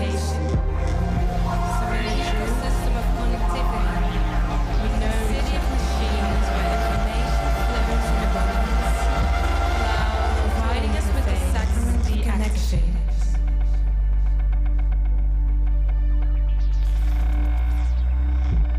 In a world of ones and zeros, we are two. Lines of code flow between us. Lives, morph, and transform in this ceremony of connection.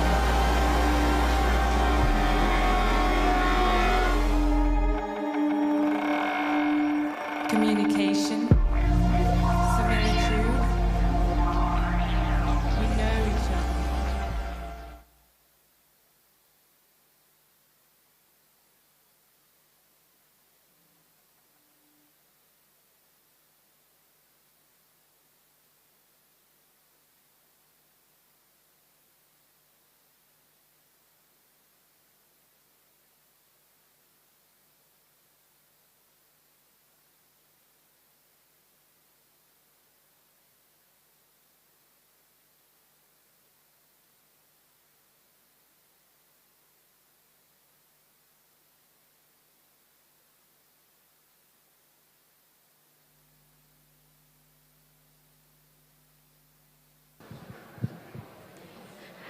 The next project was one of the nominees of the Heisbacher Award for the Masters.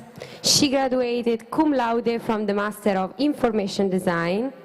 She's Claire Matthews, and the project is called Algorithmic Listening, Terminal Prophets.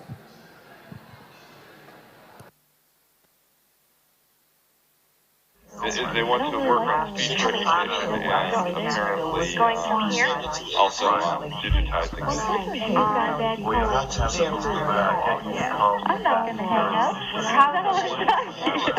And the group is that. This is such a great idea. The wedding was fantastic. What you do here is you dial an 800. It was really great. And yesterday, during the day, I tried to do that. The dress came out great. It was really flowy, like I wanted it to be really comfortable, but it looked really I was actually up and away. And it didn't.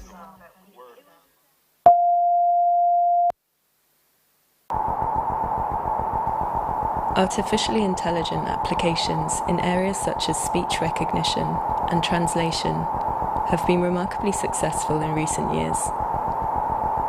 By applying essentially statistical techniques to large, often enormous, data sets, artificial neural networks have been able to map inputs, e.g. sounds, onto outputs, e.g. text, with a high degree of accuracy, an approach often dubbed deep learning.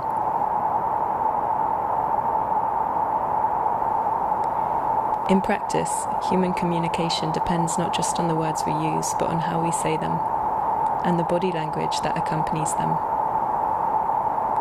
We learn such paralanguage from our infancy. Importantly, it conveys emotions that are often critical to how other people understand our meaning. Effective computing, i.e. building computers with the skills of emotional intelligence, has long been a goal of computer scientists. A growing number of commercial enterprises judge that sufficient progress has now been made to market products that they say can detect emotions from vocal paralanguage, such as the intonation, volume, rapidity, and intensity with which a person speaks. The predictive analytics from applying their algorithms to voice data, they claim, provides a cheap and scientific means for assessing factors such as credit risk, employee performance, and social engagement. The analytical tools of these companies are patented and far from transparent in terms of both their evidence bases and how they work in practice. So let's try to prise open the black box a bit, with the use of a concrete example to examine some of the challenges that need to be overcome.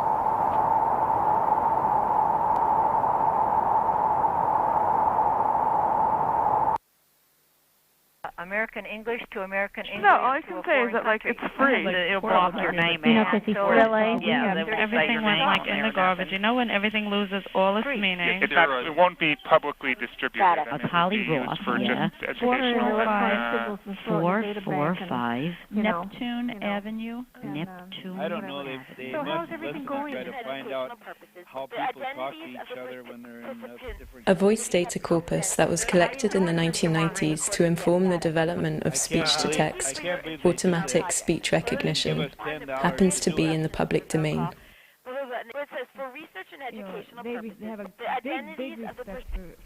The Cool Home corpus provides recordings of some 120 long-distance and international telephone calls of up to 30 minutes each, generally between relatives or close friends. What day did I talk to you? Sunday? Though the participants knew they were being recorded, they soon relaxed into a natural conversation. Seeking to identify their use of paralanguage, we're repurposing the data corpus. Nevertheless, the voice data points up the importance of paralinguistics and the difficulties of machine interpretation of it.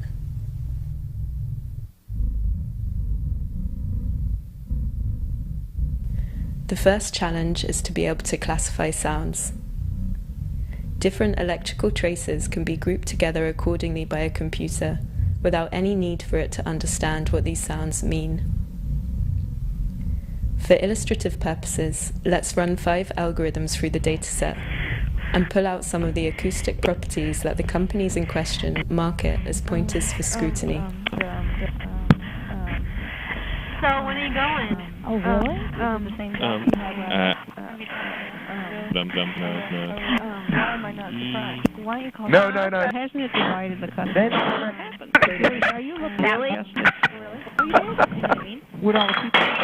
In between words, pauses, the intake of breath, a rising intonation, relative excess volume and acoustic energy. To develop an algorithm that can provide predictive analysis from new samples of speech data, researchers first have to teach the computer how such paralinguistic sounds map onto emotional states. This requires large sets of labeled data. In practice, many commercial firms appear to derive their algorithms from relatively small datasets and somewhat simplistic classifications of emotions. When is a pause a hesitation? A tone untrustworthy? The work of Paul Ekman, who studied facial expressions and proposed that there were 6 basic and universal emotions in the 1970s: anger, disgust, fear, happiness, sadness and surprise, plus a possible 7th, contempt, is a standard for commercial emotion recognition voice training datasets. If emotions can be classified as discrete and independent of each other, that makes them much more tractable for analysis. After classification, a multitude of synonyms for these outputs may be used at the business's discretion. People generally see what they look for and hear what they listen for, a famous novelist once wrote through the words of a judge. Seek and they may find. As problems of machinic image analysis have already demonstrated, even when models are built with objectivity in mind, they can be very easily inflected with bias by the people building them and the data sets used. Where the interpretation of a sound is ambiguous, algorithms are significantly at risk of misinterpreting the content of speech. We rarely express a single emotion at a single level of intensity. Nuance and context matter much more when it comes to vocal paralanguage, something the artificially intelligent ear cannot truly grasp.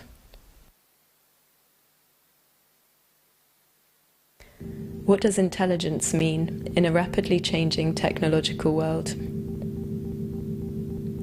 Outside there are microphones. Inside there are microphones. The data they gather is cheap and relatively unobtrusive to collect, given how smartphones and the Internet of Things are used these days. The commercial exploitation of paralinguistic data that we have seen so far may prove to be just the first ripple of what turns into a giant wave. Commercially driven law enforcement and national security applications are growing rapidly. Ethical governance in tandem is not. As such automated systems shift from decision aids to decision makers, who will profit? And whose lives and livelihoods will be adversely affected by false positives or false negatives generated by an algorithm?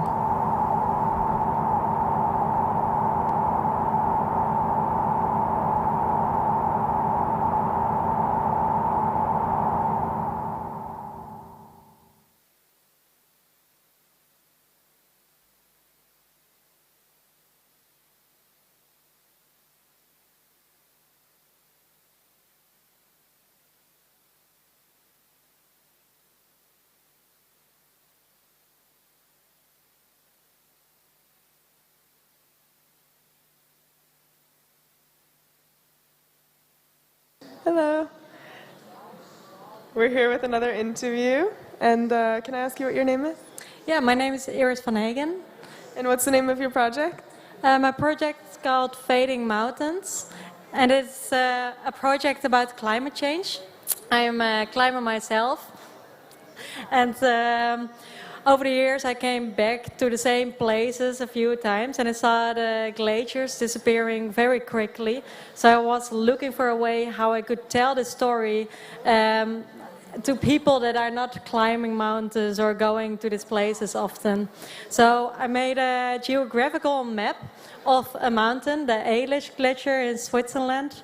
And the idea is that if you walk over the carpet, the glaciers will slowly disappear. So the white and the blue colors will fade away and make place for the red and yellow colors underneath. So every blue and white we're seeing is actually covering red? Exactly, yeah. So literally every step you put on this carpet has influence on how the map looks. And how did you discover this technique, or what was the experimental process like? I made this work in collaboration with the Textile Museum in Tilburg. And there we worked with a technique, it's called passementerie. And there we made a thread and you turn it around and you put yarns around it. And by selecting the right yarns, we could make this quality that is like fading and breaking down over time. And it's like all made of the rest materials of the museum, because a lot of artists come there and work there and always have too much materials. And after they're finished, these materials are not really used anymore, so they end up in a closet and no one looks at them anymore. And yeah, with this technique I could use a lot of different materials together to get one new piece. And have you been able to experiment with the breakage of them, like breaking them down? It was actually try and error. I made a lot of samples and I let people walk over it. I actually had one sample for half a year, so really see what's happening. And also just with using friction materials like sandpaper, and look what's happening if you go over it and then check if it works, and it did in the end. So how long will it take for this carpet to become with no blue or white left? The idea is about 30 years. So, because in 2050 we should be climate neutral as Europe, and till then it would be nice if it's keep on fading away and says what the impact is of climate change.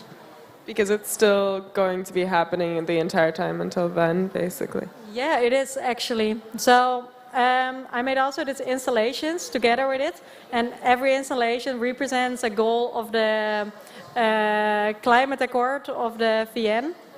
And every time we reach a goal, you take one piece of the carpet and put it over the installation, and that means that our goals meet the reality, and together it shows the way where we came from and how we achieved this. So these different structures are representations of different goals? Can you give some example? Yeah, it's like for every 5 years there's a re-evaluation of this climate accord. So every object is 5 years, so 6 objects in total. So the carpet is also made out of 6 different pieces. Right, okay, so per year each piece goes onto there, as well as being worn down. Yeah, exactly.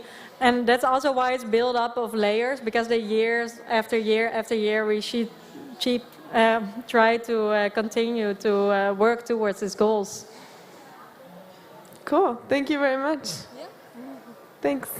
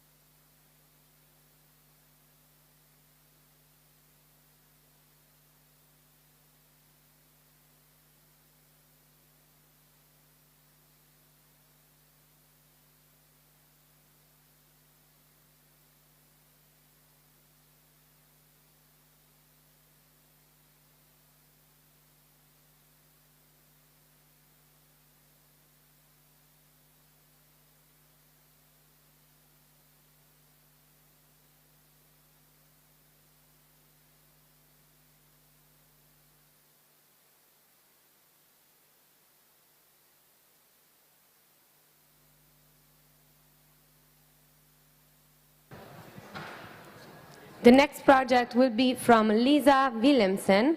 She graduated from the Department of Leisure. The project is called Domesticated Rivers, and she will tell you more about the project. Thank you. I'm here to just shortly introduce it for like 1 minute because it's very specific. Because we work together with the Van Gogh National Park. And this is a park that's still in development. It doesn't actually exist yet, but it's a plan. And they want to make the area of Brabant, basically all of Brabant, a national park. And the idea is that Brabant is a super smart region with the Brainport region, and you can see that they compare themselves with Silicon Valley and how we are similar to that in this area. And my project is a sort of more of a commentary than maybe a collaboration about this plan. And with these plans come these extravagant sort of digital made designs that they use to sell the plan, like these beautiful renders. And one of their plans is to uncover a river that is now under Eindhoven. It's called the Gender, and they want to bring it up again, and they want to transform it into what you see up right. It's a monumental waterfall that will serve as the entrance for a bike garage. That's their words, not mine. And to me that was absurd because it has nothing to do with nature. It's a sort of sexy show pony that has to sell the design. And so I made a video to comment on their approach of domesticating nature, taming it until it's like, yeah, a waterfall or a flat with plants on it that will probably, yeah, grow until they hit the next balcony. And then they call it urban and nature interwoven and mixed. And to me it sounded strange, and yeah, I needed to react on it. So you can see my video now, that's a sort of commentary to it. And I used their technique of rendering an image that, yeah, that isn't really there. So you draw it in your computer and you make it look shiny and pretty to sell something. Okay, thank you. Perfect, thank you.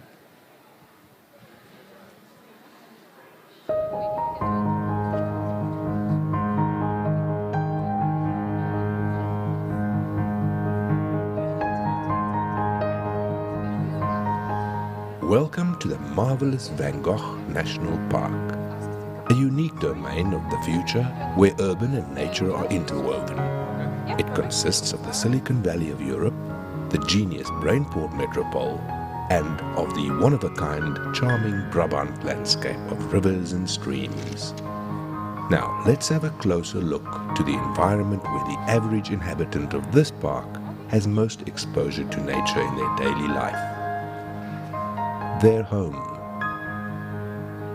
where nature has created complex and miraculous forms over billions of years. Humans have overrun this world in a century.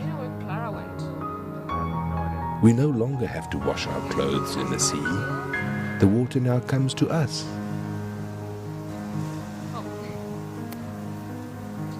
Where rivers used to be wild, intricate and free, we have tamed them.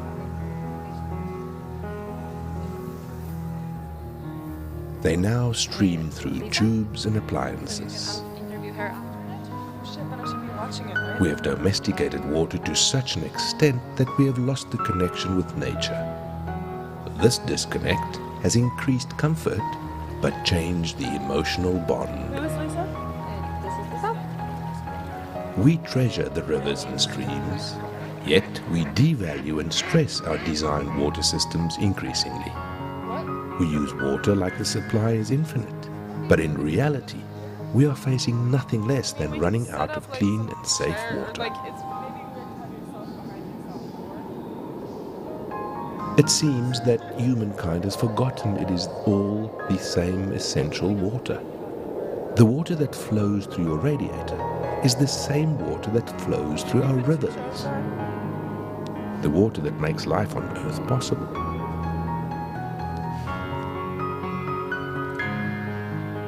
Keeping this in mind, let's take another look at the Van Gogh National Park, where the smartest region of Europe is situated. Imagine if all these brilliant companies, resourceful organizations and intelligent human beings would take care of nature like nature has been taking care of us. If we would value the domesticated water like we value the river, if we change course away from a water catastrophe to finding solutions like more efficient appliances and managing our daily usage, don't you agree it is strange that in this innovative region I drink the same water I flush my toilet with?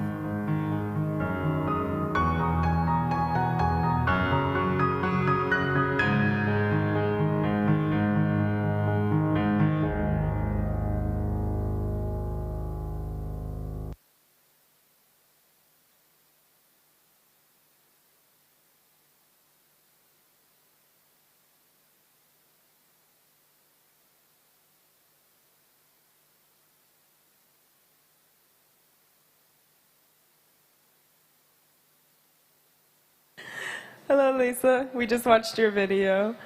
Would you like to give us some background about your project? Well, yeah, it's this park is just, it was an inspiration for us because they asked us. It's a very commercial park. It's like the funding for it comes from ASML and Philips, and they put a lot of money in it to brand Brabant as a national park. It's not about protecting nature. It's about being able to say that you live in a national park is a big advantage. And so they asked Design Academy to work with them, and then they got a lot of critical projects back. So they were a bit like, oh no, we were wondering if you could make new signs for the park, and everybody just made comments about how ASML was polluting the world with their flying their machines all over the world and things like that. But it was inspiring because it is a very current thing that you can brand something. If you put a lot of money in something, you can brand it as a national park apparently, and then you can name it Van Gogh, although there's no Van Gogh related to it at all. Yeah, Van Gogh was born in Brabant, but maybe not even, I don't know. He lived in Nune for a while, but you can't see Van Gogh in Eindhoven. Try to go and find Van Gogh. But the name itself obviously is a choice. For foreigners, Van Gogh sounds amazing, and if you can live in the Van Gogh National Park, that sounds, yeah, like money. So, yeah, it's I'm not sure if I'm not really a fan, I don't know if you noticed, of this park. It's nice that they invest in the area, but I think their investment should be in different things than putting trees on a skyscraper and call it green cities or something. It's not actually green, it's putting plants on a building, it's not improving nature in any way. It's using a lot of concrete to then be able to put trees on a building. So, yeah, it's a very sexy idea, but it's not a realistic thing to help nature, I guess. And what was the most unexpected thing you found in your research? Yeah, so we were starting with this project, and I interviewed people about what they really liked in Eindhoven nature-wise, and a lot of people talked about the river, the Dommel, and they love being next to the Dommel, but can't really explain why. Like, they love walking next to it, they love sitting at it, way more than you love sitting somewhere else. It's the Dommel that really attracts people. And it's like this sort of unspoken thing, they can't really explain it. It's almost like your old sort of prehistoric self loves being next to water. One of the projects up there is also the one with the one water drop. It's a mythical it's like a mystical thing, this water that makes you calm, and then I read about the plan of making this monumental waterfall from the river that now is under Eindhoven, and it's nothing what people described they loved about. They love this river, they love the old nature, and then their plan is to make it into a sort of extravagant. It's like if you say I love a forest and then you put a lot of trees on a building, it's not really experiencing the forest, and this waterfall will neither let you experience a river. It's a trend of taming or domesticating or containing nature in a shape that is not natural, and so I think we should either restore the river or let it be under Eindhoven. It's also fine, but don't act like you're restoring nature and then put it in a waterfall that's an entrance of a bike garage. To me, it's a ridiculous idea. Are they actually going to make this waterfall? Until now, that's still the plan. And I guess if you have companies like ASML and Philips behind you, you have enough money to build all the waterfalls in the world. So I don't think, I showed them my project, which was funny, because then they said, oh, we could really use your video to teach people to use less water. And I was like, that's not what I'm saying. I'm saying, you fools, you're spending money on waterfalls, and you should spend money on me being able to flush my toilet with water that is not the same water I drink every day. It is weird. I'm using perfectly clean water to flush my toilet. Or, companies like Philips that make a lot of water-related products could also make machines that use less water and focus on that instead of focusing on a waterfall that will not help in any way. And so I'm more like shift your focus. If you say we're such a smart region and we're the Silicon Valley of Europe, how are you not being smart when it comes to those choices, but making ridiculous, show pony design choices that are nice on a flyer, they look great. Like, I know that my toilet doesn't look exciting, but that's smart. Like, I guess there's a lot of critical projects against Brainport and like all of this sort of stuff, but do you think that, I mean, what do you see for the future of Brainport? Is it hopeful or? So we can't deny that they also, they bring in a lot of money and a lot of like people here. So you have a lot of people working for ASML that come with a lot of intelligence and money, to be honest. Like, they help the economy a lot, but I wish they would also spend money on things that are less sexy on a poster, and that is not just to get more people to work for those companies that have enough money, I think, to get anybody here. I guess that that's how the world works. If it earns money, then we will do it. So I think it will keep on developing and attracting more people to come to Brabant. I think labeling it as Van Gogh and doing things like that are purely, they have nothing to do with the area, then I don't think that's a great idea. But we can't deny that they also give us a lot back. If we didn't have Philips, Eindhoven would have still been a village somewhere else. So it's good to have Philips here. They brought us a shitload. Oh, that's not a nice word. They brought us a lot.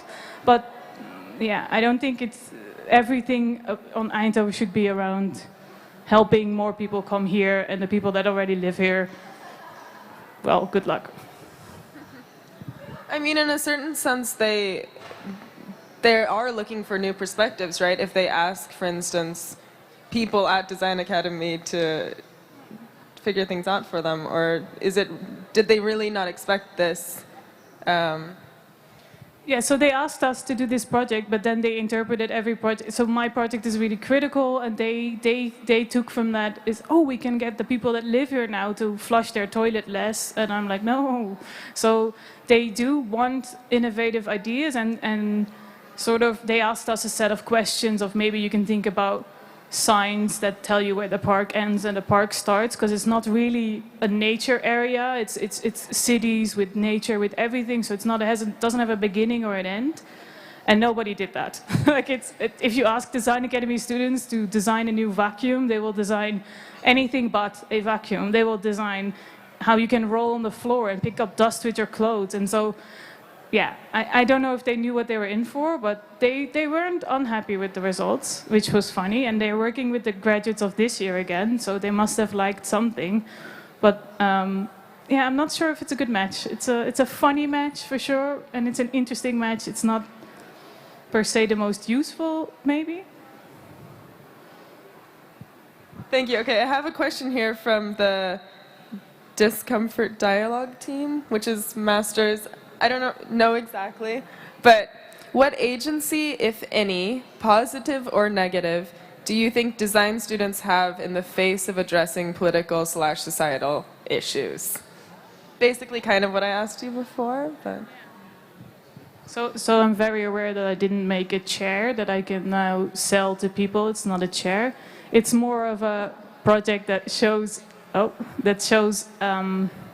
my commentary on something. It's not, I can't sell it to anybody. It's when you're graduating, you have the luxury that you can spend 5 to 6 months on something that nobody would ever pay you this much time for. No way can I now in my job work 5 months on a commentary on something that's happening and then just see if it lands somewhere. Maybe if you're very famous and you're very, very lucky, then yeah. But most people, like graduation, you also have to see it as a moment in time where you can spend a lot of time on something that you really like doing. And it doesn't matter if somebody's paying you or not, you're a student still. So yeah, spend that time on something you really love, dive into it. And I was having a lot of fun with this subject. I think it's a very interesting park and I have a lot to say about it. So it's nice to be able to say things about it. But yeah, realistically, it's not a product I'm gonna sell to Philips that then is gonna use it for something, which I'm fine with. I had fun. I had my other you graduate with 2 projects. My other one was way more practical and a product. And I also chose to do one that was way more free and whatever I wanted to do. And yeah, I guess for people that are still gonna graduate, spend all that time on something you would normally never be able to, because yeah, you have the freedom right now and yeah, do what you really like doing for a bit. Cool. Thank you very much. Thank you to Lisa. Can we? Thank you.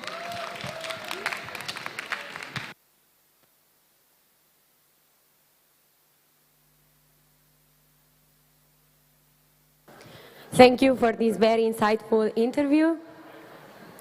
The next project is called Yummy Body Truck, from the graduate Noam Yonkrakson, graduated from the Bachelor of Communication. The fictional food truck of Noam aims to re-establish our perceptions of the other by considering the similarities of our corporeal bodies. With their specially made chimera dough, the food truck customers are made politically aware of what they ingest and how social boundaries might have otherwise prevented them from such interactions.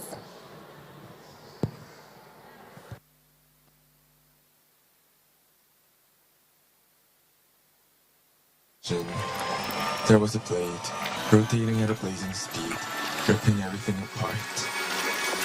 And it was the flesh of various organisms going through this. Mammals, avians, fishes, insects, reptiles, plants, fungus, bacteria, virus, primates, and also sometimes hominids. The blade mixes up cells, organelles, DNA, enzymes, hormones, pigments, toxins, into a pool of proteins, amino acids, nucleic acid, phospholipids, and all sorts of different polymers with all sorts of unidentifiable states of energy and genetic information. And it became me. I am a fluidic chimera. You cannot identify my species easily. You will get a very confusing PCR test result if you use me as a sample. I'm a malleable flesh. I can turn into any color, smell, flavor, texture, and shape, depending on what I contain and what you desire. I'm a piece of dough. Sculpt me into organisms that already went extinct, or your fantasy creatures that have never existed. My plasticity will liberate your appetite. I can become the critters that you crave, but too scarce for you to afford. And even those whose consumption goes against your belief or morale. Let me bring you to a special food truck where I become eatable human body parts. Yummy Body Truck collects samples of organisms found nearby, grinds their flesh into a moldable paste like me, and reshape it into forms of human bodies. Here, you can eat body parts that look just like that of yours or your favorite ones, without any legal trouble, any sense of guilt and shame. As soon as I'm shaped into human body parts, people perceive my political significance differently and start relating some of the molecules that I contain to the social construct of political identities. I will instruct you how to decipher this biochemical semiotics, the nuances of the flesh of every organism amalgamated into meat, their distinctive gastronomical, ecological, political profiles, by using all your senses. Open your takeaway box and look at the colors of the eatable human body parts. Various types of pigments determine the color of flesh. It remains white if it doesn't contain any pigment. Myoglobin in the red meat becomes brown when it's cooked. Carotenoid makes salmons, shrimp, flamingos pink. There are numerous pigments that I cannot mention in this instruction, but I shouldn't forget melanin, which determines the color of human skin. This is the pigment that makes pigmentation a crucial political factor of our food, because the melanin concentration of human skin is regarded as the primary factor of the human constructive race. All of the organisms blended into the eatable human body parts are racialized because of their pigments. How do you identify the race of your eatable human body part? The next step is to smell your food. How does it feel? Are you aroused? If so, that's the influence of hormones. The blended flesh of this food truck contains a wide variety of hormones. The flesh contains hormones naturally, but also oftentimes with a clear human intention, or even as an unintended consequence of human activities. Hormones such as estrogen, DES, progesterone, MLGA reside in meats from veterinary drugs. Waterborne pollutants such as BPA can also remain in bodies and function as xenohormones. Regardless of their sources, but by their effects, hormones create another political dimension for the eatable human bodies. Humans arbitrarily name estrogen and progesterones female hormones, and some androgens such as testosterone male hormones, even though these hormones are much more permeable and ubiquitous than that binary understanding. This makes every single bite of the eatable human body parts gendered, but the fact that there are mixtures of a lot of different types of flesh makes their gender ambiguous, and hopefully you might be able to smell this. And finally, this is the moment to have a bite. And you should bear in mind that every species blended into the eatable human body parts contains a considerable amount of synthetic contaminants, such as industrial pollutants and other artificially made toxic substances, which we call environmental toxins. As we all live in contaminated environments, every flesh is toxic. A relevant question here is not if this is toxic, but rather how toxic this is. This is a useful indication for assuming a relative position of an organism in a food web. The more reliant an organism is on the other species for its feeding, the higher accumulation of environmental toxins it'll have. Please use your taste buds to feel these subtleties. Humans have evolved with bitter taste receptors sensitive to certain types of toxins. So if you find your food bitter, there's a chance for it to be toxic. If you suffer from the toxicity of your eatable human body parts, it's very unlikely to be plant-based, but rather closer to the flesh of animals, especially predators. This might be an accurate representation of an actual human body, since humans predate more and more animals driven by economic growth and the emergence of consumerism, and therefore have become more intimate with the accumulated environmental toxins in animals. By swallowing me, my flesh will partly merge into your body, and you will depreciate the rest. Some of my pigments, hormones, toxins will become yours through your mouth and digestive organs. This oral intercourse might also involve some transfections of DNA via viral vectors between us. You'll end up being a chimera like me, which you already are.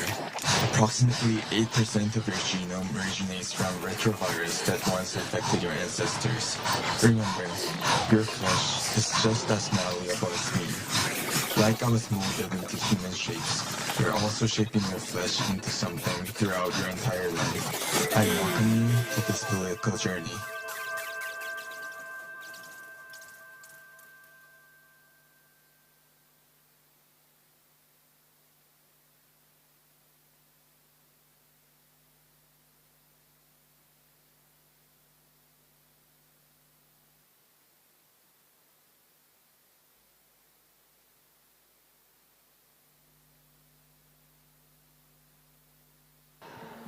We are towards the end. We are shooting the last two presentations on the stage. The next one will be from Michelle Key. She received the award called René Schmitz for her project called Learning by Doing It, graduated from the Bachelor of Communication.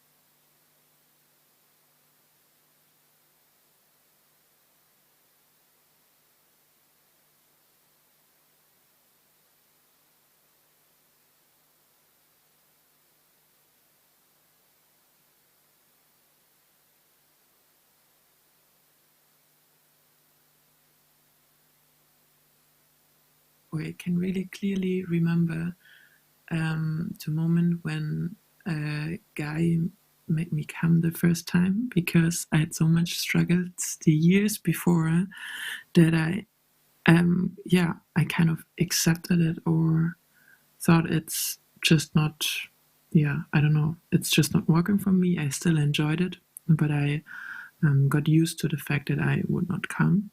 So I can really remember very clearly when suddenly I did come, and I thought, wow, this changed a lot. So it took me some years to learn that it's fine not to come just like that, or because, I don't know, for me it was always the man would come, but I struggled, and I felt that I was quite alone with that.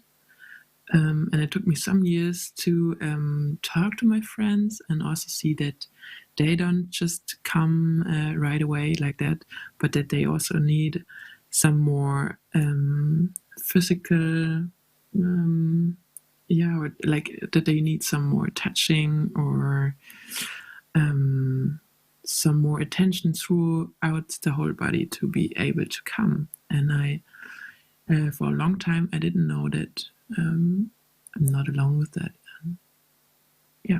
That's a very good lesson, I think.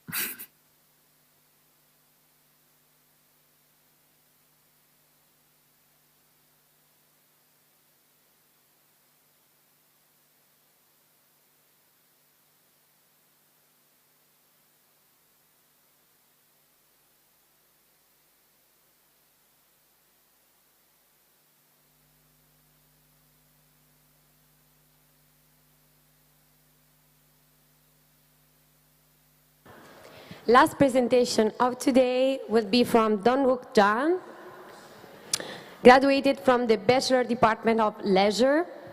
The project is called H38, or 38 Hours, and it's a film about border crossing. He's put in some of the posters he made related to this project, through which you can contact him, and he highly suggests you to perpetuate what he wants to be a public reflection about border crossing, starting from a very personal story. Thank you for today.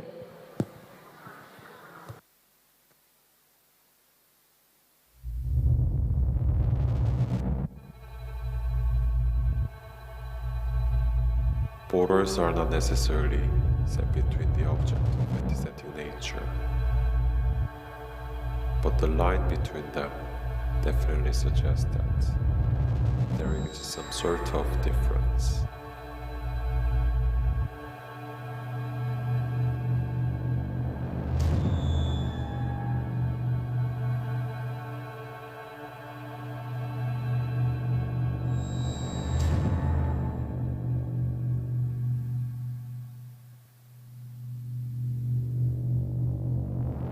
Crossing a certain line implies embracing change, encountering new reality.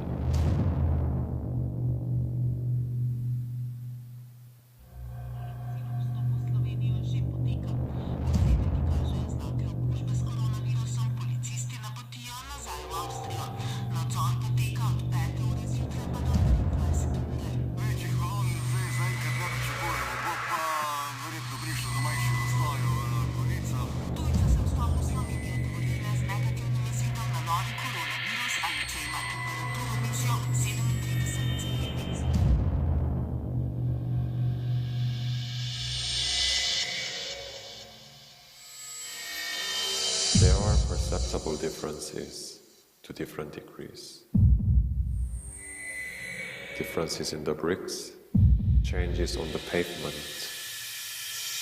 the text message on my phone welcoming me.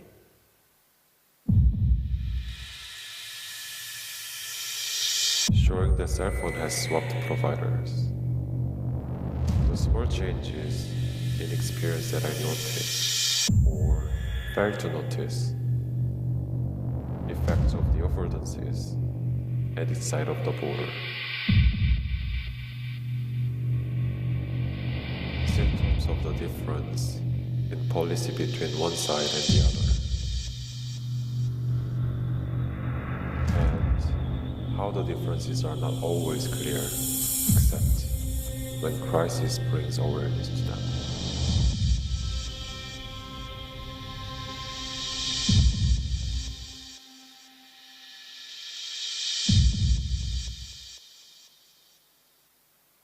Borders appear as there is a need to solve or organize social space. I used to imagine the border as a thin dividing line along the edge. I now imagine borders as residues of these fictional abstractions. Organizing chance into possible scenarios, making a scene in times of crisis. Crisis like being in a foreign country that shut down during a pandemic. Scenario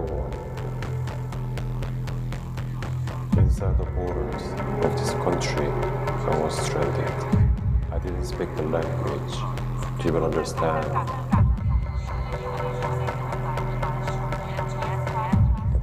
of the radio.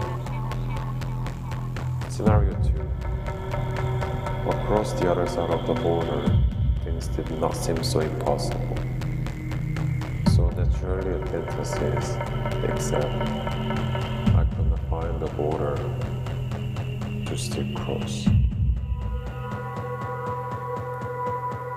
I adjusted every possibility I could think of.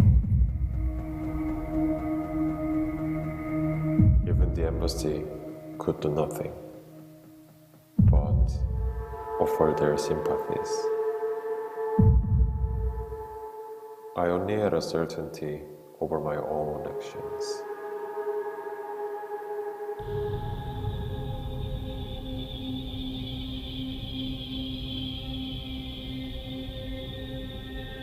My tension before coming over is that the border is not a boundary, or a crossroad.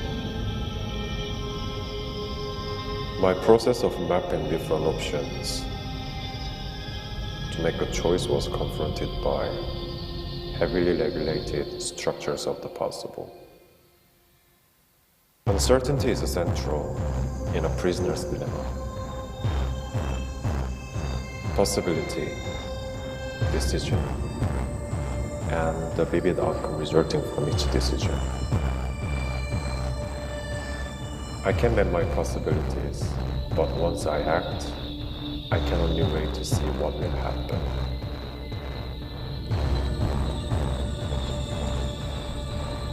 I'm at the mercy of the choices made by others. When I say I crossed the border, it means I had to experience its resistance. I had to see the border as something that could be crossed. This means I could not see the border as something that could be ignored, but as a necessary checkpoint.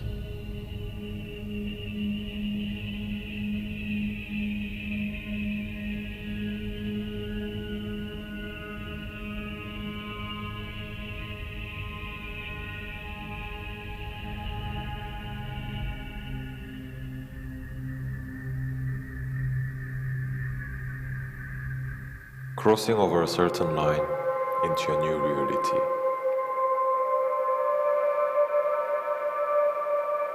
Any situation that creates a border effect Does it change our perception of the real, remapping the interplay between abstraction and lived experience?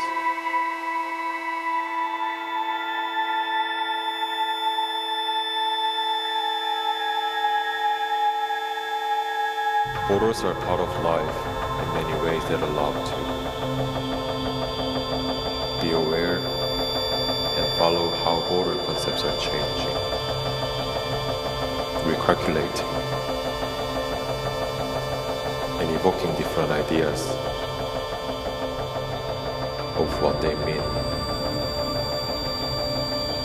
and how they stand between, based on the perspective, how times are moving.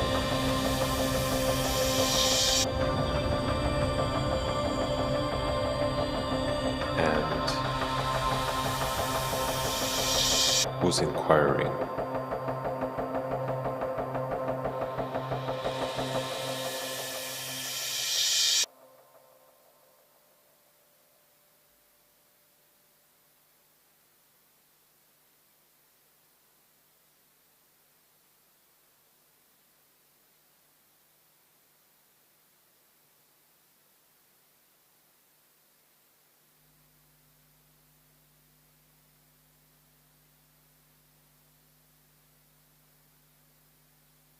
And that's a wrap for today, the third day of this Dutch Design Week here at the venue of the graduation show of the Design Academy 2021. Thank you so much for being here, for all of your engagement and all this movement around the projects of 166 graduates from the Masters and the Bachelors of the Design Academy. Thank you to all the crew, the stage crew, the technicians, the Z-Bar, providing food for everybody every day. We welcome you every day from tomorrow to Sunday, and have a nice evening.